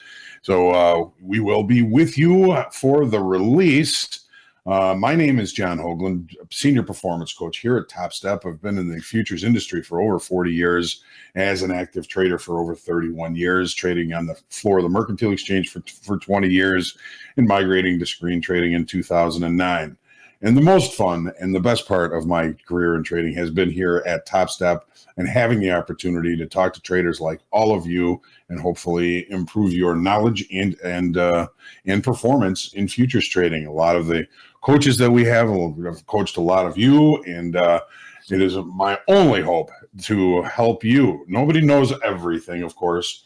I certainly don't, and we're going to see what we can get through as far as the questions that we have today. And again, thank you for putting in those questions. We've got a pretty good list of them today. If we run out of them, I'm sure we'll have some questions in the chat. But we are working a new system. I think it's working out pretty well, and we'll keep doing this until we find something better. This is the CFTC disclaimer. I should probably just know it by heart, but it reminds us that there's a lot of risk in trading futures. These are leveraged products. We should only be using risk capital to trade with. To me, risk capital is money that I can afford to lose. At Topstep, succeeding in the trading combine puts you where we're going to be putting up that risk capital for you. You don't have to worry about it. Reminder, this is for educational purposes only. We're not going to be suggesting the purchase or sale of any product or security at this time. So we're going to get moving on here. I'm going to start the questions. I'm going to put the charts up. With me, playing the voice of God, is JD. How are you, JD? What's up, Hoagie? How are we doing today? Doing good.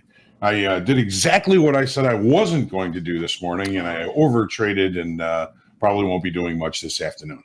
Yeah, I was watching you, and Mick, our risk manager, is sitting right behind me. He was watching you too.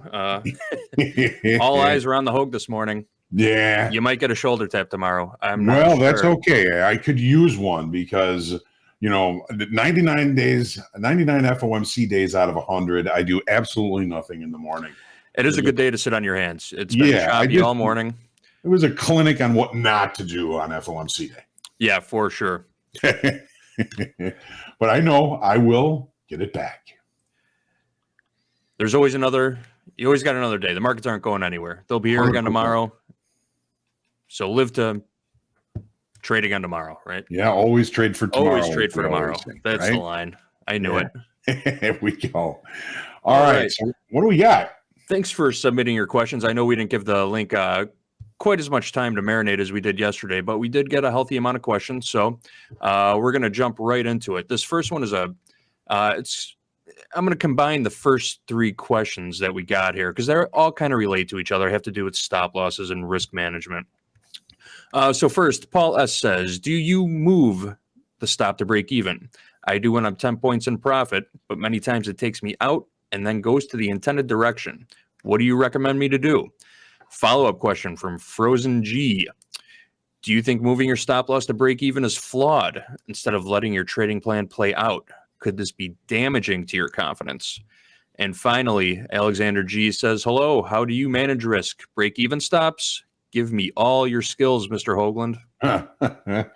Well, this is thank you, JD, and thanks to all of you for submitting the questions. Yeah, we didn't have a lot of time today to get the link out there, and we certainly appreciate you kind of giving these questions. And it's Jared Tendler is always going to be a tough act to follow, but this has been one of the most frequently asked questions when I'm working with people as either a one-on-one trading performance coach or in group coaching. And it's something that I'm somewhat passionate about. Somewhere back in the archives, I've got a few slides. Maybe we'll bring those up one of these days on this very subject. So you put a trade on, the market starts going your way.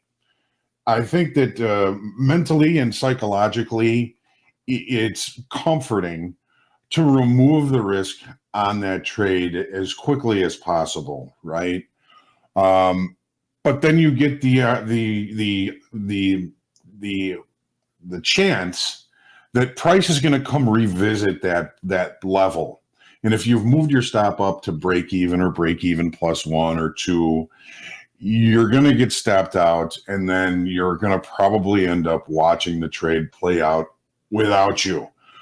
It may even force you into trying to chase the trade, which is going to decrease the validity of your trade location. You're going to have to pay up for the trade if this happens. I'm not kidding, thousands of traders ask me, what do I do about this? And to which I answer, don't move your stop up to break even or break even plus 1. If you're going to do that, you better make really sure that that level is held again, and you're starting to see some really decent profits on that trade. So, the question of Frozen, do you think moving your stop loss to break even is flawed instead of letting your trading plan play out? Could this be damaging to your confidence? I mean, of course it could be. If this is something that happens to you a lot after you move your stop to break even, price comes back to recheck that level, even good levels get rechecked, maybe even several times, and then you get stopped out and the trade plays without you, that's not going to be good for your confidence, right? We're going to be looking at situations where you were going to be right to trade, but you don't get to participate in the trade because you've moved your stop up to break even. And I get it. We would all like to get our trade on and have the trade go immediately right to our profit target, but we don't get to choose that. Markets rarely are going to do that for us. So we've got to give the opportunity for the trade to play out. Let it breathe a little bit. Yeah, I agree with you 100% there, Hoag. I am not a fan of moving stops either. Those retests are killers. They'll get you every time. I used to think that they would program predator algos just to perform that retest and to wipe out those smaller retailer traders. When it comes to technical analysis, we're all looking at the same charts. We interpret them differently, but basically when you're looking at a chart and you can kind of tell we all have the same idea where these stop levels are, right? Entry levels. People are all looking at the same entry levels in a lot of situations also.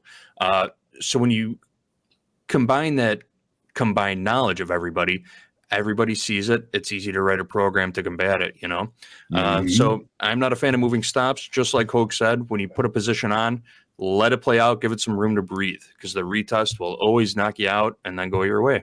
Yeah, it seems to just happen so often that, if you're going to move your stops, I mean, I'm okay with moving stops once the trade gets to a level where you really want to start to protect some of the profits.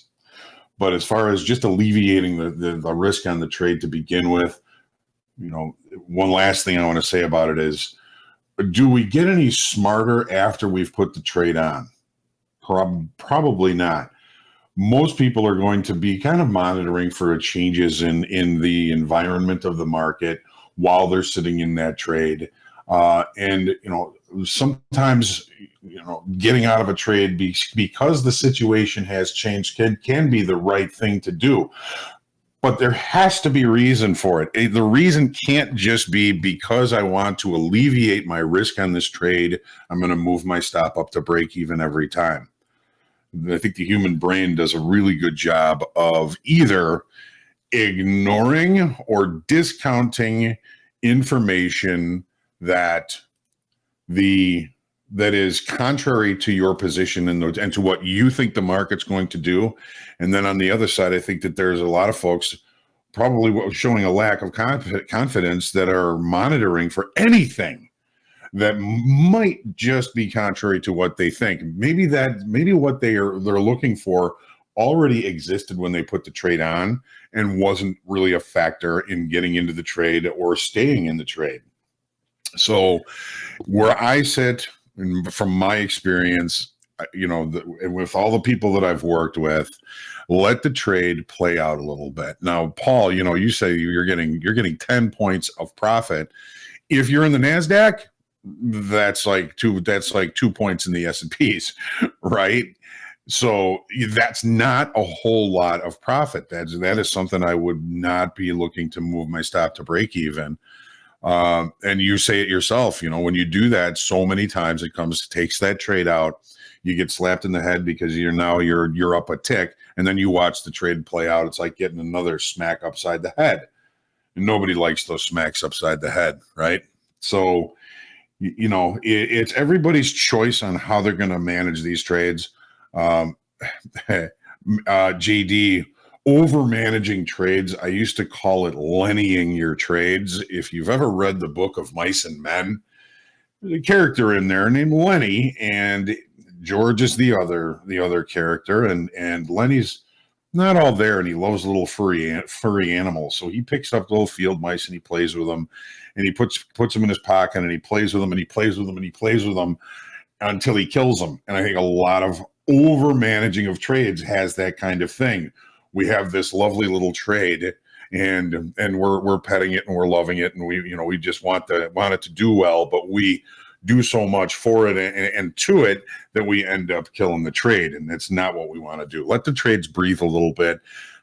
The last thing I want to say about this is having accountability on that. If this is something that you're having happen to you a lot, keep track of it. If you're going to stop moving your stops to break even, keep track of how many times that keeps you in a good trade. If you do continue to move your stops up to break even, keep track of how many times it takes you out of a good trade. It's one way that you're going to be able to, use real data, real information to make that decision on, when and how and why you're going to do it. If you're doing it every time, it's just going to continue to happen.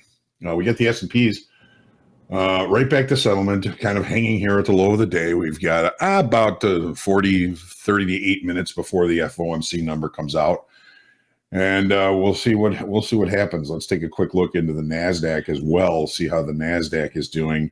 Right back to settlement, right back to range from yesterday. Already extending the day session range to the downside here. We'll keep it on the NASDAQ here for a little while. JD, thanks for your input on that, of course. And anything else you want to say about it? Absolutely. Just looking at the chat, Vicini leaves a comment saying, how about removing risk after it's moved substantially in your favor? I thought maybe we could talk about your 10% rule real quick if you feel like that. Yeah, for sure. Now, when the trade is substantially in your favor, there comes a time when you're probably going to start thinking about not just moving your stop up to break even +1, but protecting some of that profit. And the 10% rule that JD is mentioning is something that I employ. Is if I have a 40 tick profit target on a trade and I'm 37 ticks into that profit target, I allow myself to take the trade off just a little bit short of that target and call it a full target hit. Great comment, great question. Perfect. Thank you, Hoag. All right. Yeah. Thanks, Alexander, Paula, Frozen. Great questions. We love talking risk management here. Next up, we have a question from Jamari. I am well aware what works for me and what does not. I have my model and I know it works very well. My issue is I often hit my daily loss limit within the first 15 minutes of the day. I made a rule not to trade the first 15 minutes, but for some reason, I just can't help myself and I force trades on the open. It's just a gamble. I don't know what's going on with me within that first 15 minutes. It's like I get hypnosis by those volatile minutes. I know what to do, and I know it all comes down to applying it to myself, but any advice would be appreciated. Thank you. Jamari, that's what I did today. I told everybody, this is a day where you really don't want to be all that involved, especially early in the session. What did I do? I got involved. Typically, there is a trade that I tend to take first thing in the morning. It's the opening range trade. I took it today, didn't work, decided to go the other way. It didn't work. That was it. Now I'm done for the day, at least in that account. So when I first started looking at market profile and learning about market profile, the first half hour to hour of the day, I was experiencing much the same thing. I was always starting the day down, always having a rough time that first half hour or even into the first hour. So I just made myself rule, and I said, I cannot trade in that first half hour. I would be in the pit. I would stand there with my arms folded. I would watch. Probably, had some trades that I may have taken that may have paid me, but just by the accountability of knowing, day after day, or most days, 80% of days, I was starting the day, down money. And so I just put my foot down and I said, John, you've got to wait. You got to let the market give you some sort of range. You've got to let the market talk to you a little bit before you start getting involved. So, I mean, you just, the first day you do that, it's going to be really hard. But the second day you do that, it'll be a little bit easier and a little bit easier and a little bit easier until you can find some sort of a system or a strategy or something to trade that first 15 minutes. You just can't trade it. But watch it, be monitoring, be looking at opportunities and finding ways that you can kind of quantify those opportunities. The only thing I will typically do in the first 15 minutes would be the opening range trade. And if it works, great. Sometimes those are the best trade locations of the entire day. If it doesn't work, it's not going to take me to my daily loss limit. So maybe that could be part of your solution, is allow yourself one trade, in that first 15 minutes. If it's a winner, then that allows you the next trade, and so on and so forth. But, if you're, consistently hitting your daily loss limit in the first 15 minutes of the day, size down, be patient, monitor, find some sort of a strategy that you can quantify, even if it's just as simple as the opening range trade. The opening minute, there's usually a smaller range. It's easy to limit the risk on it, and it's somewhat systematic. And if it plays out, sometimes those opening ranges can be the best trade location of the day again. So it's a matter of, willpower. Maybe do your homework on trying to find out why you're having a difficult time not trading that first 15 minutes, even though you understand and know that it's not going to go well for you. What is it that's keeping you from that? I mean, there's probably some sort of an emotional need for you to be involved and be involved early. I mean, when I was in grade school and people were picking teams for softball for gym, I was usually picked pretty close to last. So I'm used to being patient and waiting to participate, but it was still difficult for me. So Jamari, make yourself that rule and try and stick to it. The first time you do it, it's going to be tough. You're going to feel like you're missing out on everything, but there's always another opportunity coming down the pipe. You give yourself that first 15 minutes to get your head wrapped around the day, to get your head into the game, and then start. Mondays typically are not my best trading days. So unless something really speaks to me, I'm probably not going to be trading much on Mondays. And I know this, and I feel like, okay, I'm probably going to miss some good trades, but overall my performance on Mondays has not been that good. So I'm just not going to get that involved. I'm not going to put myself in a situation where I'm going to hit a daily loss limit. I hope that advice helps you. And, you can be accountable to everybody in the chat too, Joe Mari.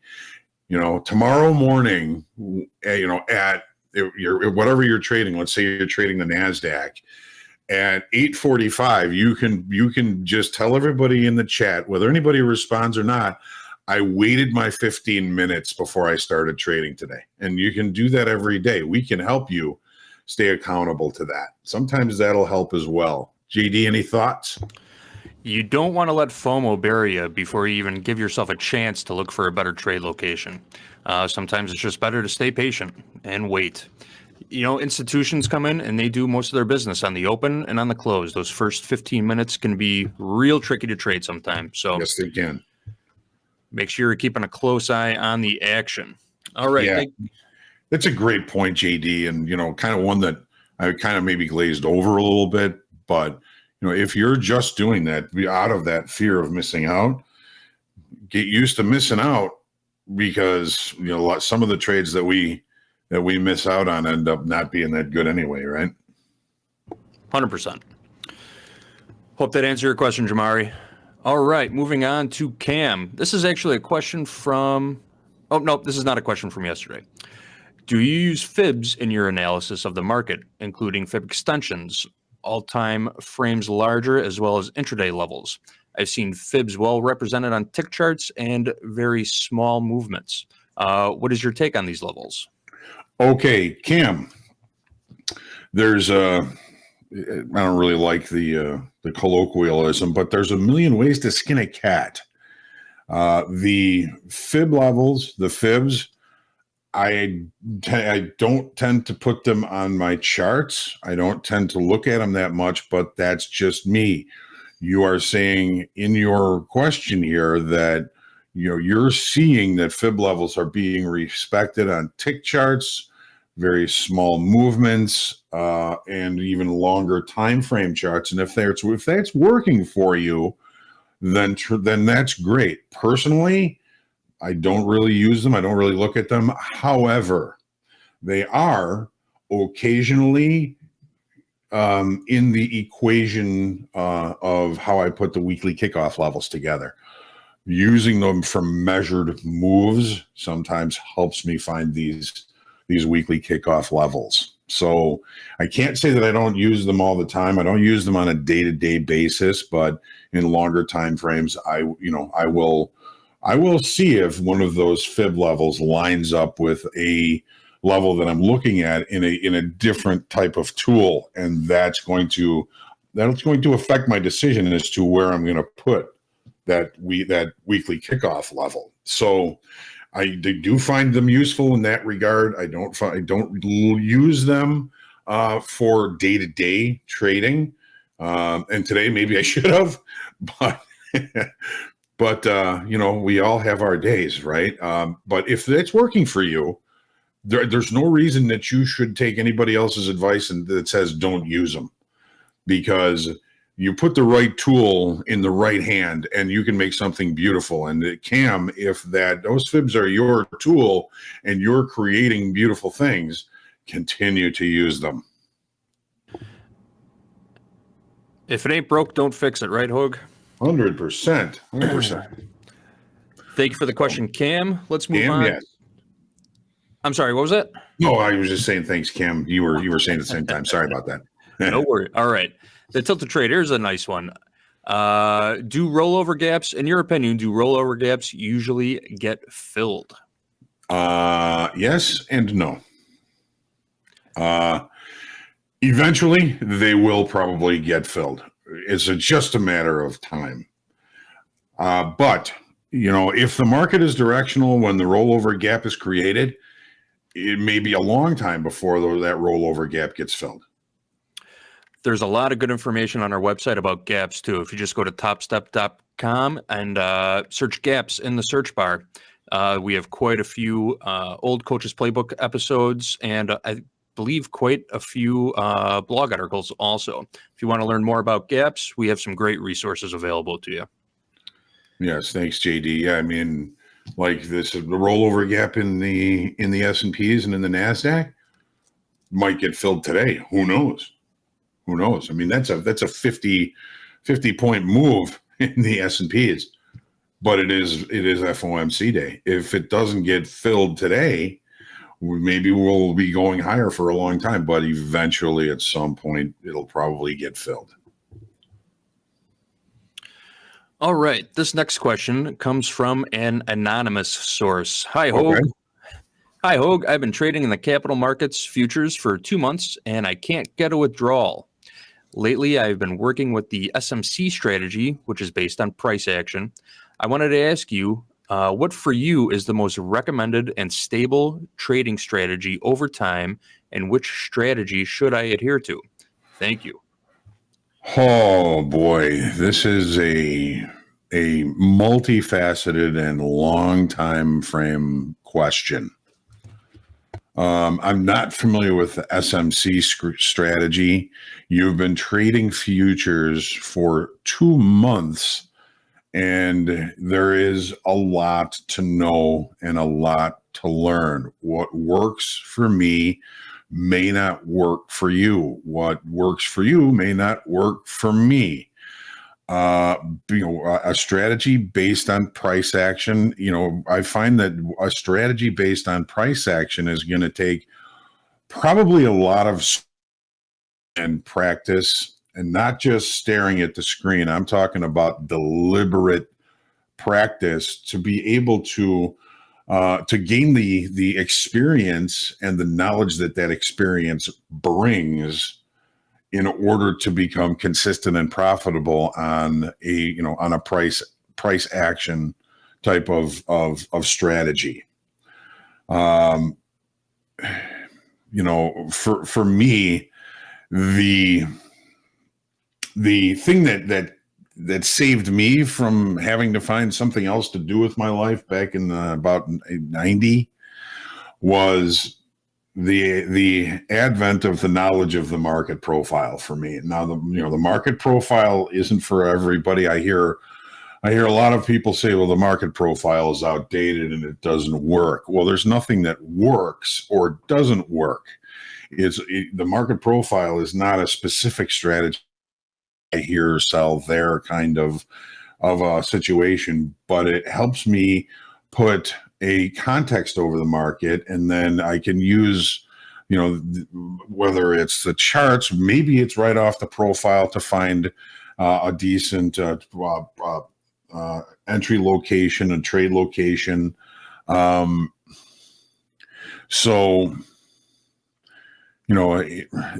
Anonymous provider of this question, and it's not just about the strategy. It's about your ability to manage the strategy as it is intended. Mental things, physical things, psychological things are going to stand in your way, and it is a long journey to become consistent and profitable. And after only 2 months, don't get upset with yourself that you're not finding consistent profitability. This is something that, it took me 2.5 years really before I started being able to take regular, relatively consistent money out of the market. And, you may be a lot smarter than I am. I'm hoping that you are. Maybe it won't take that long, but there are people that spend even longer periods of time than that trying to master their craft and master their strategies. And I use the word master, and I don't even know any masters of the market. I mean, the markets are always changing. Once you find the right answer, the markets are going to change the questions. Trading is not a destination. It is a journey and always will be. So, my suggestion is, you've been working with a strategy, get to know the strategy, get a lot of time watching the price action, learning about the strategy, looking for good trade locations, not just staring at the charts and looking at, the price is moving. That's price action. You've got to be deliberate with that practice. Look for opportunities to where you think price is going to turn direction. Watch what happens. Account for how often you're right. Account for how much risk you have to take for those trades. Account for how much profit you can take on those trades. And once you find that you're at least maintaining that account, if you will, if it's a random sim account, it's a random sim account. just be prepared for when you could move into a trading combine if you're not already in a trading combine, or you move into an express funded account or a funded account. The duress that you're feeling on making those decisions increases with every level that you move higher. So you've got to give yourself time to understand and find a strategy that works for you when there's nothing on the line. Then try and use that same strategy when there is something on the line. When you have skin in the game, it changes the whole decision-making process. And then the further along you move, when you get into a funded account, you want to be able to make those same decisions that are easy to make when you're trading on a simulator, but they're going to become much more difficult to make when you actually have skin in the game. So, if you've been trading for 2 months and you're not taking a withdrawal, I'm hoping that you're not trading real money, your own real money, because that can be a really expensive tuition process. So, give yourself time. If you've got the strategy, if you believe in the strategy, get to know the strategy like the back of your hand. And what you really want to do is go from kind of a novice to a journeyman in trading. I don't know any experts. Maybe I've known one, but I don't even think he's trading anymore. So, this is, you want to get to know the strategy, practice it deliberately. You can learn nothing by staring at charts for 10,000 hours. You actually have to have a process with which you're going to be learning while you're doing that. And I wish I knew what SMC strategy is based on price action. Price action takes experience to build the knowledge to even start to become intuitive as far as price action is concerned. So give yourself time, anonymous questioner. Give yourself time. I hope that's a good answer. Thank you, Hoag. I know Hoag always claims not to be a master, but none of us really believe him around here. He put together a great masterclass on the profiles, which he preaches. He talks about every single morning in the opening call. I'm going to drop that link in the chat for you right now. There it is. Thanks, Hoag's Stevie. Market Profile Masterclass. And I also saw somebody in the chat. I'm not familiar with the SMC strategy either, but I did see somebody in the chat saying that it's very similar to the ICT strategy, which I'm also not very familiar with. But, right. It's supply and demand. Yeah. All right. Yeah, well, it's all volume-based price action. Yeah. Thinking about learning a little bit more about that. I suppose we should. There's a lot of people that follow it in here. So and the more you know, the better off you're going to be, unless it kind of muddies the waters with what you already have. But I don't see that happening. I'm personally, I've been a little bit confused lately. I'm out of my realm, my system, and I got to try and find a way to get back into it. And I will. But when we're looking at different strategies and different tools, when you have two different tools that are lining up in the same general area, using unrelated information, right, and unrelated levels, maybe it's a fib level that's a value high, or a fib level that's a point of control, or I don't really look at stochastics or RSI, but there's different levels that when you have two unrelated studies that come up with that same level, that always seems interesting to me, and always gives me the opportunity to limit risk. It's all about limiting risk. All right. Perfect. Yep. This next question is a great follow-up to a lot of things you just mentioned also. This one comes from Noel, who says, what do you think about the differences between traders that are able to get funded and paid out within a couple of months of joining Topstep versus those who are unable to even pass the trading combine in that same time? Everybody has their own path, man. Everybody has their own journey. Some of these people that are passing the trading combine in a very brief period of time are some of them are experienced traders that have solid strategies. Some of them pretty much just get lucky. It's all over the board as to how these folks are getting through the trading combine. I much prefer the traders that are systematic and taking profits and showing consistency and all of that. But you hit the right 2 days and you buy it at the right spot. Sometimes it's luck, sometimes it's skill. Those that are unable to pass it, in any amount of time, there's just more work to do, more to learn, more to learn about markets, probably, and even more importantly, more to learn about yourself. I've had a theory, and I'm unable to prove it, and some people would probably disagree. I'm not a psychologist. I've had the benefit of working with several different psychologists, and Jared Tendler says, that self-sabotage shouldn't even be a word, because it implies that you have the skill in trading good enough to know what's wrong and what's right at any given time. And that I believe in, that I think is true. But somehow, some way, I believe that there would be a lot more successful individual retail futures traders, a lot more people able to get through the trading combine and get into funded accounts and maintain those funded accounts if they were able to accept change.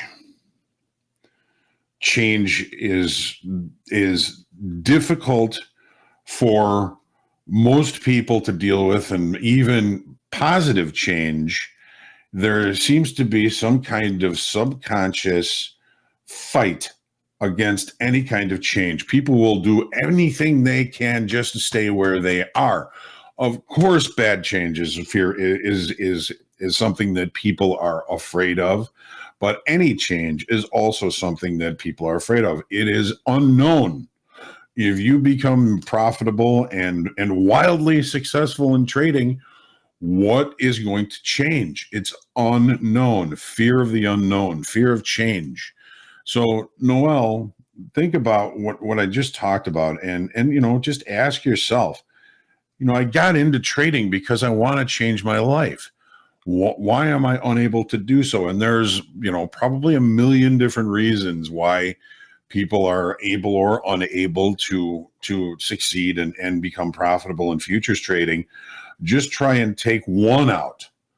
Maybe, take one of those things out and then see if you can move a little bit closer to your goal. Everything changes in futures. Prices change, markets change, charts change, contract months change, years change. Everything changes in futures. And you come into futures because you want to change your life. But if you don't need that change, want that change, sense that change, taste that change with every cell in your body, that might be one of the barriers that you're going to run into. I worked with a woman a while back teaching her market profile, and she'd been in the program for a couple of years and never really had any success and had never succeeded in the trading combine. So she was getting really good at finding good trade locations using the market profile.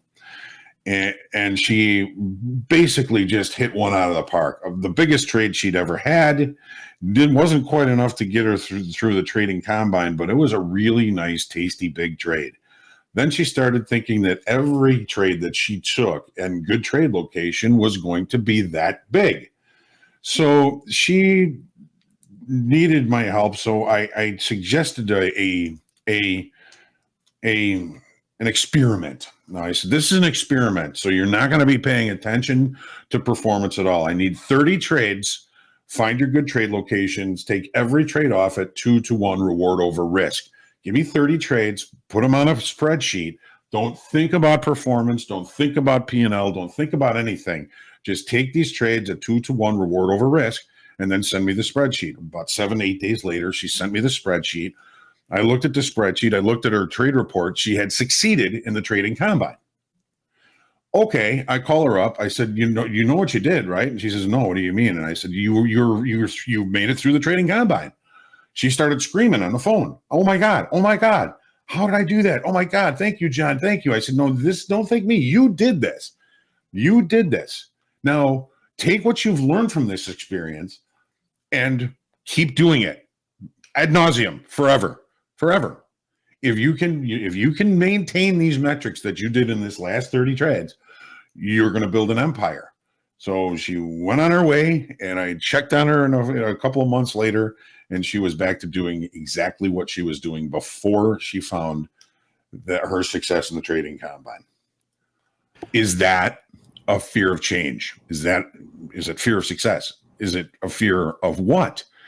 She finally got what she was looking for, and that was a successful trading combine. And of course, there's no guarantee that succeeding in the trading combine is going to bring you to great success in futures trading. But instead of doing what got her there, she went back to doing what she was doing, which had been proven not to work. Einstein said it. Insanity is doing the same thing over and over again and expecting different results. What do you think of that? Put a timestamp on that answer, everybody, and come back and watch it again a few more times today. That was excellent, Hoag. All right. JD. We're running a little short on time. We wanted to be out of here at 12:50 to give everybody a chance to get set up for the FOMC announcement. We have the announcement at 1 o'clock Central Time and the Fed Chair press conference coming out at 1:30 Central Time. We're not expecting much news from the announcement. No rate hikes, no rate cuts. Here's a quote from our recent weekly kickoff. Currently, the market expects the Fed move to be a 25 basis point cut announced at either the March or May FOMC meeting, not this meeting. The market is pricing in the second cut in either June or July, and a total of 4 or even 5 cuts in 2024. That article came from Calculated Risk. Also in our weekly kickoff email, our FOMC decision on rates says we expect no change to the Fed target rate, which is currently set at 5.25% to 5.5%. So we will be listening to the rhetoric, paying attention to that. So you will have Eddie, Hoag, Andre, and I believe it was Martin coming in to join trading through the announcement at 1 o'clock. And I'm going to pass it off to those guys in just a minute here. Yeah, if we didn't get to your questions today, we will get to them tomorrow. So make sure you come tomorrow. I'm going to finish things off with a dad wisdom here, if you don't mind, JD. So my dad was a futures trader.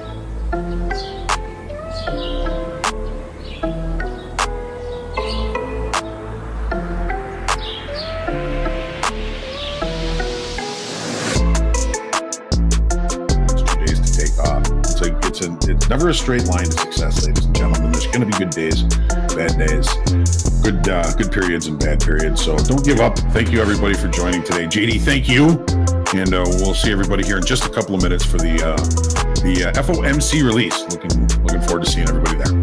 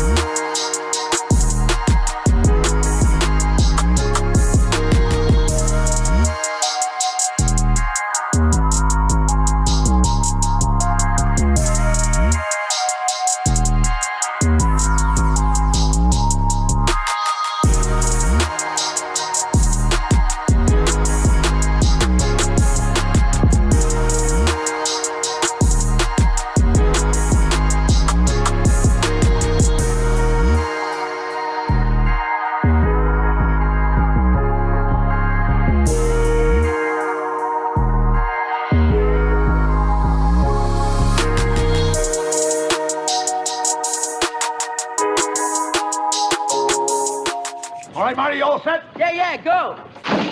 All right. Are you all set? Welcome to Back to the Futures. And we've got Martin. How are you, Martin? Doing well, Eddie. How about you? I am fine, sir. Fantastic job helping our traders in our chat. Yes, that's the guy, ladies and gentlemen, right there. That's the guy. That's the guy. Andre, you got a new top there that Rock Chalk Jayhawk. Yes, you noticed. It was a gift that arrived at my door. I told him I'd wear it. I can't hear Andre. Can we hear Andre? I hear him. Yeah, I hear him. Okay, I'll probably have to squeeze out of here. And of course, Johnny Hoagland. Okay, we got back to fast markets. Got 3 minutes here. We're going to be watching how this market moves. I'm going to back out. I'll back right back in and see if that was the issue. Cool. All righty. So, Martin, thanks for all your help in the chat. You and I had a really good chat. We had a donut chat last week. They're supposed to be half an hour. I think we were on for an hour and a half. Yeah. It was really good to get to know you. Likewise. All right, Johnny, Martin, what's our strategy going into this thing? Unless they do emergency rate cut, we're probably not going to do much of anything, right? My strategies do nothing. Do nothing. Guys, we'll be ready. Yeah. Unless there's some wild movement and get some wild extremes in this market, we're going to watch. You always got to be present for this stuff. We'll see if there's any fireworks. See if there's any fireworks. We'll be here for the fireworks. If not, that's why we laid our blanket out on the grass to take a nip. 1 minute 20. Let's go. Andre, pass me a beer. 20 here. I was watching the setup here in gold. Caught another $200 winner. Eddie. And digging my hands deep. I'm sitting on them very much so right now. Yes. As we'll we see say, what keep happens your hands here. on your butt. Hands on your butt, John. Hands on the rump, the dupa. That's All my grandma used to call what's it. the clock at? Dupa. 1 minute. Cool. 1 Yeah, minute. a minute. And we're 6 seconds behind people, so don't rely on us for the time. That's right. Yeah. And just another thing too, make sure you don't got any positions on, Yep, double flatten check, all your triple stuff. check. Pull all your orders. Good, great job, Eddie. Absolutely. Good call, Eddie. Don't want to be on the wrong side of that one. Dun, dun, dun. It's experience. Yeah. Yeah, right. All right. Everyone's clearing out. Clearing out. Look at the ladder, the dome on the NASDAQ. Look how wide and thin it's going to get. Here, I'll put it up. There we go. Yeah. Oh my God. Yeah, we're about a full point between bid and offer now. Yeah. Do we know how to set drama in this program or what? Dun, dun, dun. 10 seconds. There you go. There's a shark. Look out! Get out of the water. Doggy paddle. Go. All right. Great decision. Go. All right. Oh my goodness. Gold just launched. Yeah. Oh my goodness. New high 2003. Unchanged? 80, 2004. I don't see Definitely it yet. unchanged. Unchanged. Okay. But Unch. see now, If they had changed it, it would have yeah. wild in It one would have been direction. nuts. I had my buy queued up. I was going to buy something if we went. 5.5, previous 5.5, unchanged. Okay. See now, this is the dust that needs to settle. Wow. This is the noise that'll take you out of your account. Yep. Wow. 2007 topping out in gold. What do you guys got? NASDAQ wide, choppy. The ladder can't even stay centered right now. I took a long on the NASDAQ in my Topstep X account and took probably that for sitting in- $500 real quick. There you That's go. the Big money. same Big money. Pushing S&P highs. Ladies and gentlemen, welcome to Martin the Daredevil. Right. So One kind of contract. what I saw on that was it broke VWAP. That was my entry. And Another me, VWAP guy. Wow. I'm not really somebody that uses levels that much. I really like the Wilders, MACD, and RSI. Dollar getting killed. And Yeah, both pulling of those back look here, gold. good. What's Gold doing, topping Eddie? out of 2010, pulling back all the way to 07. Yeah, see, that's the noise, folks. Mm-hmm. It's unch. Typically, we'll see a All snap. right. We'll see a pullback here. Let it run. Let it run. Let it run. Yeah. See, Let it now, run. here's a Let it question. run. You see it top out, and you're like, well, wait a minute. Now we're pulling back Uh-oh. very strong. Andre's in. I got short 17 quarters. Shorts from 17 quarter.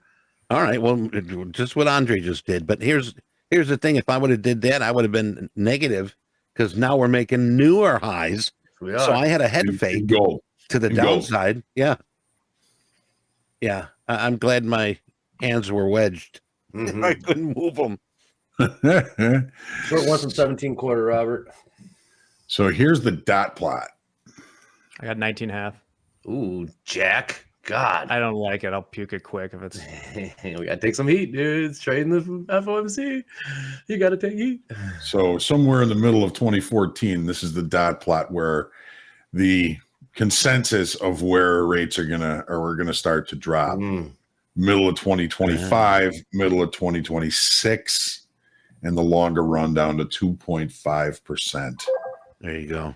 2024 employment projection unchanged 4.1. FOMC talking about the rates 3.6 in 2025, 2.9 in 2026. The vote was unanimous, by the way. Yes, it FOMC. was. And rate forecasts show a wide range of projections in 2024. So we got something to look forward to in 2024. You could see the unanimous on the dot plot right here. Mhm. All of them right there. Beady. Stay. Stay. Sit, Ubu, sit. Sit, boo. Yeah, that's right. Sit, Ubu, sit. All right, what are we thinking here, Jack? What are we thinking? Not going to take a lot of heat on it. Taking heat here. We're taking heat. Here we got to pull back once again here in gold. 103. Ooh, Nothing NASDAQ for me. snap back. NASDAQ snap back. I wonder if Michael's trading. Well, he doesn't have internet. That's so- internet issues. Right. Mountainous stuff. Mountain. That's never. He's on his phone. Yeah, he's on his phone. Jack. All right. Median 2024 PCE and core PCE forecast declined to 2.4%.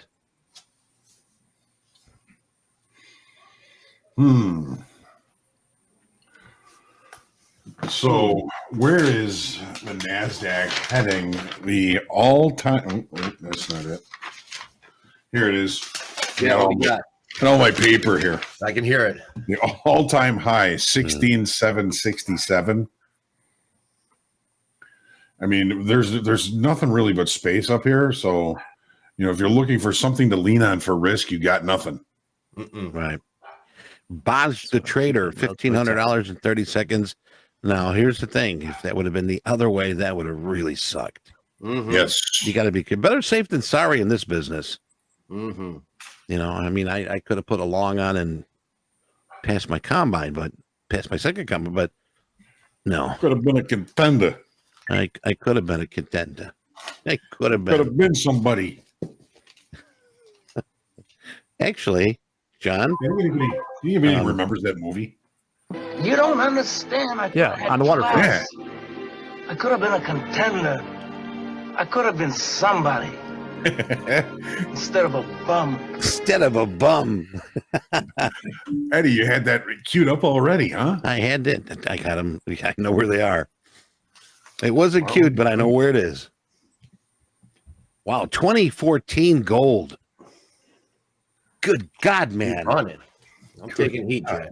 Now, Eddie, you remember what we talked about this morning? On the longer time frame, this move to the downside was overdone. Overdone. Lower I open remember interest that. in volume, lower open interest in volume. We said look for a change in direction. You might take an impetus, which FOMC was an impetus, but here it goes. Mm-hmm. Steven Stewart says Power Hour is going to be fun. Oh yeah. Anyone news out here? Oh, no, man. This ain't no margin call. The Fed officials see inflation at 2.4% in 2024, returning to 2% target in 2026. Oh, No wonder gotta be everybody's bearish. screaming. That's gotta be bearish. That's what you guys. If that's going to be, if that's true, and they can pull that off, it'll be amazing. It'll be a soft landing. Huh. Thread the needle. I don't see it happening. No. Inflation is like luggage. Once you have it for life. Agree. I don't know why this market thinks inflation is going to magically disappear. I do not Right. understand that. I don't know. I mean, that would be right at their mandate, 2%. Well, my bookie just called me. My trading bookie. He said that the 80% Fed decision in May is now up to 90% Of a cut? of a cut. Boy, if they're able to do that, I'd be, for the first time, probably happy with the Fed. If they get rates, if they get inflation down to 2.4% next year. Oh yeah, that would be miraculous. We need that. They better stop printing money. Why? It's fun. That whole thing. I know. If I had a money print, I'd print all the time. Yeah, Powell told us this morning that he's going to keep that money printer on. Why not? Yeah. Martin, how are you doing? How's your position here? Taking heat.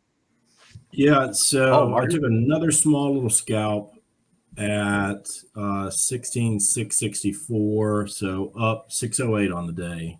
Nice, Martin. Topstep X account.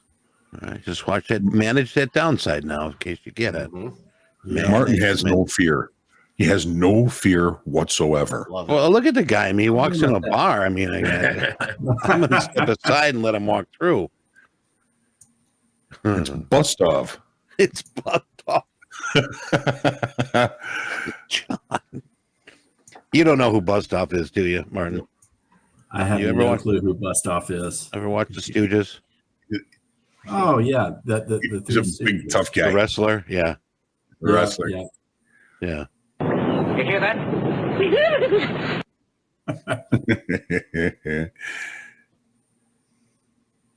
So, No, folks, I feel in like- chat, did anybody put a position on? I know we had one 30-second $1,500 winner. Are you sitting the sidelines? Are you trading it now? Let's find out what's going on here. And 1 hour and a half long conversation with Martin, I feel like I have another brother. Nice. Really? Likewise, John. Actually, you know what? You've got to look. I don't know if you've ever heard the story of Michael getting that 300 lot from a trader. You ever hear that? Oh, story? yeah. No. I mean, the guy that did it, his name was Hulk. All right. And he resembles you very, very, very much. Love the guy. I mean, the guy was a sweetheart, big heart. But when it came time to trading, it was time to trade. But you resemble him, remind me of him. Now that was Board of Trade Hulk. Yes. There was a Hulk at not the the CME There was a Hulk at the Merc too, Bob Minucciani. God rest his soul. God rest his soul. Yeah, both of those I know brothers his are. daughter, Do you? Rachel. Yep. Huh. Manooch. That's what they call him. Manooch. Yep. Well, hold the bid. Very, very strong. Yeah, I'm not touching Matt Hoyt. Matt Hoyt is in the room. Matt's a friend of mine from the trading floor.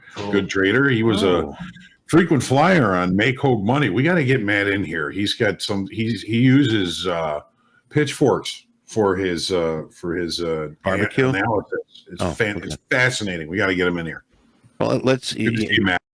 Let's get some information, Matt, and we'll get you to Anthony or Natalie, and we'll book a time with you. Please. Yeah, get him in here. Wow. We're testing some more new highs. 2016 in the gold. Oh, so let's do a poll. Since the 1 o'clock number, since it came out, if you took a trade, are you positive or negative? Only if you took a trade. I like that. Are you up or down? Does it have to be realized or unrealized? Well, let's put a third in there. Let's see who was flat. Up, down, flat. Realized or unrealized? All right, unrealized. What did you do? I'm short. I got short in this thing. You still in it? Yeah. We're gonna we'll get a poll up here. Up, positive, up, way up, positive, up. Where's up, our poll up, people? I want to get a percentage here. Up, there we up, go. All right, there it is. Flat, Since down. 1 o'clock, if you took a trade, you are up, down, or flat. There's Be the poll. honest. What do you think? Yeah. A lot of people making money. Wow. Impressive numbers. Yeah. Who said that? Seems like everybody kind of caught it. All the way up. All right, we got over 300 Or at least the votes ones that here. want 47% up, 19% down, and 34% flat. Mm. Wow, that's surprising. Wow, that's good. I mean, people got it the right way overall. That's good. I didn't do anything. I sit on the sidelines for this. He had a good idea for a poll. Yeah. Yep. Yeah. Come on. Longs want to hold this right through the presser. That's what I'm thinking, Jack. Yeah. I have a death wish, Henry Mack says. I don't know about that. Death? Man, that's harsh. No. Yeah, that's why you have stop losses. Yeah, man. Death wish. Man, you guys are brutal. All right. Everyone always wins in the chat. They sure do, my man. They sure do. They sure do. It's a beautiful thing, the chat. All right. Mm-hmm. Very So, Martin, how was your day? How was your day prior to this, Martin? Yesterday wasn't bad. Kind of started the day off a little up and down, and ended the day in my personal account up about $300. That's good. So, Any positive day is good. It is. Yeah. It beats the alternative for sure. Absolutely. Did you do anything prior to the release today? No, nothing this morning. I try not to on FOMC days. I really try not to trade anything. I like to trade the reaction, not the speculation for sure. I'm with you on that. It seems like so many of these days that once Powell starts speaking, this can reverse and go back to right where we started and back up and down. And right. They really are. You have to have a good plan in place to trade this kind of stuff. Yeah. I'm 99 times out of 100. I do nothing on FOMC day early. Today I did a clinic on why I don't. Yeah.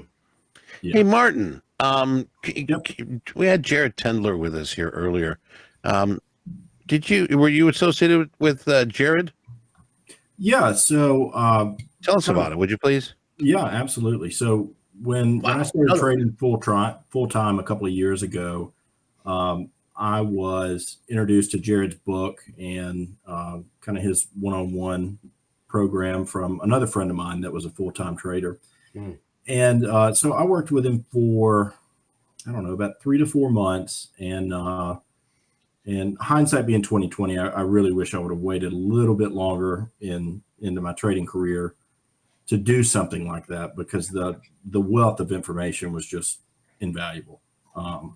So much of, in my opinion, so much of trading, like it's easy to click a mouse and it's easy to read a chart and do all of those things, but it really does come down to your raw emotions. And one of the best things that I picked up, from my time with Jared was, like I think Michael said yesterday or day before yesterday, you can't control your emotions. You can control your behavior though.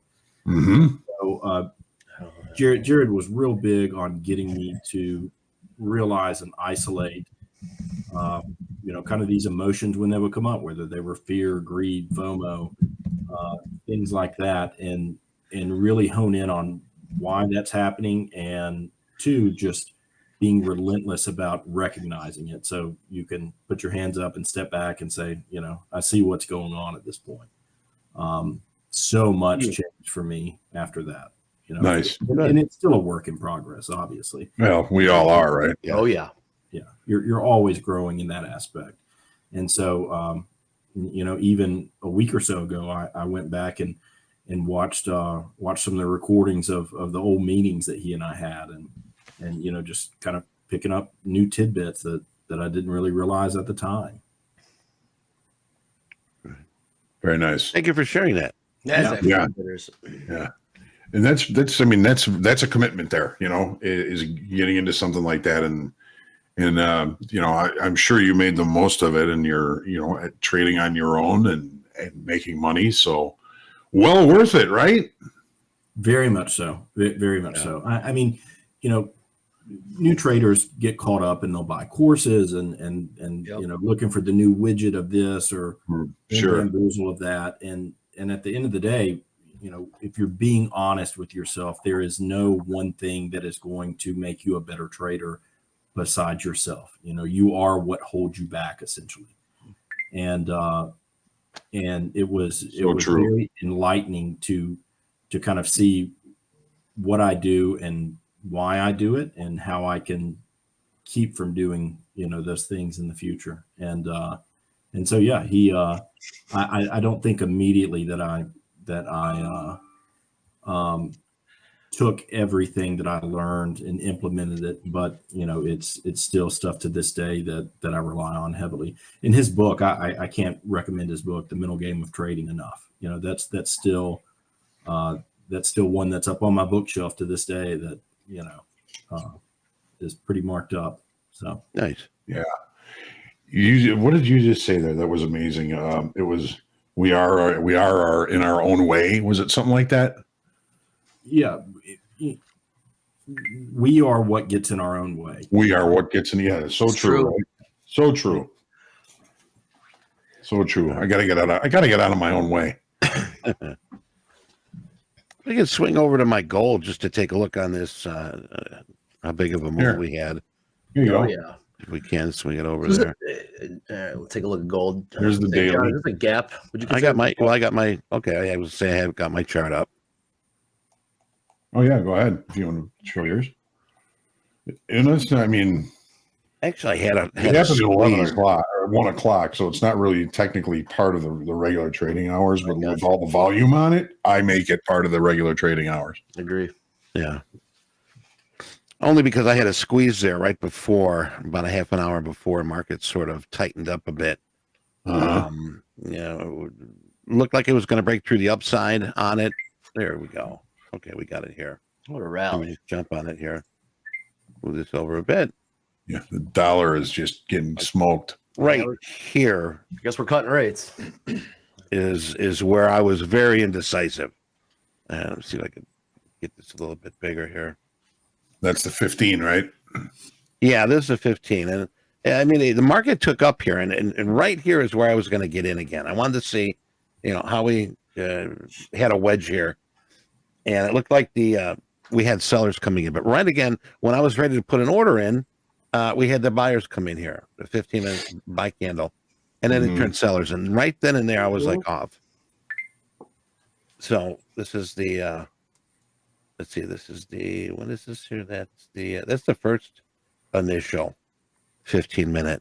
But I mean, we skied.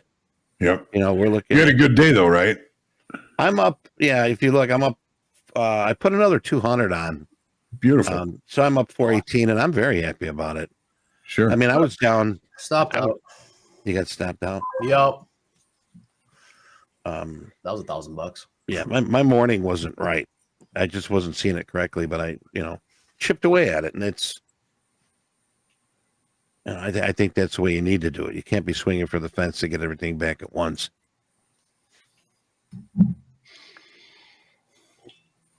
All right, let's see what Mr. Powell's got to say here in about 10 minutes. Yep.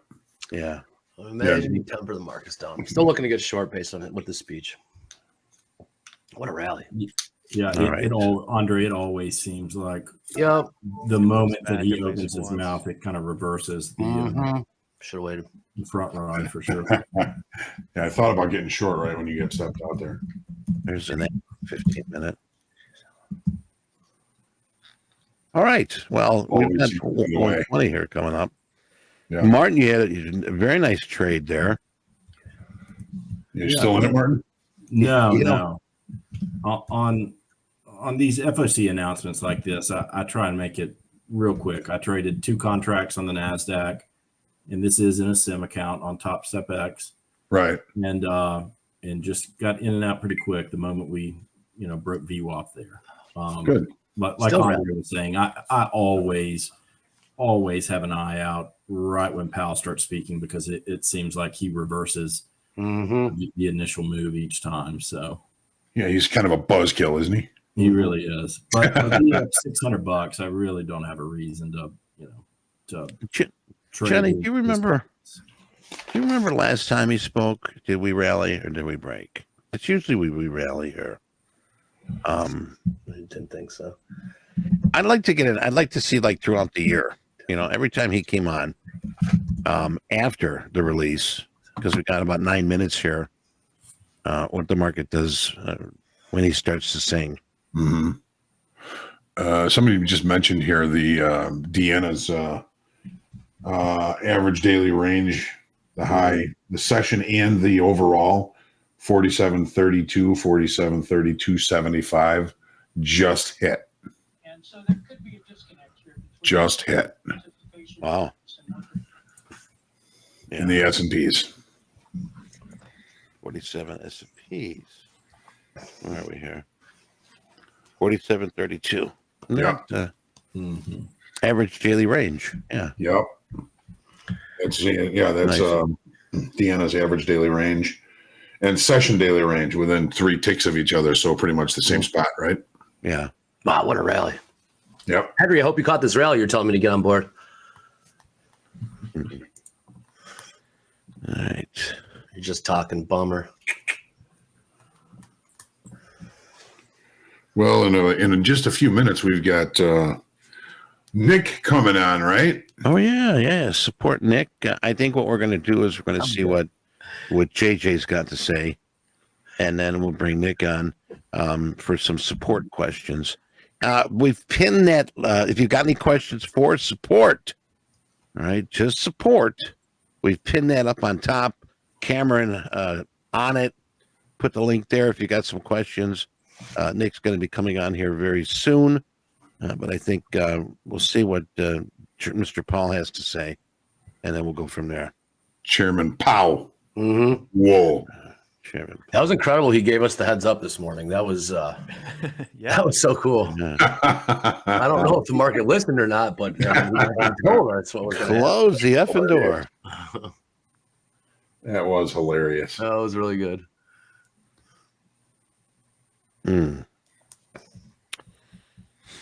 EM says, my suggestion to be flat at 229, which would be 129 Central Standard Time. Levels are irrelevant for the FOMCs. He's like going to say a bunch of nothing. I was hoping he would share a Christmas cookie recipe. I just learned about Adam Mancini, John Jones. He has great levels, Hoag. His levels on the S&P are on point. Oh, man, we might need to peep those. Let's get him on. Let's remember. Oh, you trade the British pound. I got you, Henry. Got you. Yeah. So you have no Just idea. remember, TopstepTV has the biggest No idea what you're talking about. and best names in the trading world on our show. And the thing is, you're not going to find any other stream or prop firm, for that matter, that's connected with as many big names as Topstep. That's right. So remember that. And if you got any suggestions of people that you'd like to see and hear on TopstepTV, send us contact information, maybe a little bio, and you can send it to TopstepTV at topstep.com. Get them in here. Giddy up. All right. Getting the pullback a little bit. You still in there, Jack? Yeah, I was just in with one. Yeah. Gotta come back. It's just how much heat you want to take. Oh. It may not. Not much more than that. Well, the market interpret that as very dovish. And you know what Powell comes in here is going to do? He's going to temper it down. Say, no, not so fast. He doesn't want the bond markets getting ahead of him, I'd assume. You know, I was pretty impressed. Market rallying here in gold up to 2012, but the 10 handles above that, we're kicking at 2022 half. That is just ludicrous. Just got to make it 3 more minutes. 3 more minutes. Yeah. And for you youngsters out there, just remember. I'm going to give you a little advice. There's a force in the universe that makes things happen. And all you have to do is get in touch with it. Stop thinking. Let things happen. And be the ball. Be the ball. That's all. All right. Take your Johnny Hoagland breath. Stay humble, grateful, creative, and centered. Pray for peace, right? And pray for peace. There you go.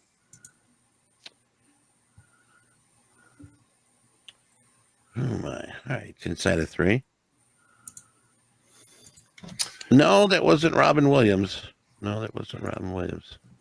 It was Chevy Chase. Chevy Chase. What was the name in Caddyshack? Caddyshack. What was his name? Ty Webb. Ty Webb. There you go. Ty Webb. Nice job. Yeah. I didn't kill all the brain cells. Johnny Jones, Hoag, Eddie. I'm always pushing TopstepTV Awesome. Into other streams, specifically Venator trading. I got him to switch from Apex to Topstep. Thank you, sir. Yes. And he loves it. And now he's telling his subscribers about it. Well, I tell him to hook up with us here. I know that we've got some opportunities if that's the case. And John Jones, hopefully we can meet you up at one of these Topstep meetups and just pump you full of whiskey. Like the last one. Not doing that again. Hello. Yeah. That was Maybe once in a while. I mean, come on, John. It was you guys outside when I was leaving. You guys, hey, Eddie, where are you going? Like, leave me alone. I gotta catch a train. I'm keeping my clothes on.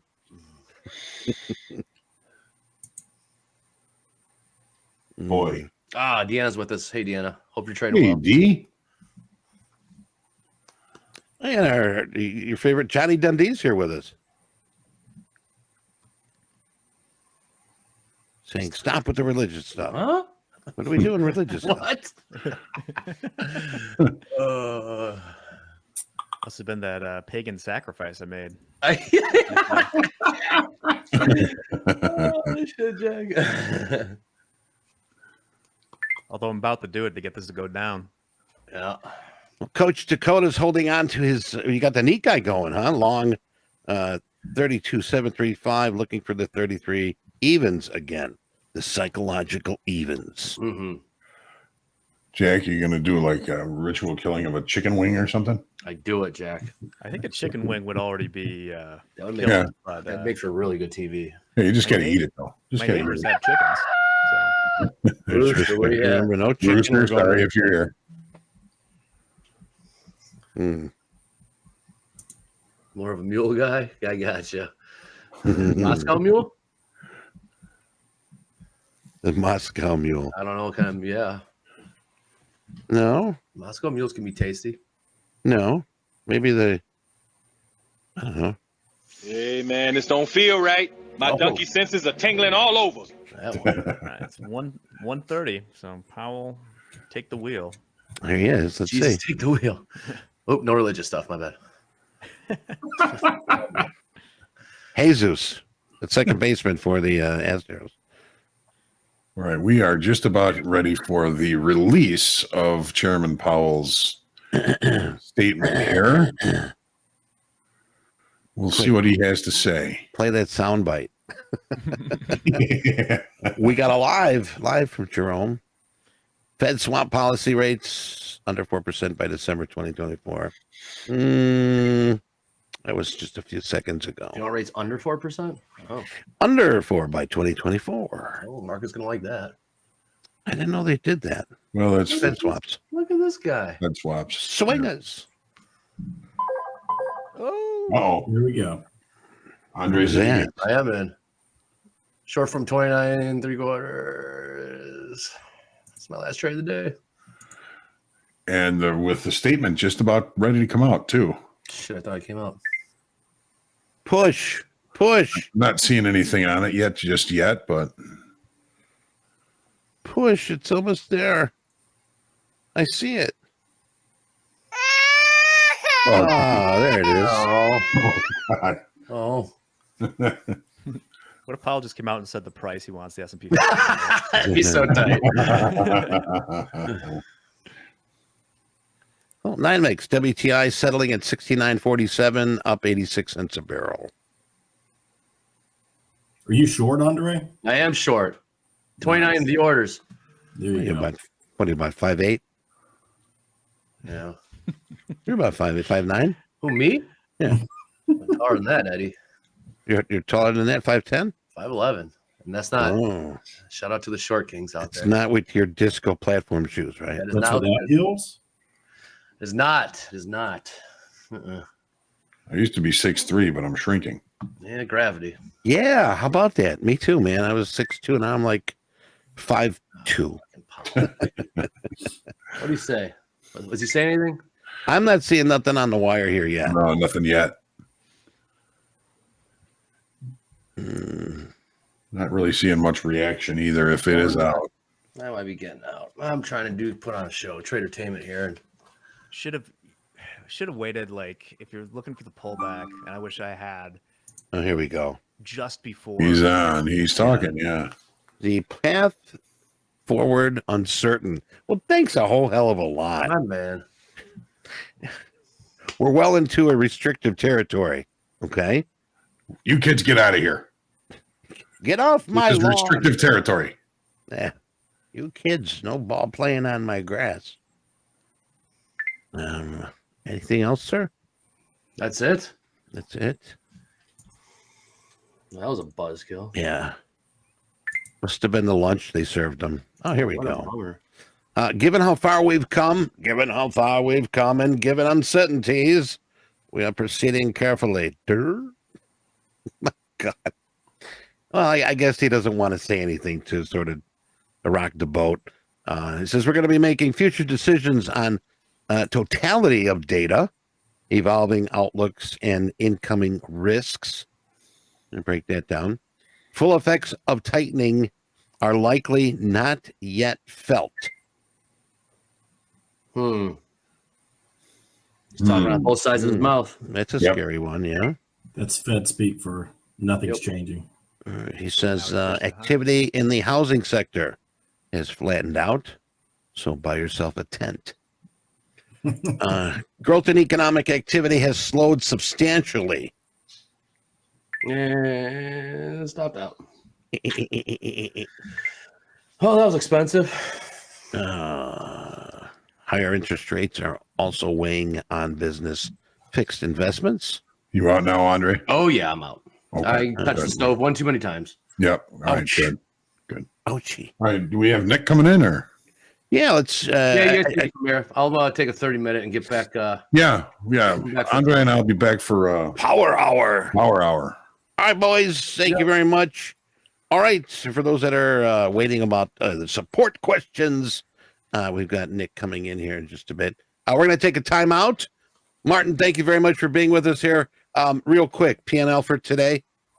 P&L for today, $608.40 in green. All right. Nice job. Martin, you gotta We'll come be back. right back. Come back Thank again you, when we guys. can talk to you more. Yeah, absolutely. Thank you. All right, brother. Take care. Eddie, Andre, we'll see you in a little Yeah, bit. man. All right, guys. Be right back.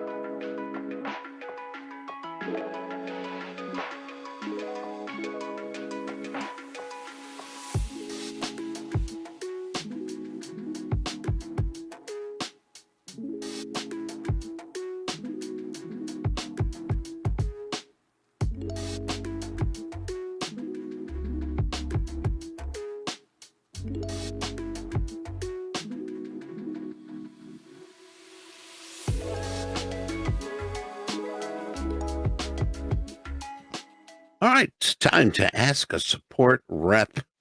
But oh, Nick, how are you? Surprise. Hey, hey, good to be here. Nick, very nice to have you, Nick. And Nick, for those that are new here, who the heck are you? Yeah, so like you said, name's Nick. I am trading operations coordinator. Sorry, sometimes I blank on that because the title changes from time to time. So been with Topstep for 7 going on 8 years. You know, started as a support rep and have worked up to you know, helping with the training. So happy to be here answering the questions. Of course, and we've got our the handsome Jack. Handsome Jack. Jack, how are you today? I'm doing well. We're still pushing highs in the indices right now. I'm interested to see. Powell wasn't able to do anything. He didn't really say much. I know that he was sort of spin doctoring. But yeah, we're pushing highs. NASDAQ. I mean, gold is still moving higher. You think this would possibly be like just itchy sort of momentum? Let's jump on the bull bus. I mean, sure, but it's sort of like I think the vibes are changing a little bit. You know, we've been through a period of terrible vibes. I think people are on the momentum trade, and I don't know, things are looking a little better for stocks. Yeah, there's the NASDAQ. We got the NASDAQ there. I got to get my watermark. I didn't get my watermark. I got to talk to Robbie about that one. But anyway, we're here with Nick. Nick is going to answer some support questions. And let's start with this one. This one's from Macra Badger. Badger's Nick is awesome. All right. I'm not making that up. I've talked to him on the phone, email, and chat. How is he everywhere? I actually put this one in myself just so I could boost my own confidence. So maybe it was really... mom putting it in. My mom, yeah, family watching. Yeah, I'm a little, you know, try to be everywhere, anywhere that our traders are. So, you know, from when I started, I'm sure that's where they talk to me, all those different places. So, doing my best. All right, good. You know what? It's true. It's any question you got, I would go to Nick. Nick, I need an answer. Next question. Cannot log in to Tradeovate in TradingView. It keeps saying login failed all day. What's the first thing I would? Yeah, the first thing I would check is the that you've enabled the add-on, right? So sometimes the add-on gets disconnected. So it's always good to make sure you have that add-on enabled. If it is enabled or you need help, we do have a help center article with that. If that's still not working, just reach out to the support team. We can look into that in the back end, and it might be something we have to adjust in the back end as well. All right, and so it's sort of to cover this question, what are some of the options to reach the support team? Yeah, so I believe, yeah, Vanessa just linked it, or just linked the help center article. Way to go, Vanessa. Yeah, so we do have, really the best way to do it would be to reach out via Windy. And then when you do that, it will give you some common troubleshooting. If that doesn't work, you'll be able to chat with the support rep. If you need a phone call, then you can just request it right there. So once you reach out via Windy, if you would rather, you know, talk to people on the phone, just say, hey, I'd like a phone call. And the support rep that gets it will be able to give you a call back. You just got to leave that number. So, right. Yep. So in Discord too, right? Yeah. Got that Discord channel. Okay. That's next question. Is there tools or indicators to view the volume delta the way what Hoag can review on a daily on our open call?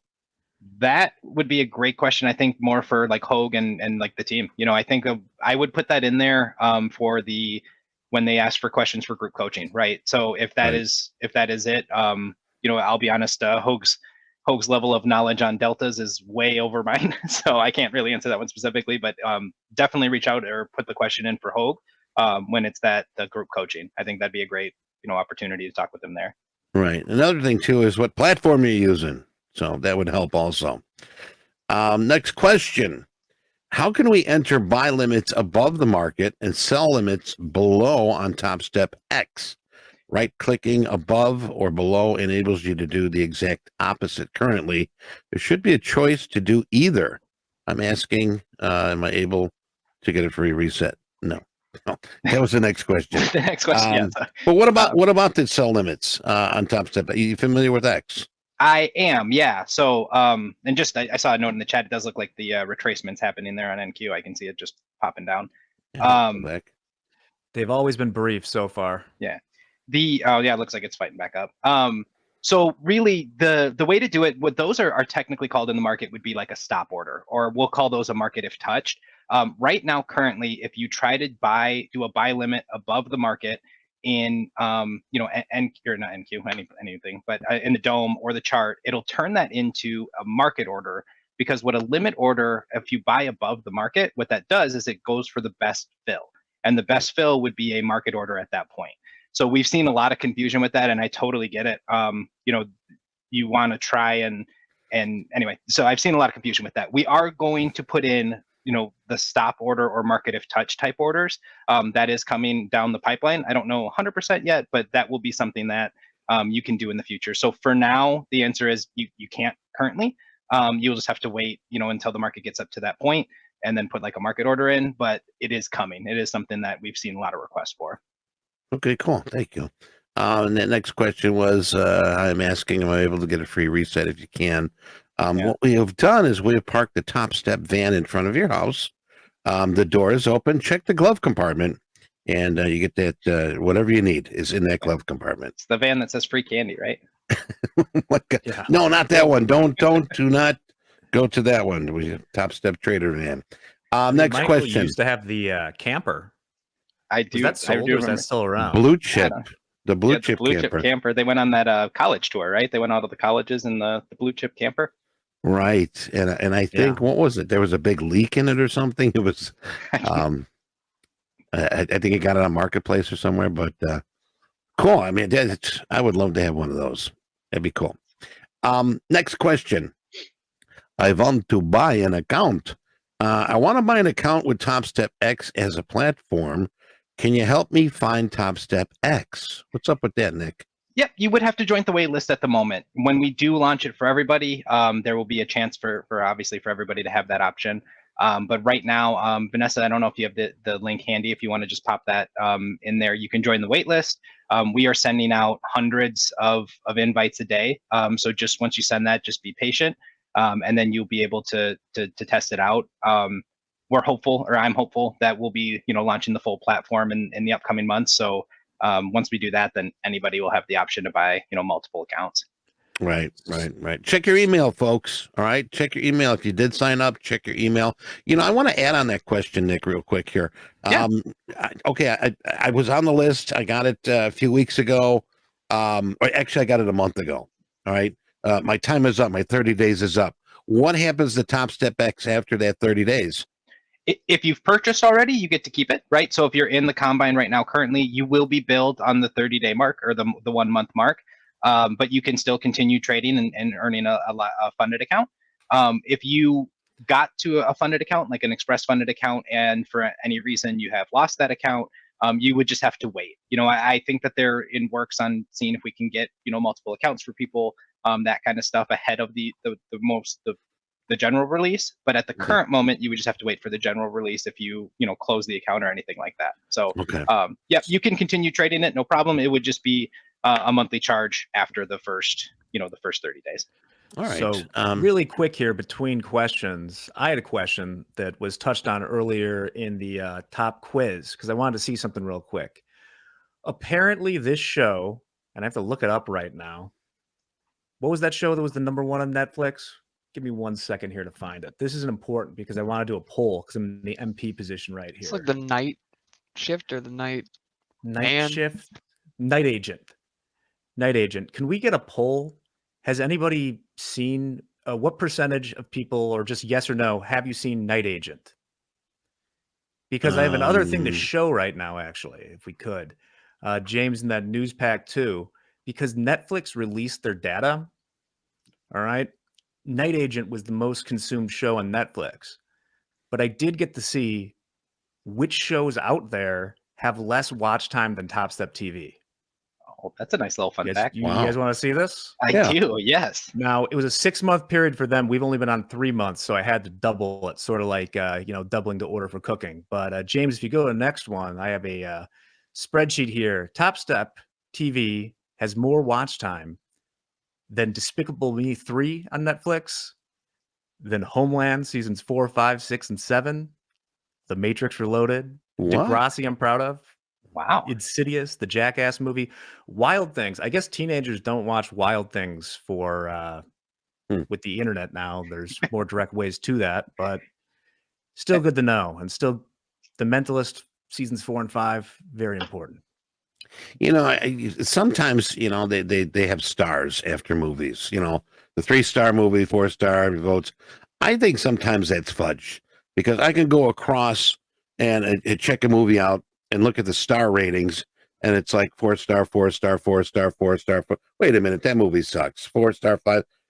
So I think that's why Netflix sort of got the kibosh on what they were doing. But anyway, I digress. Sandy loved the Powell comments. Maybe we'll do those again sometime soon. Grace is asking, do you do nootropics or any nutrition, especially when the kind of brain food supplement is a part of your lifestyle, your brain power and stamina, emotions, feed your trading success? Well, Nick, I know you eat well. That's a great question. I'm trying to eat better. I think, I'm not an expert in nutrition and or trading. I wouldn't consider myself an expert in either. That being said, I've heard lots about how your physical health can improve your trading. If you are coming in sluggish, if your brain is slow and you're not really, following the markets, or, you're emotional, you're tired, that kind of stuff. I think for me personally, I do the same thing, right? I come in, I'm a little tired, and easier to revenge trade when you're a little bit angry, or, you're not feeling right. So I would say absolutely. If you want to try it, the worst case that happens is you live a healthier lifestyle. So I think it's a win-win there. But I say this as I ate an apple pie with ice cream last night. But besides that, I've been trying to eat a little bit better. Well, you know what? When we were in the office, Nick would have a big pitcher of water. Oh, I did. Yeah. On his desk all the time. He'd be eating carrots and celery, and I'd be eating like my half gallon. Huh? I got a half gallon right to have water with me. Well, there you go. He'd be eating like all these veggies, and I'd have my like Spam Pop-Tart sandwich. So he was eating very well. I always did well until Michael brought in donuts to the office. He did those donuts were those were good donuts. Those aren't donuts. Spam's not terrible if it's prepared right. Spam's decent. I'll go to bat for spam. Mechanically separated. You got a bunch of robots. I've been to the Spam factory and museum in Minnesota. So you got pictures? They had one of those. I need to stop by Minnesota. I'd have to ask my mom. I was like 12 at the time. Spam. They give out, go ahead. I'm sorry. Go ahead. No. Go ahead. Here we go. Jack's asking, traders are not showing on my Topstep. Trades are not showing on my Topstep X chart, and the page often goes blank when placing orders. I reached out to support. What can I do? Yeah, I would say just be patient. The reaching out to support is exactly what I would recommend. It's hard to diagnose that from here, because if there is an issue with the chart, if there is something that's platform specific, we would need to gather a little bit more information. So there's some files that we would need. We need to dig into it. We did have, I'm sure that was talked about here, we did have a couple minor hiccups this morning that took the attention away from some of our traders right away. Well, now that those are fixed, we're going to catch back up. So just be patient is what I would say. And when the support team reaches out, make sure that you are giving them the information they need, and we can look into that. It could be something simple, or it could be, something that is something we need to dig into a little bit further. All right, we're gonna do one more question here, and then we got news pack 2. Is that right? That was it. The Netflix. Oh, okay. I do have some things to update on. So. All right, let's just do this one. Can I change the font size on Topstep X, especially on the dome? Too small for some of us. I just took a look. I'm not seeing that right now, but there's always room to add something like that. Yeah, definitely. That's great feedback. What I've gotten as feedback to that is zoom in on your web browser in the short term. So if you do need to see something, that would be what I would do in the short term. But it is absolutely something that we can send in our feedback to, and get that passed along to the team. Right. I know on the charts you can get those prices levels huge. But we're working on it. Remember, this is just a work in progress. So, Jack, did you have something for us? Well, I did have an update. If you can find the photo about the Dodgers, that we talked about the contract for Shohei yesterday, Shohei Ohtani, is that the Dodgers might be trying to create an inflationary spiral because they owe $680 million 10 years from now. So just keep an eye out for that. They're in the markets, huh? That's what they're trying to do. Who knows? It's big money. I mean, if I owed $680 million 10 years from now, I would not be rooting for the inflation rate to get back down to 2%. That is fair. Isn't there that guy for like the Pirates that's still making like $2 million a year, even though he stopped playing in like Mets, the 80s? Bobby Bonilla. Mets, yeah. That's going to be Ohtani in $1 million a year. He's still getting paid, I think. Good for him. That's working your contract out right. Yeah. Yeah, that's great. And, the thing is too with the Dodgers, they're like trading the farm system away. I think I'm going to Vegas. You know what? Anybody know the odds of the Dodgers now winning the World Series? It's probably you got to put up $1,000 to win 10. Probably not a good bet now, but anyway. Next question. Scott's asking, are we going to get stop orders on Topstep X? Also, every time I sign into Topstep X, my favorite drawing tools and indicators are reset. Now, I had that problem. Now, here's the thing. If you want to save the platform, let's see here. If we can go to the screen real quick. Can we go to the platform real quick? I'll show you. If we can go there. There we go. Here's, oh, my goodness. I got to swing this around. Where are we? Move this way. Did we do that? No, it's not moving here. But upper right corner is where you want to save the platform. All right. It's a little. If you put your cursor over it, it's right above the dome. It says Save Layout. Now, if you want to save what you're doing in the charts, you're going to go here where it says Save. Okay, and that's going to be Save Layout. So when you make your different colors and you put your indicators in, you're going to want to save it here. Okay, I'm sorry. Save Layout. Save it there. It's going to ask you to save. You can also use Control S to save your charts. So hopefully that helped. Anything to add on that, Nick? Nope, I was going to say the same thing. There's two different places to save. You can save your layout and then you can save your charts. So just making sure that you're saving both. So the setup is looking good. So okay. We got 2 more questions. Jack, we got time? Very barely. Why don't you pick one? Okay. Eeny, meeny, mo. After reset practice accounts doesn't get released as well as combine? Why after reset practice account reset? I mean, if you've got a practice account, you can reset that anytime you want. Yeah, I'm wondering if they mean to like reset at rebill, like when you get billed. We don't tie the practice account to your bill since you can reset it for free anytime. So if you're having issues or if you broke a rule in your practice account, you could just jump right back into your dashboard. You should be able to reset it, no problem there. All right. Can we get this? Let's get this last one real quick. Can you place a trailing stop in Topstep X? Right now it's manual, so you can manually trail it. You can manually trail it wherever you need to, but we are looking into like a trailing type of stop. I know a lot of people like to put those in and just to kind of a set it and forget it kind of thing. But right now it would just be a manual adjustment. All right. Nick, thank you very much for being with us here. Thanks for having me we'll on. get you back here next Monday. All right. You have a great week and all the best. Yeah, absolutely. Have a good one. All right. We're going to take a All quick right, let's break. get Power ready. Hour coming up here with Jesse, a.k.a. Casper Rogers, in the house. We'll be right back.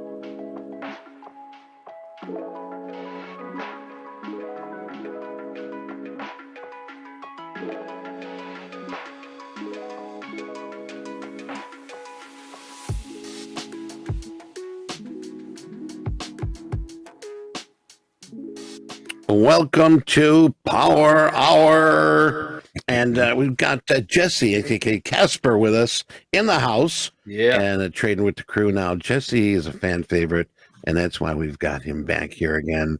And he's joined us. He's using the ICT method. Okay. Maybe you can sort of teach us something here. Jesse, how are you, man? I'm great. How you guys doing? Licking my wounds. Licking my wounds right now, but this is what the close is all about. Andre, I got some Bactine. Just come on over and I'll patch you up. This is more of a head wound there, Eddie. We might need something more bigger than that. I got duct tape. All good. All good. All right. Well, we've seen FOMC jolt this market, kicking it up with the bull. Our good chairman came in and then moved the market even more, saying really nothing. What's your take on all this, Casper? You know, I'm actually let me pull up a chart because I paid attention for a couple minutes after, but I've been okay, nice. Yeah, honestly, there was like that part of me. I think it's like you almost expect J-Pow to come on and like kind of water down what rates. Exactly. Usually, in my experience, it's rare to see it. So I'm guessing it was like the whole no news. I didn't even watch. I'm guessing it's the no news is good news. Oh no, he threw fuel on the fire. Oh really? Oh yeah. He's super dovish. Super dovish. Yeah. Gotta love it. Hey, well, I mean, this is kind of like here. Let me see if I can share my screen. Do this, share screen. One of the comments just coming out, we are aware of the risk that we could hang on too long on rates. See, listen to that. That's crazy. He said we're very focused on not making that mistake. Let me see how my revenue position. 4,800. Here we come. NASDAQ has already taken out the all-time high. All-time highs. All-time highs. Unbelievable. With doing nothing. Absolutely. Yeah, the next unbelievable. The next poll I think we should do we think they're going to take out the all-time high in the S&Ps, which is 48.08 quarter today? Let's put that up there. What's the price, Shotty? 48.08? 48.08 quarter. Boy. Yikes, that's a big one. 30 points. Yep. Yeah, you guys are still moving. Gold seemed to cool off a little bit, topping out at 2033. And right now we're sort of hanging around 2030 right now. So, man, it's insane. Wow. Insane. Well, hey, Casper, if you want to turn up your gain just a little bit on your mic. Oh, on mine? Yeah, just a little bit. Actually, what I need to do is just move it closer because the gain's all the way up. This mic's just like that. Should be good now. Is it good now? Yeah, I mean, it sounds good. I can hear. I need to get one of the cloud boosters for this Sherman. I wasn't going to be presumptuous, but I have the same mic that I use, and I have the cloud booster next to me. It'll be the best, $150 you ever spent. Yeah, I don't know why I haven't bought it. Honestly, I think I just one of those things where I've been putting it off. I just need to do it. But looking at index futures, I mean, I've been looking for this to be bullish. This is what I've been talking about.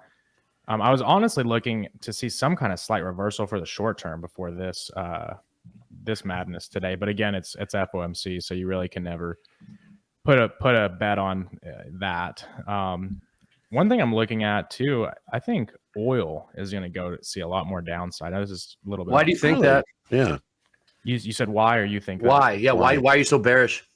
So it's not anything to do with fundamentals. I've talked to a couple people who are more in tune with like oil fundamentals, but this is just like, speaking of ICT, this would be what I would look at as a market maker sell model, which basically is just going to be whenever you take out some kind of key high where you see a big reaction, like see how we came up off this high.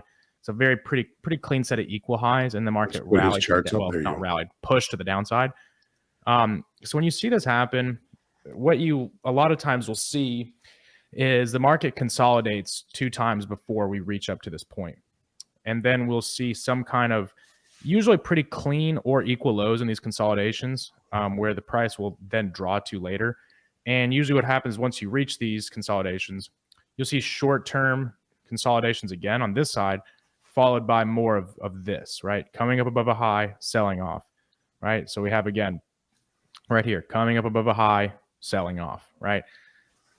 That's kind of the essence of ICT, really. At the end of the day, is stop runs, right? Like coming up on a liquidity point where a lot of people that were on the inverse side of the market would have their stop losses. So, or I'm sorry, on the the sell side of the curve, which would be the right, where people that are on the right side of the market would have their stop losses. So like, for example, anybody that was short in this range is getting stopped out right there, and any breakout buyers are also buying above that high. That's the theory behind it, at least. So what I look for is once we've formed these consolidations here and we've taken out some kind of really clear liquidity pool right here, then the market or high, that's my ICT lingo, but once you've taken out a clear high and you see this pattern forming, a lot of times you're going to go down for the lows of this range and take out all these stops down here. That's just this is something I've been watching for a while. It's not like a new bias. I've been honing on this for a minute now, but that's what I'm looking at oil. I've actually traded oil a couple times recently. It's moves pretty nice. Like I don't like going less than the 5 minute on it, but I've noticed that with the strategy that I use, works very well. You'll see that same pattern on the lower time frames as well. Like for example, as we trade into that daily fair value gap right here. Sorry, on my Mac, I feel like naked. I usually have like my mouse and all these monitors, you know? Yeah. But once we trade into this daily fair value gap right here, the market put in a similar model, and it's just really just watching the market change this where we're going, right? Like, so at this point, the market's seeking more upside, and you can use these patterns to determine when you're on the downside of the curve. And ICT, they call it the sell side of the curve. But it's really just when the market changes from bullish to bearish, or vice versa if you're looking at it in a bullish market maker model. I got you. Yeah, so oil, I see just overall bearish on the 1 hour, bearish on pretty much all high time frames. Like any pump up into these gaps, I would look to be a seller. NASDAQ. What about these equities? Yeah. Yeah, equities I see going up higher, like up into these. This is the continuous contract. I mean, I see it going up here to me. I mean, this has been clear since really, I mean, Q3. Since CPI last month is when it really took off. Yeah, that for sure. Like even down here, I think as soon as this weekly candle right here engulfed these down close candles, that to me was it. Because like just like we were talking about market maker models, it's a very similar model here, right? We're now on the upside of the curve. Forgive my 4,200s. I'll be damned. So that's what I see on equities. I see all time like us going all the way up here. I mean, all the way. With gold's a pretty interesting chart. Gold, you know, we just took out the ominous equal highs up here, right?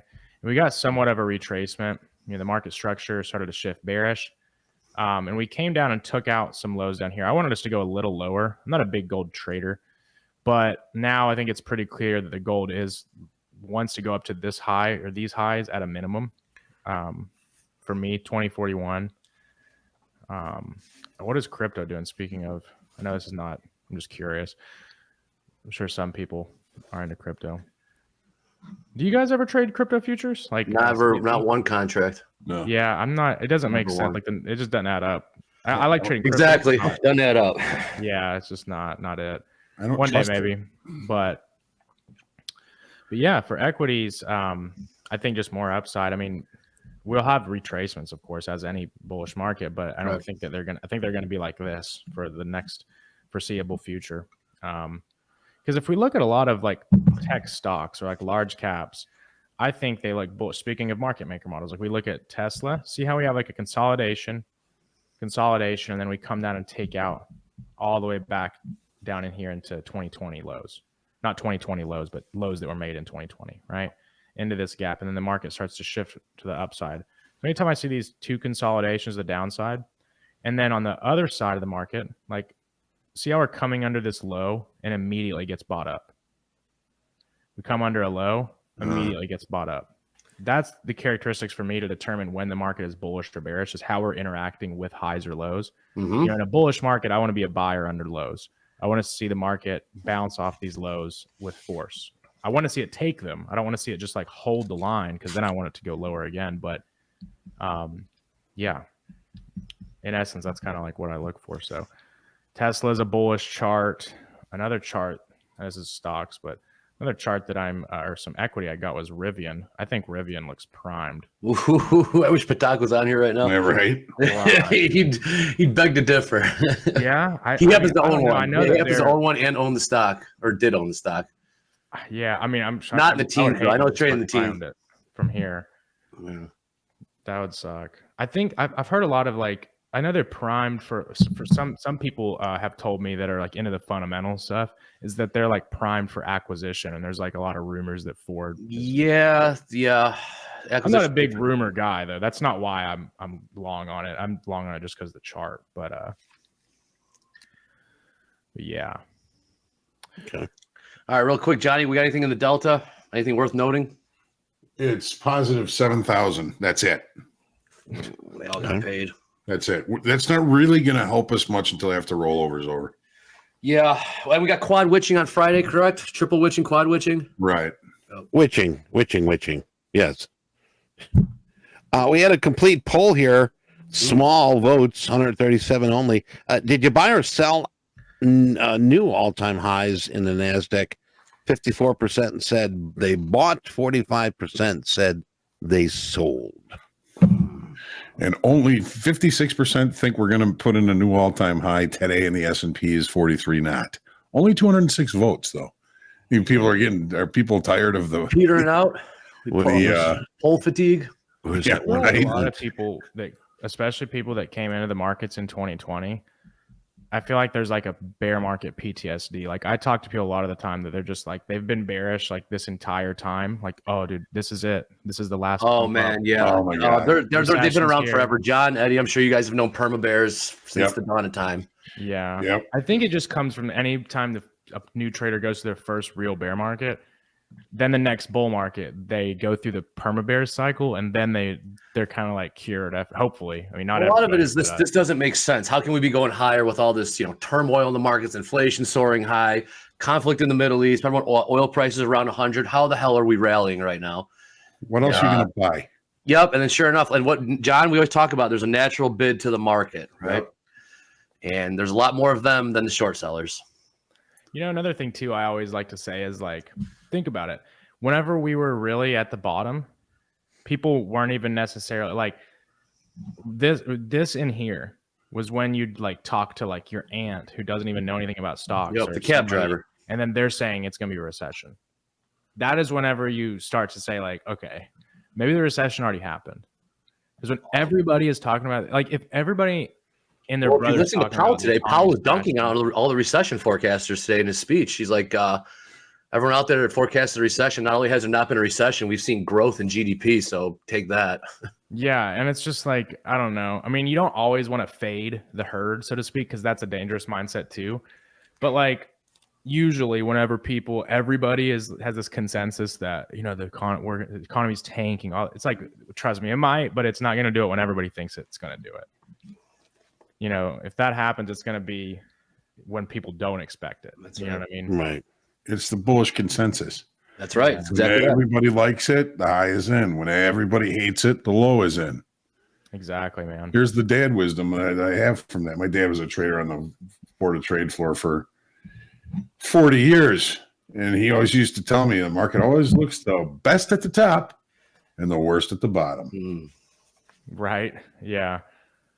Yeah. That's how it always goes, man. I mean, I was joking because like my dad, he's not a trader. And I remember he was like, I guess he had read something online and he was asking me like somewhere in this area down here back like at the bottom, he was like, so what is like a put option? You can actually, these don't have to day trade. You can buy them and hold them like long term, right? That's when I was like, I remember I laughed. I was like, yeah, this is not the time to start selling. Like my dad is trying to sell. He doesn't even know what a put option is.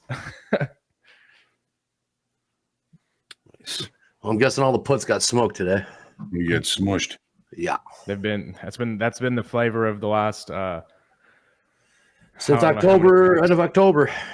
Yeah. All right. So are you looking to make any trades going into this close here, Casper? I'm not. I hit this morning on NASDAQ. I had 2 losses. I was actually doing a Topstep stream this morning and I took 2 losses. I was talking about it afterwards with my group. Like sometimes I'm logged in on my other computer, so I'm not gonna. Basically, I remember I tried to sell it here, somewhere in here. I tried to sell it, and then I took a stupid trade trying to buy Nasdaq, and that was where I looked back.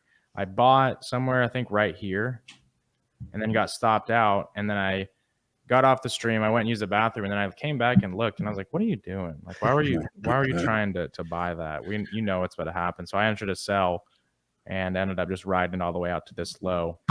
Glad I took profits there. I know it did go a little bit further, but if I tried to hold on it for too long, that would have been a rude awakening. So I already made it out of the trenches today, so I probably won't put my neck on the line again. But it's probably the smart thing to do. You know, I mean, if you're content, you know, don't no need to be doing anything you don't want to do. Now, Casper, real quick, I know we put your Twitter account here, but there's a lot of new people here that don't know who you are. Can you give us a little background on who you are, what you do, and how we can sort of get a hold of you? Yeah, sure. So for all of you who don't know me, my name is Jesse. You can call me Casper. That's my social media name. I do YouTube. I've been trading off and on for 7 years, full time since 2020. I've educated a lot of people.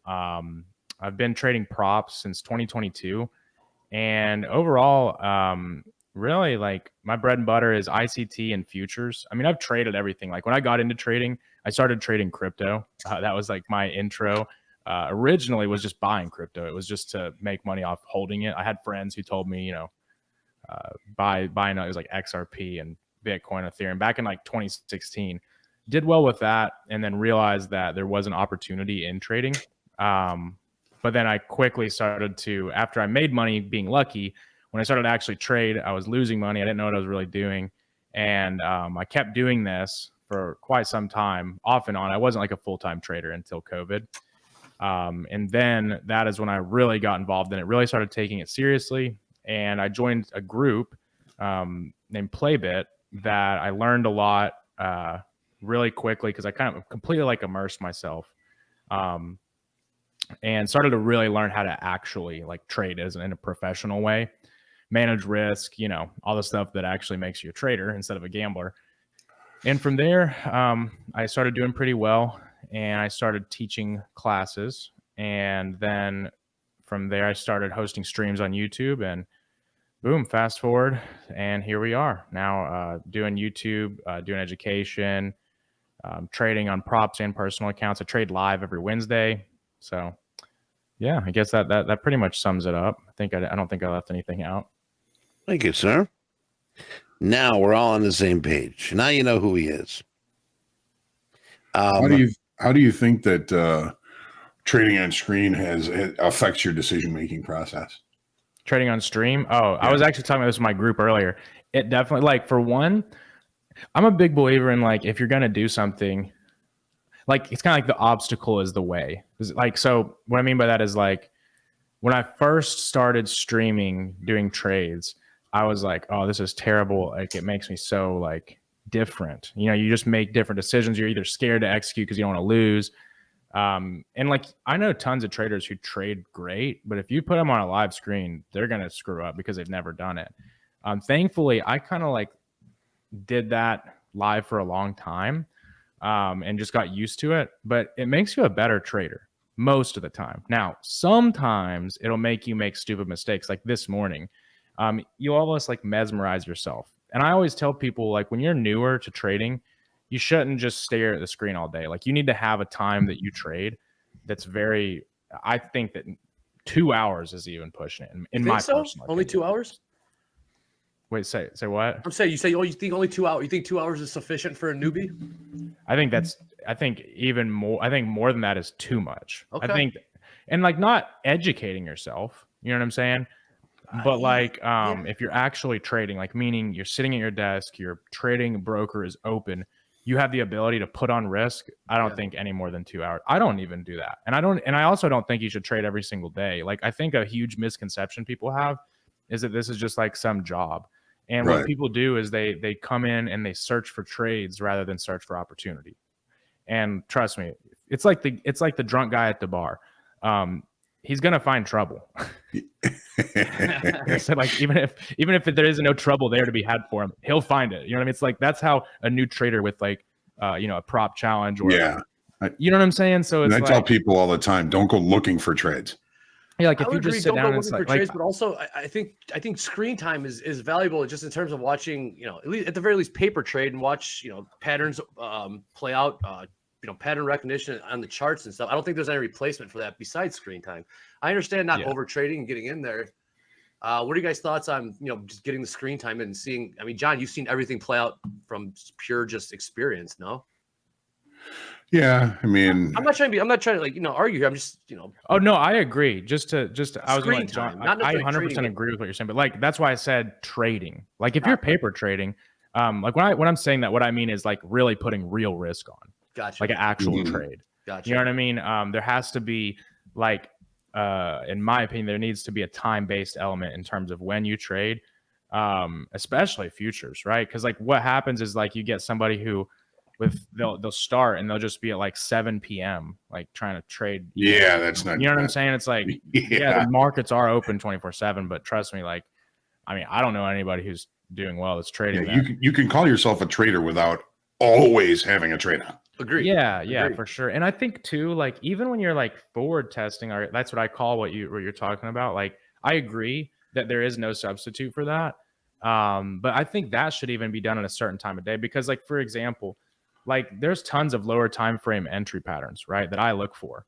But like the thing is this lower time frame entry pattern means absolutely nothing without context. Like for example, like if I were to just go on the 1 minute and trade every time there was a market structure shift, I would be I'd be liquidated. I wouldn't be here. I'd be liquidated. You know what I mean? So like I think that if you just watch, like you can, because like a trading, for me, and everybody's different. There's no right way to trade. No one right way to trade. You know what I mean? Sorry, sorry to interrupt. We're coming off serious. We're coming off heavy right now, both NASDAQ and ES. So you guys are pulling back and gold's making new highs. There you go. Okay. Yeah, this looks like it wants to probably, I mean, like with most news, it looks like it wants to pop down back into, I would say down into here. Still got a ways to go before I would consider like, if you can come down and shift through this, like if you see that, yeah, I would expect some pretty gnarly downside. Like if you closed a 15-minute candle with displacement or like with a big push beyond the low we made, I would say you're going to go down to like this range down here. Down into, I think that's a daily fair value gap down there. Down into this area right here. Yeah, we're coming off hard here. All the sellers, we touched all-time highs in the NASDAQ, and sellers said, no, not so fast. Yeah. Plus all the people that want to buy up here, you know what I mean? Like, yeah, it's about like right when we said, is the S&P going to take out the all-time high? It just turned around and went the other way. Yep. Yeah, the market. I saw it vote no. Pretty much when you showed you that quote that your dad said, it's pretty much when we turned around. Right? He just put his order in. It's pretty much when it happened. Yeah. Moved the market. Looks the best at the top. Yes, it does. Man. Wow, we're selling off. I got nothing on. I wish I had more bullets in the chamber. But yeah, like I agree 100% though that you have to go. It's like, for example, like let's say, does anybody here play guitar or play an instrument? I do. A couple here. A couple guys do. Okay, so like, do you think you would have been able to do it if you just read a book on doing it? No. Oh God, exactly. no. Same thing No. with trading. So 100%. there has to be the doing. You know what I mean? Like it's like if somebody doesn't know how to swim and you're like, hey, here, watch this YouTube video on how to swim, and you push them in the ocean, like they're done. You know what I mean? Well, that's kind of how I taught my kids to swim. Well, I mean, to be fair, actually, that's probably the guitar one's a better analogy. but yeah, it takes years. It takes years to learn to play. Yeah, no, 100. Yeah, I tried my parents had me try like a couple instruments. I never stuck with it, though. I probably should have, but I remember trying guitar. It was honestly, it's amazing to me. Like some of the like really intense like solos. It's crazy. Not to get off topic. We're talking about guitar solos, but yeah, we're still selling off here, guys. Well, a good trading day can feel like an excellent guitar solo. Yeah, that's true, man. For real, that is true. You know, I can relate that to, video games when you're stuck somewhere and you pull up, I'm stuck in level 2. I can't get through the boss, and reading it, it's like, man, I just don't see it. But when you see somebody doing it, for me, it makes a lot more sense. It'll get me through it. So I mean, that's why I like to see. I'm still a student of the market. I will always be a student of the market, and just learning from people like you. And we appreciate you coming on here and sharing your experience, your knowledge, and your education. Yeah, of course. No, I appreciate you guys having me on. I 100% agree. We're all never-ending students of the market. That's a fact. Mm-hmm. Yeah, I'm gonna take a fucking trade. Yeah. I tell people all the time, there's no destination to your trading career. You're never going to arrive. It's always just part of the journey. Yeah, you got to just fall in love with the process, man. Yep. Like I was talking with a lot of people in a group setting, and I played like a trick question. I was like, what's your goal trading? And every single person, it was like millions of dollars. Yeah, well, that, or like a lot of more modest goals, right? Like they would even be like, because I feel like they thought that that's what I was like, kind of like a trick question. Like everybody's gonna say Lambo. A couple people said like a lot of money, but really nobody said anything crazy. But like then I drew their attention. I was like, notice how not one of you said your goal is just to be a good trader. Right. You know what I mean? Like everybody sets the goal, like, oh, like what's your goals with trading? Oh, like, well, I want to, retire. I want to travel the world. I want to make this much money. I want to buy this. Or I want to do this. I want to quit my job. I'm like, okay, well, what do you have to do that? Because if you make your goal that, then anytime you lose or anytime you have a losing day, like your mind looks at it like a threat because it's pushing you away from that goal. But like if you just set the goal to be a good trader and to follow your rules and follow your system, well, you understand that you can still meet that goal and take losses and have losing days, right? So it's real quick, Casper. We've lost your visual. Oh, it lost. Hold on. I need to switch to my. It might have overheated. Let me switch to my. Casper, while you're doing that, first person I ever heard say what you're saying right there was a guy by the name of Steve in the S&P pit. Big trader, really good trader. I said, how did you make this so much money? And he was like, well, that's the wrong question. So what do you mean? He says, when I started, I was just trading one lots, and my goal was to be a good decision maker when it came to taking trades. I wanted to be a good trader. Money is a byproduct. Yeah, it'll come. Right. Money is a byproduct. It's 100% true, man. And I think I can't remember what book it might have been. I think that was kind of just like a lesson. I don't know where exactly I compartmentalized into that way, but it's trading in the zone. It's just basic trading psychology. Is like if you have to like reshape. You have to get the root problem. Like everybody's like, oh, how do I eliminate my emotions while trading? You don't. No. You just get better at giving yourself a conducive environment to not having as many of them or to being aware of them, right? Like, if you, like I always tell people, like I'll get messages sometimes, people are like, yeah, I have $500. I'm on my last challenge and I've got like 2 kids. I'm like, they're like, what's your advice? I'm like, get a job. That's my advice. Right. You know what I'm saying? Like, stop being lazy. Yeah. Like, because you're not here. Like, this isn't a game you play with your last dime. Like, and a lot of people don't want to hear that. And people will like give this false like expectation of people because they're trying to like build their audience or give people the wow or whatever. At the end of the day, like you need to have a good environment to succeed, and in order to do that, you need to not be on your last dollar. You know what I mean? Of course. It's actually mind blowing how many people I get messages that are like, I'm on my, this has to work basically, and I'm never going to be one to blow smoke. You know what I mean? I'm always just like, look, I mean, if you're afraid of losing, you've kind of already lost, in the sense, like, I'm not saying it's impossible to come up from from zero to hero. Like people do it, but your odds are much lower, and we're in an odds game here. So, and the odds are already pretty tough. Yeah, exactly. Like that's the thing. Like, I look at it like we're in one of the hardest games ever played.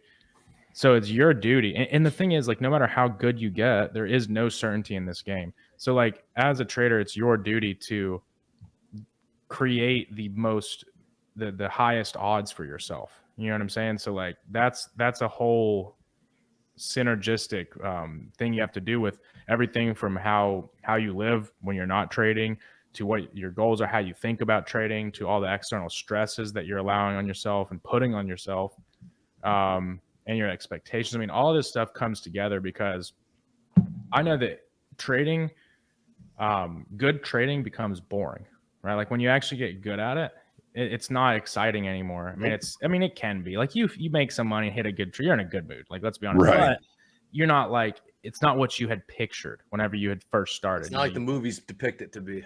Yeah, it's not like you're like Jordan Belfort over here, like red in your Exactly. face. Like, Well, I mean, it used to be when you were a good trader and people knew it, and you were on the trading floor and everybody was high fiving you and this, that, the other thing. That was different. It used to be glamorous, you know. It was yeah, glamorous. that would be sick. Now, Dude, now remember we're the just observation deck that you guys had on the floor, like tourists Visitors gallery. It was crazy. I saw the president of Mexico right in front of me coming through the floor when I was clerking the soybeans pit. That shit was glamorous.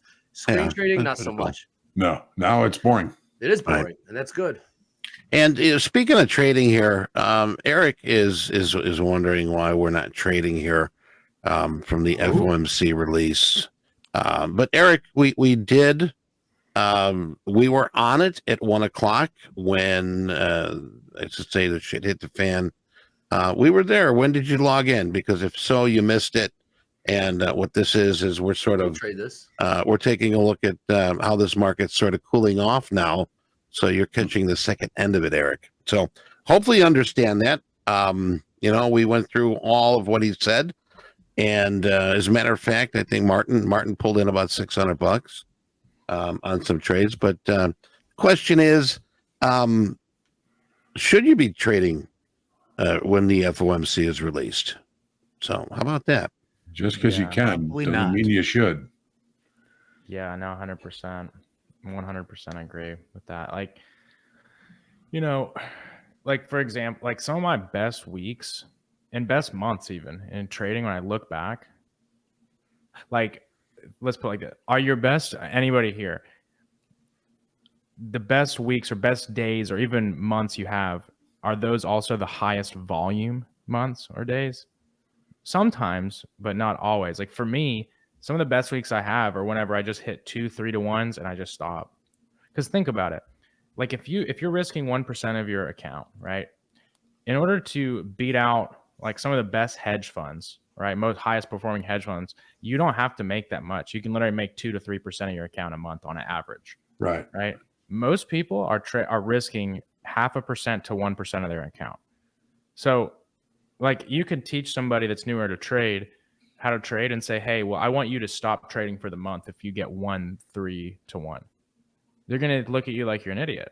But in reality, if they did that, if people were able to do that, you would be beating probably 90% of people. Genuinely. Like, because most people are losing, first off. You know what I'm saying? You're already beating the herd there by even making money. So I don't know. Like that was another kind of like big realization that I had was, like you ask some people like what's a good monthly goal? Like 10%. I'm like, no, dude, like that's like a home run month. You know what I mean? If I make 10% of my account in a month, I'm like, hell yeah. I mean, it happens. It's going to happen. Just like sometimes you're going to lose money. Like, you know what I mean? That's why you want to get that average to if you're averaging 3% growth month over month and you can sustain that, I mean, that can be astronomical if you can stack up capital, Right. Capital, definitely. And you can build an empire that way. An empire, man, an insane empire. Like, like if you just take, like, let's say if you were able to get 3, this is just with props, not even a personal. Like, let's say if you're getting 3 combines, the 150s, and you link them up, and you can do even 2% a month on average.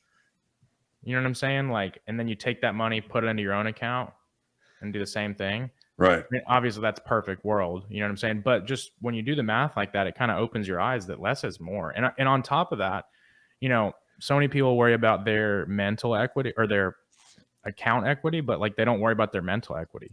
And this is also why I think that it's better to have like time restraints on when you trade, because you want to make sure that you're not draining yourself, because the biggest and most important part of this game, and the most commonly struggled with part of this game, is how you think, right? Technicals is not that hard. Like, let's be honest. You can probably learn, like if I were to sit down with somebody who didn't know trading, if you gave me max 20 hours with them, I could teach them what they need to know on a technical analysis standpoint to make money from trading. Now, could they actually go and do it? Probably not. Right. So what does that tell you? You know what I mean? So yep, it's the mental capital. Yeah, you got to preserve that, and taking losses you're not supposed to take, putting yourself in positions you're not supposed to be in, all of these things, they do more. Like, there's good losses and there's bad losses. Good losses just hurt your account. Bad losses hurt you and your account. You know. I like that. Well, very well put. Yeah. And go ahead. Oh, you're good. No, I was going to say SCR looking for a possible target to gold today. Well, we've run the table. We've run the table. Best for gold here right now, we're looking at 2067 as a weekly kickoff high, but that's a distance away. I'm surprised we're trading 2035. When we hit 2012, I was like, wow, amazing. And we just kept running since then. So, be careful. Don't try to pick this top here. I know that we pulled back a little bit, but they hit the gas pedal again, and we're playing our tops again here. Which PMI, or is it, I always forget, is it PPI or PMI? It's tomorrow. Or is it? Oh, for eco numbers? Yeah. Let's take a look here real quick. CPI was Tuesday. Today was PPI. There's none of those tomorrow. You're right. Today, you're right. That was today. You're jobless clams tomorrow. Oh yeah, because CPI is yesterday. Duh. Yeah. Yeah, you're right. Yeah. But yeah, I was gonna say, I was trying to think. I was like, is there another red folder? Yeah, I mean, not much the tomorrow. is looking questionable, man. Like, I wanted the dollar to hit these highs. Like that, I was pretty hell bent on them hitting those highs. But now looking at this, I mean, unless we see like a very quick recovery here, which I'm not counting on, I think we're gonna go lower on the dollar, which would be more up for gold, for whoever asked for gold. I mean, on the weekly, I mean, if we close a week looking like this, like if we look just like this right here, this candle closes, it's going again. So probably, well, I don't know. I shouldn't say. Gold is a fickle pair, man. Gold has so much going on with it. Like, there's so many times where I watch gold that I thought it was going to hit a target, and then it gets right up to it and just completely changes for a week. It's what it did this week. Weekly kickoff low is 1984. What was the low this week? Let's see. Well, this is a different chart. Let me go on gold. Yesterday's the overnight low last night was 1987.90. Yeah, almost to it, and then here we go. That's what it always does, man. I wonder who was it that had that big fiasco. That there was like some bank that was like charged with manipulating gold. They're back at it. I think it was J.P. Morgan. I can't remember. It was J.P. Morgan. Yeah. Yeah. Dude, because it is, and that's like I don't get it, man. Like I'm not hating at all on anybody who trades gold. Like, trade whatever, but I just don't understand it. I don't know. And like the following behind gold, it's so popular, like of traders, and they are so hell bent on gold. And I know a lot of gold traders that make killer money, but I've traded it. I've done my fair share of it, but I could never. And I think it's also a strategy thing. Like, some strategies work better on some pairs than others. Like for me, NASDAQ is my bread and butter. You know what I mean? Everybody loves the NASDAQ. Gives me heart palpitations. Yeah. I think that's probably why everybody likes gold too. The NASDAQ's not enough for people like the gold. They need extra. I got something here I got to pull out. We got some trolls here. Black Swan saying these YouTubers are not very experienced. Don't do it. No, I did it. I took the bait. Yeah, I mean, you're looking at a lot of experience here. I mean, the highest of highs, lowest of lows. This is something that we on the feed. Are you talking about on the feed? But yeah, all good. Okay. All right, we got 240 coming up. Hey, John, when you see the imbalance, all the market imbalance orders coming up, please give us a shout there. Right now they're saying buy side as much as 598 million. More buyers, man. Unreal. Yep. Okay. They got to adjust, man. They got to change those inventories, man. So people are they gonna rotate out of cash and treasuries? We're gonna start piling into stocks now. Is that what's gonna happen now? Is that the Risk on. Risk on. Yep. Okay. Fair enough. Got to Pharma change. bears are down Got to change bad. my views. Change my bias. I suppose. They're gonna pile into both of them. Pile both of them. I guess we have free money on one side and I guess free money on the other side. Take the yields lower. Take the stocks higher. Yeah, but yields are high. Yeah, it's time to get out of the cash, right? Jack, you put on any trades? No. How bad you get beat up on the FOMC? Enough that I'm not putting on any more trades. Same, dude. We'll get it back tomorrow. Yeah, man, this Nasdaq's wild. Yeah, it is. Hey, Eddie, what do we have for the? Oh, I do know we have Patrick Whelan joining us tomorrow, if I'm not mistaken. So tune in for that. Tomorrow's Thursday. Yeah, Thursday. fast markets. Yeah, we got Whelan. Yep. That's always must see. I think I saw we have Max Maserati too in the afternoon. That's going to be back to the futures. Jack and myself will be with the happiest trader I know, Seriously. Max Maserati. Also, we do have Power Players with Mike E., one of our very own. And we'll be doing Power Hour, yes. So Thursday, Hoag, group coaching. There's Whelan. What's up? Up 6 Gs after FOMC. Tomorrow's going to be hot. Love it, man. That's must-see TV. Everyone try to tune in for that one. Guns a-blazing. Yeah, I'm looking forward to seeing Patrick again here. Hell yeah. Energy Plus. He's Firecracker. yes. We'll see what happens here, but yeah, join us tomorrow. Big day tomorrow. But Yeah, I think we've tomorrow's got gonna be some good trading, man. I always like trading weeks after, like the big red folder weeks after the smoke's cleared a little bit. Well, also leading up to the smoke. That's because a lot of people will say, especially like in the ICT community, a lot of people will be like, stay away from red folder and all this. And I tell people, I mean, like, look, use your senses. Like, don't YOLO your account 2 seconds before the numbers come out. But like, we're day traders. We want volatility. You know what I mean? So I look for red folder days. That's the days I like trading. And I like trading usually right after the news. Like for most, like FOMC and CPI is a little different. Like, it won't be as quick, but like a lot of the red folder events, I find my setup happening like as they're, unfolding. Now I'm not, encouraging anyone to go just gamble on red folder news. That's not what I'm saying, but I am saying that those days we expect bigger ranges, right? Like we expect volatility to come with numbers. So as a day trader, we're here to catch, large ranging days. I don't know. That's just the way that I've done it. But I see so many people, they'll be quick to say like, never trade a red folder day, just stay away. I'm like, I mean, when do you even trade then? You know what I mean? Because right. What about, I'm just looking forward to the end of rollover this week. Right. Yeah. Hey, John, someone asked, what is witching earlier? What is witching? But option expiration. Option expiration, futures expiration, options on single stock futures and options. Yep. Basically, things get a little goofy sometimes. It used to be quad witching. Jack likes to correct us. It's now triple witching. Yeah, it's just a lot of money being moved around. Right. Pretty much. And it might not make complete sense or with the order flow, but so all those options positions will, if they're in the money, they turn into futures positions, and then everybody wants to get out of them. Yep. MOC break the highs. Whelan wants to know. Boy, that'd be something. No.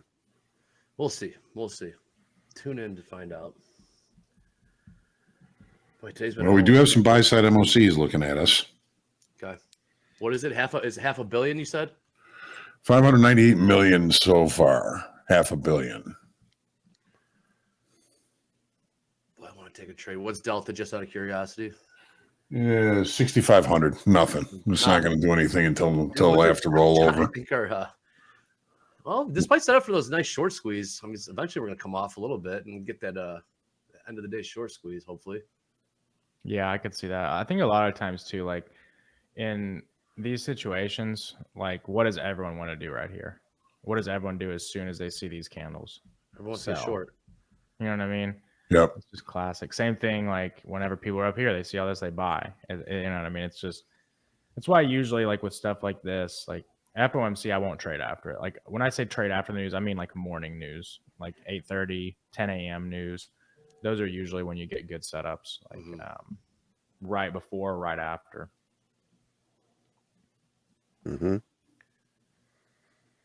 Volume wise, well, this afternoon was very eventful. I'll tell you that. Yeah. You know, I mean, early this morning it was a little struggle. I mean, this week's a little, and really hasn't given us much movement. But I tell you, if you played your cards right and let this FOMC hit the charts, hit the wire, and let that dust settle for a little bit, filter out some of the noise, you had some great opportunity to get in and obviously trade it. Now, I thought, gold was going to stop here. Now, the work that I did, real quick here, the work that I did to make $418 today, I was not ready to put that on the chopping block and say, okay, I'm going to put another trade in because I didn't think it was going to run this much. And I'm sure there was a lot of people that didn't think it was going to run this much when, everything's unchanged. So, I mean, the opportunity was there, and we did a poll, and it was almost like, what was that, John? People that made money was like 60-40 or something like that. Mm-hmm. Yeah, I would tackle that. I guess lessons from the day. I was up a couple bucks going into the FOMC. Decided to get cute and thought we were going to have a reversal, and I sold into that rally. Sold in the rally again. I guess the moral story. Luckily, I had stops in, so it wasn't a complete disaster. But I was able to give back most of my day and then some. So see, that's tough, and I was thinking too. But I guess I knew what I was risking, and I had to pay for it. But those are the lessons of trading. It's still got some bullets in the chamber for tomorrow and Friday, but lesson learned. Got too cute. Thought we were gonna have a reversal based on prior speeches that Powell said, and this time we were wrong. I was dead wrong, and looks like we're cutting rates more than twice, more than 3 times next year. Right. Hey, I got a couple questions here. Gabriel, welcome, Gabriel. Gabriel says he's a beginner, and his question is: do you recommend limit or market orders and stop entry? Stop entry. Well, I personally think there's specific reasons to do each of them at specific times. Yeah. Agreed. It's like there's no one size fits all. I mean, like I primarily market, but then there's sometimes you're going to use a limit. Rarely for me, but also there's some strategies you just use stop. So it's kind of like dependent on your strategy. You know what I mean? Yeah. Different, different situations. It's some markets you want to use limit orders, but then when markets are moving like an FOMC today, I think you want to do market orders. When shit's moving. No, for sure. I mean, like, I think like for some people that like market orders can be not great for certain. I mean, that's the blessing with futures. You get pretty good executions. Now if you're trading other stuff, I will say you got to be a little more careful with market orders, like certain things, especially if you're trading options. Nice. Hey John, a certain Rick Hoagland was long silver going into FOMC. Oh, nice. Nice, Rick. Well done, Rick. That's my brother. 250 just hit.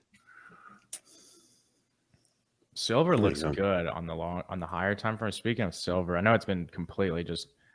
Oh wow, yeah. I think silver is going to go much, much higher. Hey John, yes. Simpler is asking. As of now, Delta's less than yesterday. How are you going to interpret that, and how do you include that in your reading of the market? I'm not going to. Because it's rollover, I don't see that Delta is all that useful.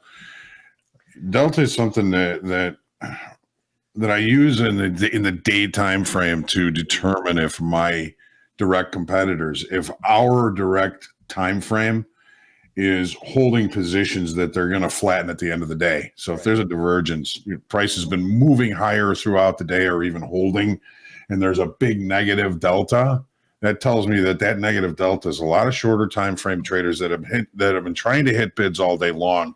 They're holding short positions, and it's likely by the end of the day they're gonna bail out of those. Andre, we've seen 3 of those in the last couple of weeks, but not since rollover started. Good call. 100%. Yes, but the three times it did it, we were 3 for 3 on those trades. But since roll, no dice. Yeah. So as soon as rollover is over and we start seeing those divergences again, we'll be on those. Hell yeah, we'll squeeze those shorts. Look out, shorts. We're coming for you. Right. All right, folks are coming to the top of the hour. And, let's do this. Last poll of the day. Up money or down money today? Now, today was sort of a blenderizing FOMC talk. Catch your money in the afternoon or catch your money in the morning. Let's put that in there. Did you end the day up or did you end the day down? And see what we've got there. There's definitely opportunity today. Yeah. We're going to put a poll up here, so hold on a second. Let's get that poll up. There it is. Up or down money today? I'm down. It's okay, but I had fun. Well, there you go. I mean, Andre, I love it. I mean, you took a hit, and yeah, I'm down. What $1,100? But man, it's fun, and but you're going to be back tomorrow. I and lost a lot more than that, so yeah, I can handle it. Yeah, here at TopstepTV, we're transparent. We're not always going to be up money. And oh hell no, we show our P&Ls, we show our trades. So you fade us, ride our coattails. By all means, as long as you tune in, that's what we care about. I see some people typing in flat. Well, that's cool too. That's cool too. I mean, it's like one of those days where you're like, whew, oh my God, getting off that horse was probably the best thing I did. So a lot of people up too, taking advantage. Up 1.5. ICT, you got to join us, man. We want to get you on. We got to confirm though when. I don't know if that's our ICT, but we'll see. Up 1.5.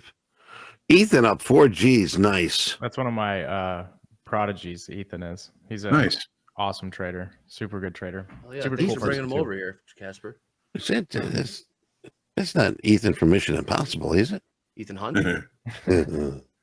All right, we got 300 votes here, up 63%. That's a good thing. Down 38%. Don't worry, folks. We got 2 more days here, and we're gonna have Patrick Wheeland with us here tomorrow for Fast Market, and we'll see if he can sort of lead the pack here. Mm-hmm. And we'll go real quick. there. Get those subscriptions up. Get those likes up. The closer we get to 50,000. Christmas is right around the corner. So there you go. Right. Right. And if you haven't hit that like button, please do. We'd appreciate it. We're working very hard here, giving you some free education all day long, from opening bell to closing bell. We'd like to see that number up a little bit more. And as Andre has been mentioning throughout the week, 48,900 plus subscribers. Once we hit that 50, if you haven't subscribed, please do. We got some goodies that we're going to be sharing with those that are following us. You might even see Santa. You might even see Santa Claus on the show. You never know. Maybe. Who is Santa Claus? Is Hoag doing the handlebar mustachio? He will be. Well, the thing is, if we got 2,500 likes, let's aim for that tomorrow. We're going to do that, Johnny? Yeah, 2,500 likes, and I still gotta grow it a little bit more, but I'll do it. I have no problem. There you go. Okay. All right. We got 4 minutes here. My wife will real eat quick it. in the chat. I want to see some of the best trades people put on today. We got long Nasdaq, got long S&Ps, long. I want to see put in some of your best trades. Let's see what the real winners were working with today. Mr. Van Pelt up 1,300. Nice. That's a good day. That's a real good day. 150K combine. Any positive day is a good day. Absolutely. Sure. And any well-managed day. Well, Thomas TG's up 1,200, 100K, 800 on the funded account. Thanks, Rick. That's a nice one. That's a nice one. Real quick. Okay. We got long bias NASDAQ 72%. John, should we take a short real quick? Going back to the well. One last trade. Are you going to do it? What time we got? Yeah, you're pushing it here. That's probably best not to. $200 out of this thing. 3 minutes left. Well, flash crash right Well, before now. we call it a day, I'd like to say thank you, Casper, for being with us here. And any closing comments from you, sir? Yeah, first off, thank you guys for having me. It's always a pleasure. And I guess, as usual, I think that most people, I guess the biggest takeaway from today, or I guess most valuable thing that I feel like I brought was a lot of people just got to focus on making the goal of just being a good trader rather than like the goal of like what you're going to get from being a good trader. And I think that perspective shift for newer people can be very beneficial, because then you start to not care if you have a losing day or all these normal things that are going to happen. And, fear in trading is a self-fulfilling prophecy. The more afraid you are, the more timid you are, you're going to suck at trading. It's just the truth. So you got to get over that.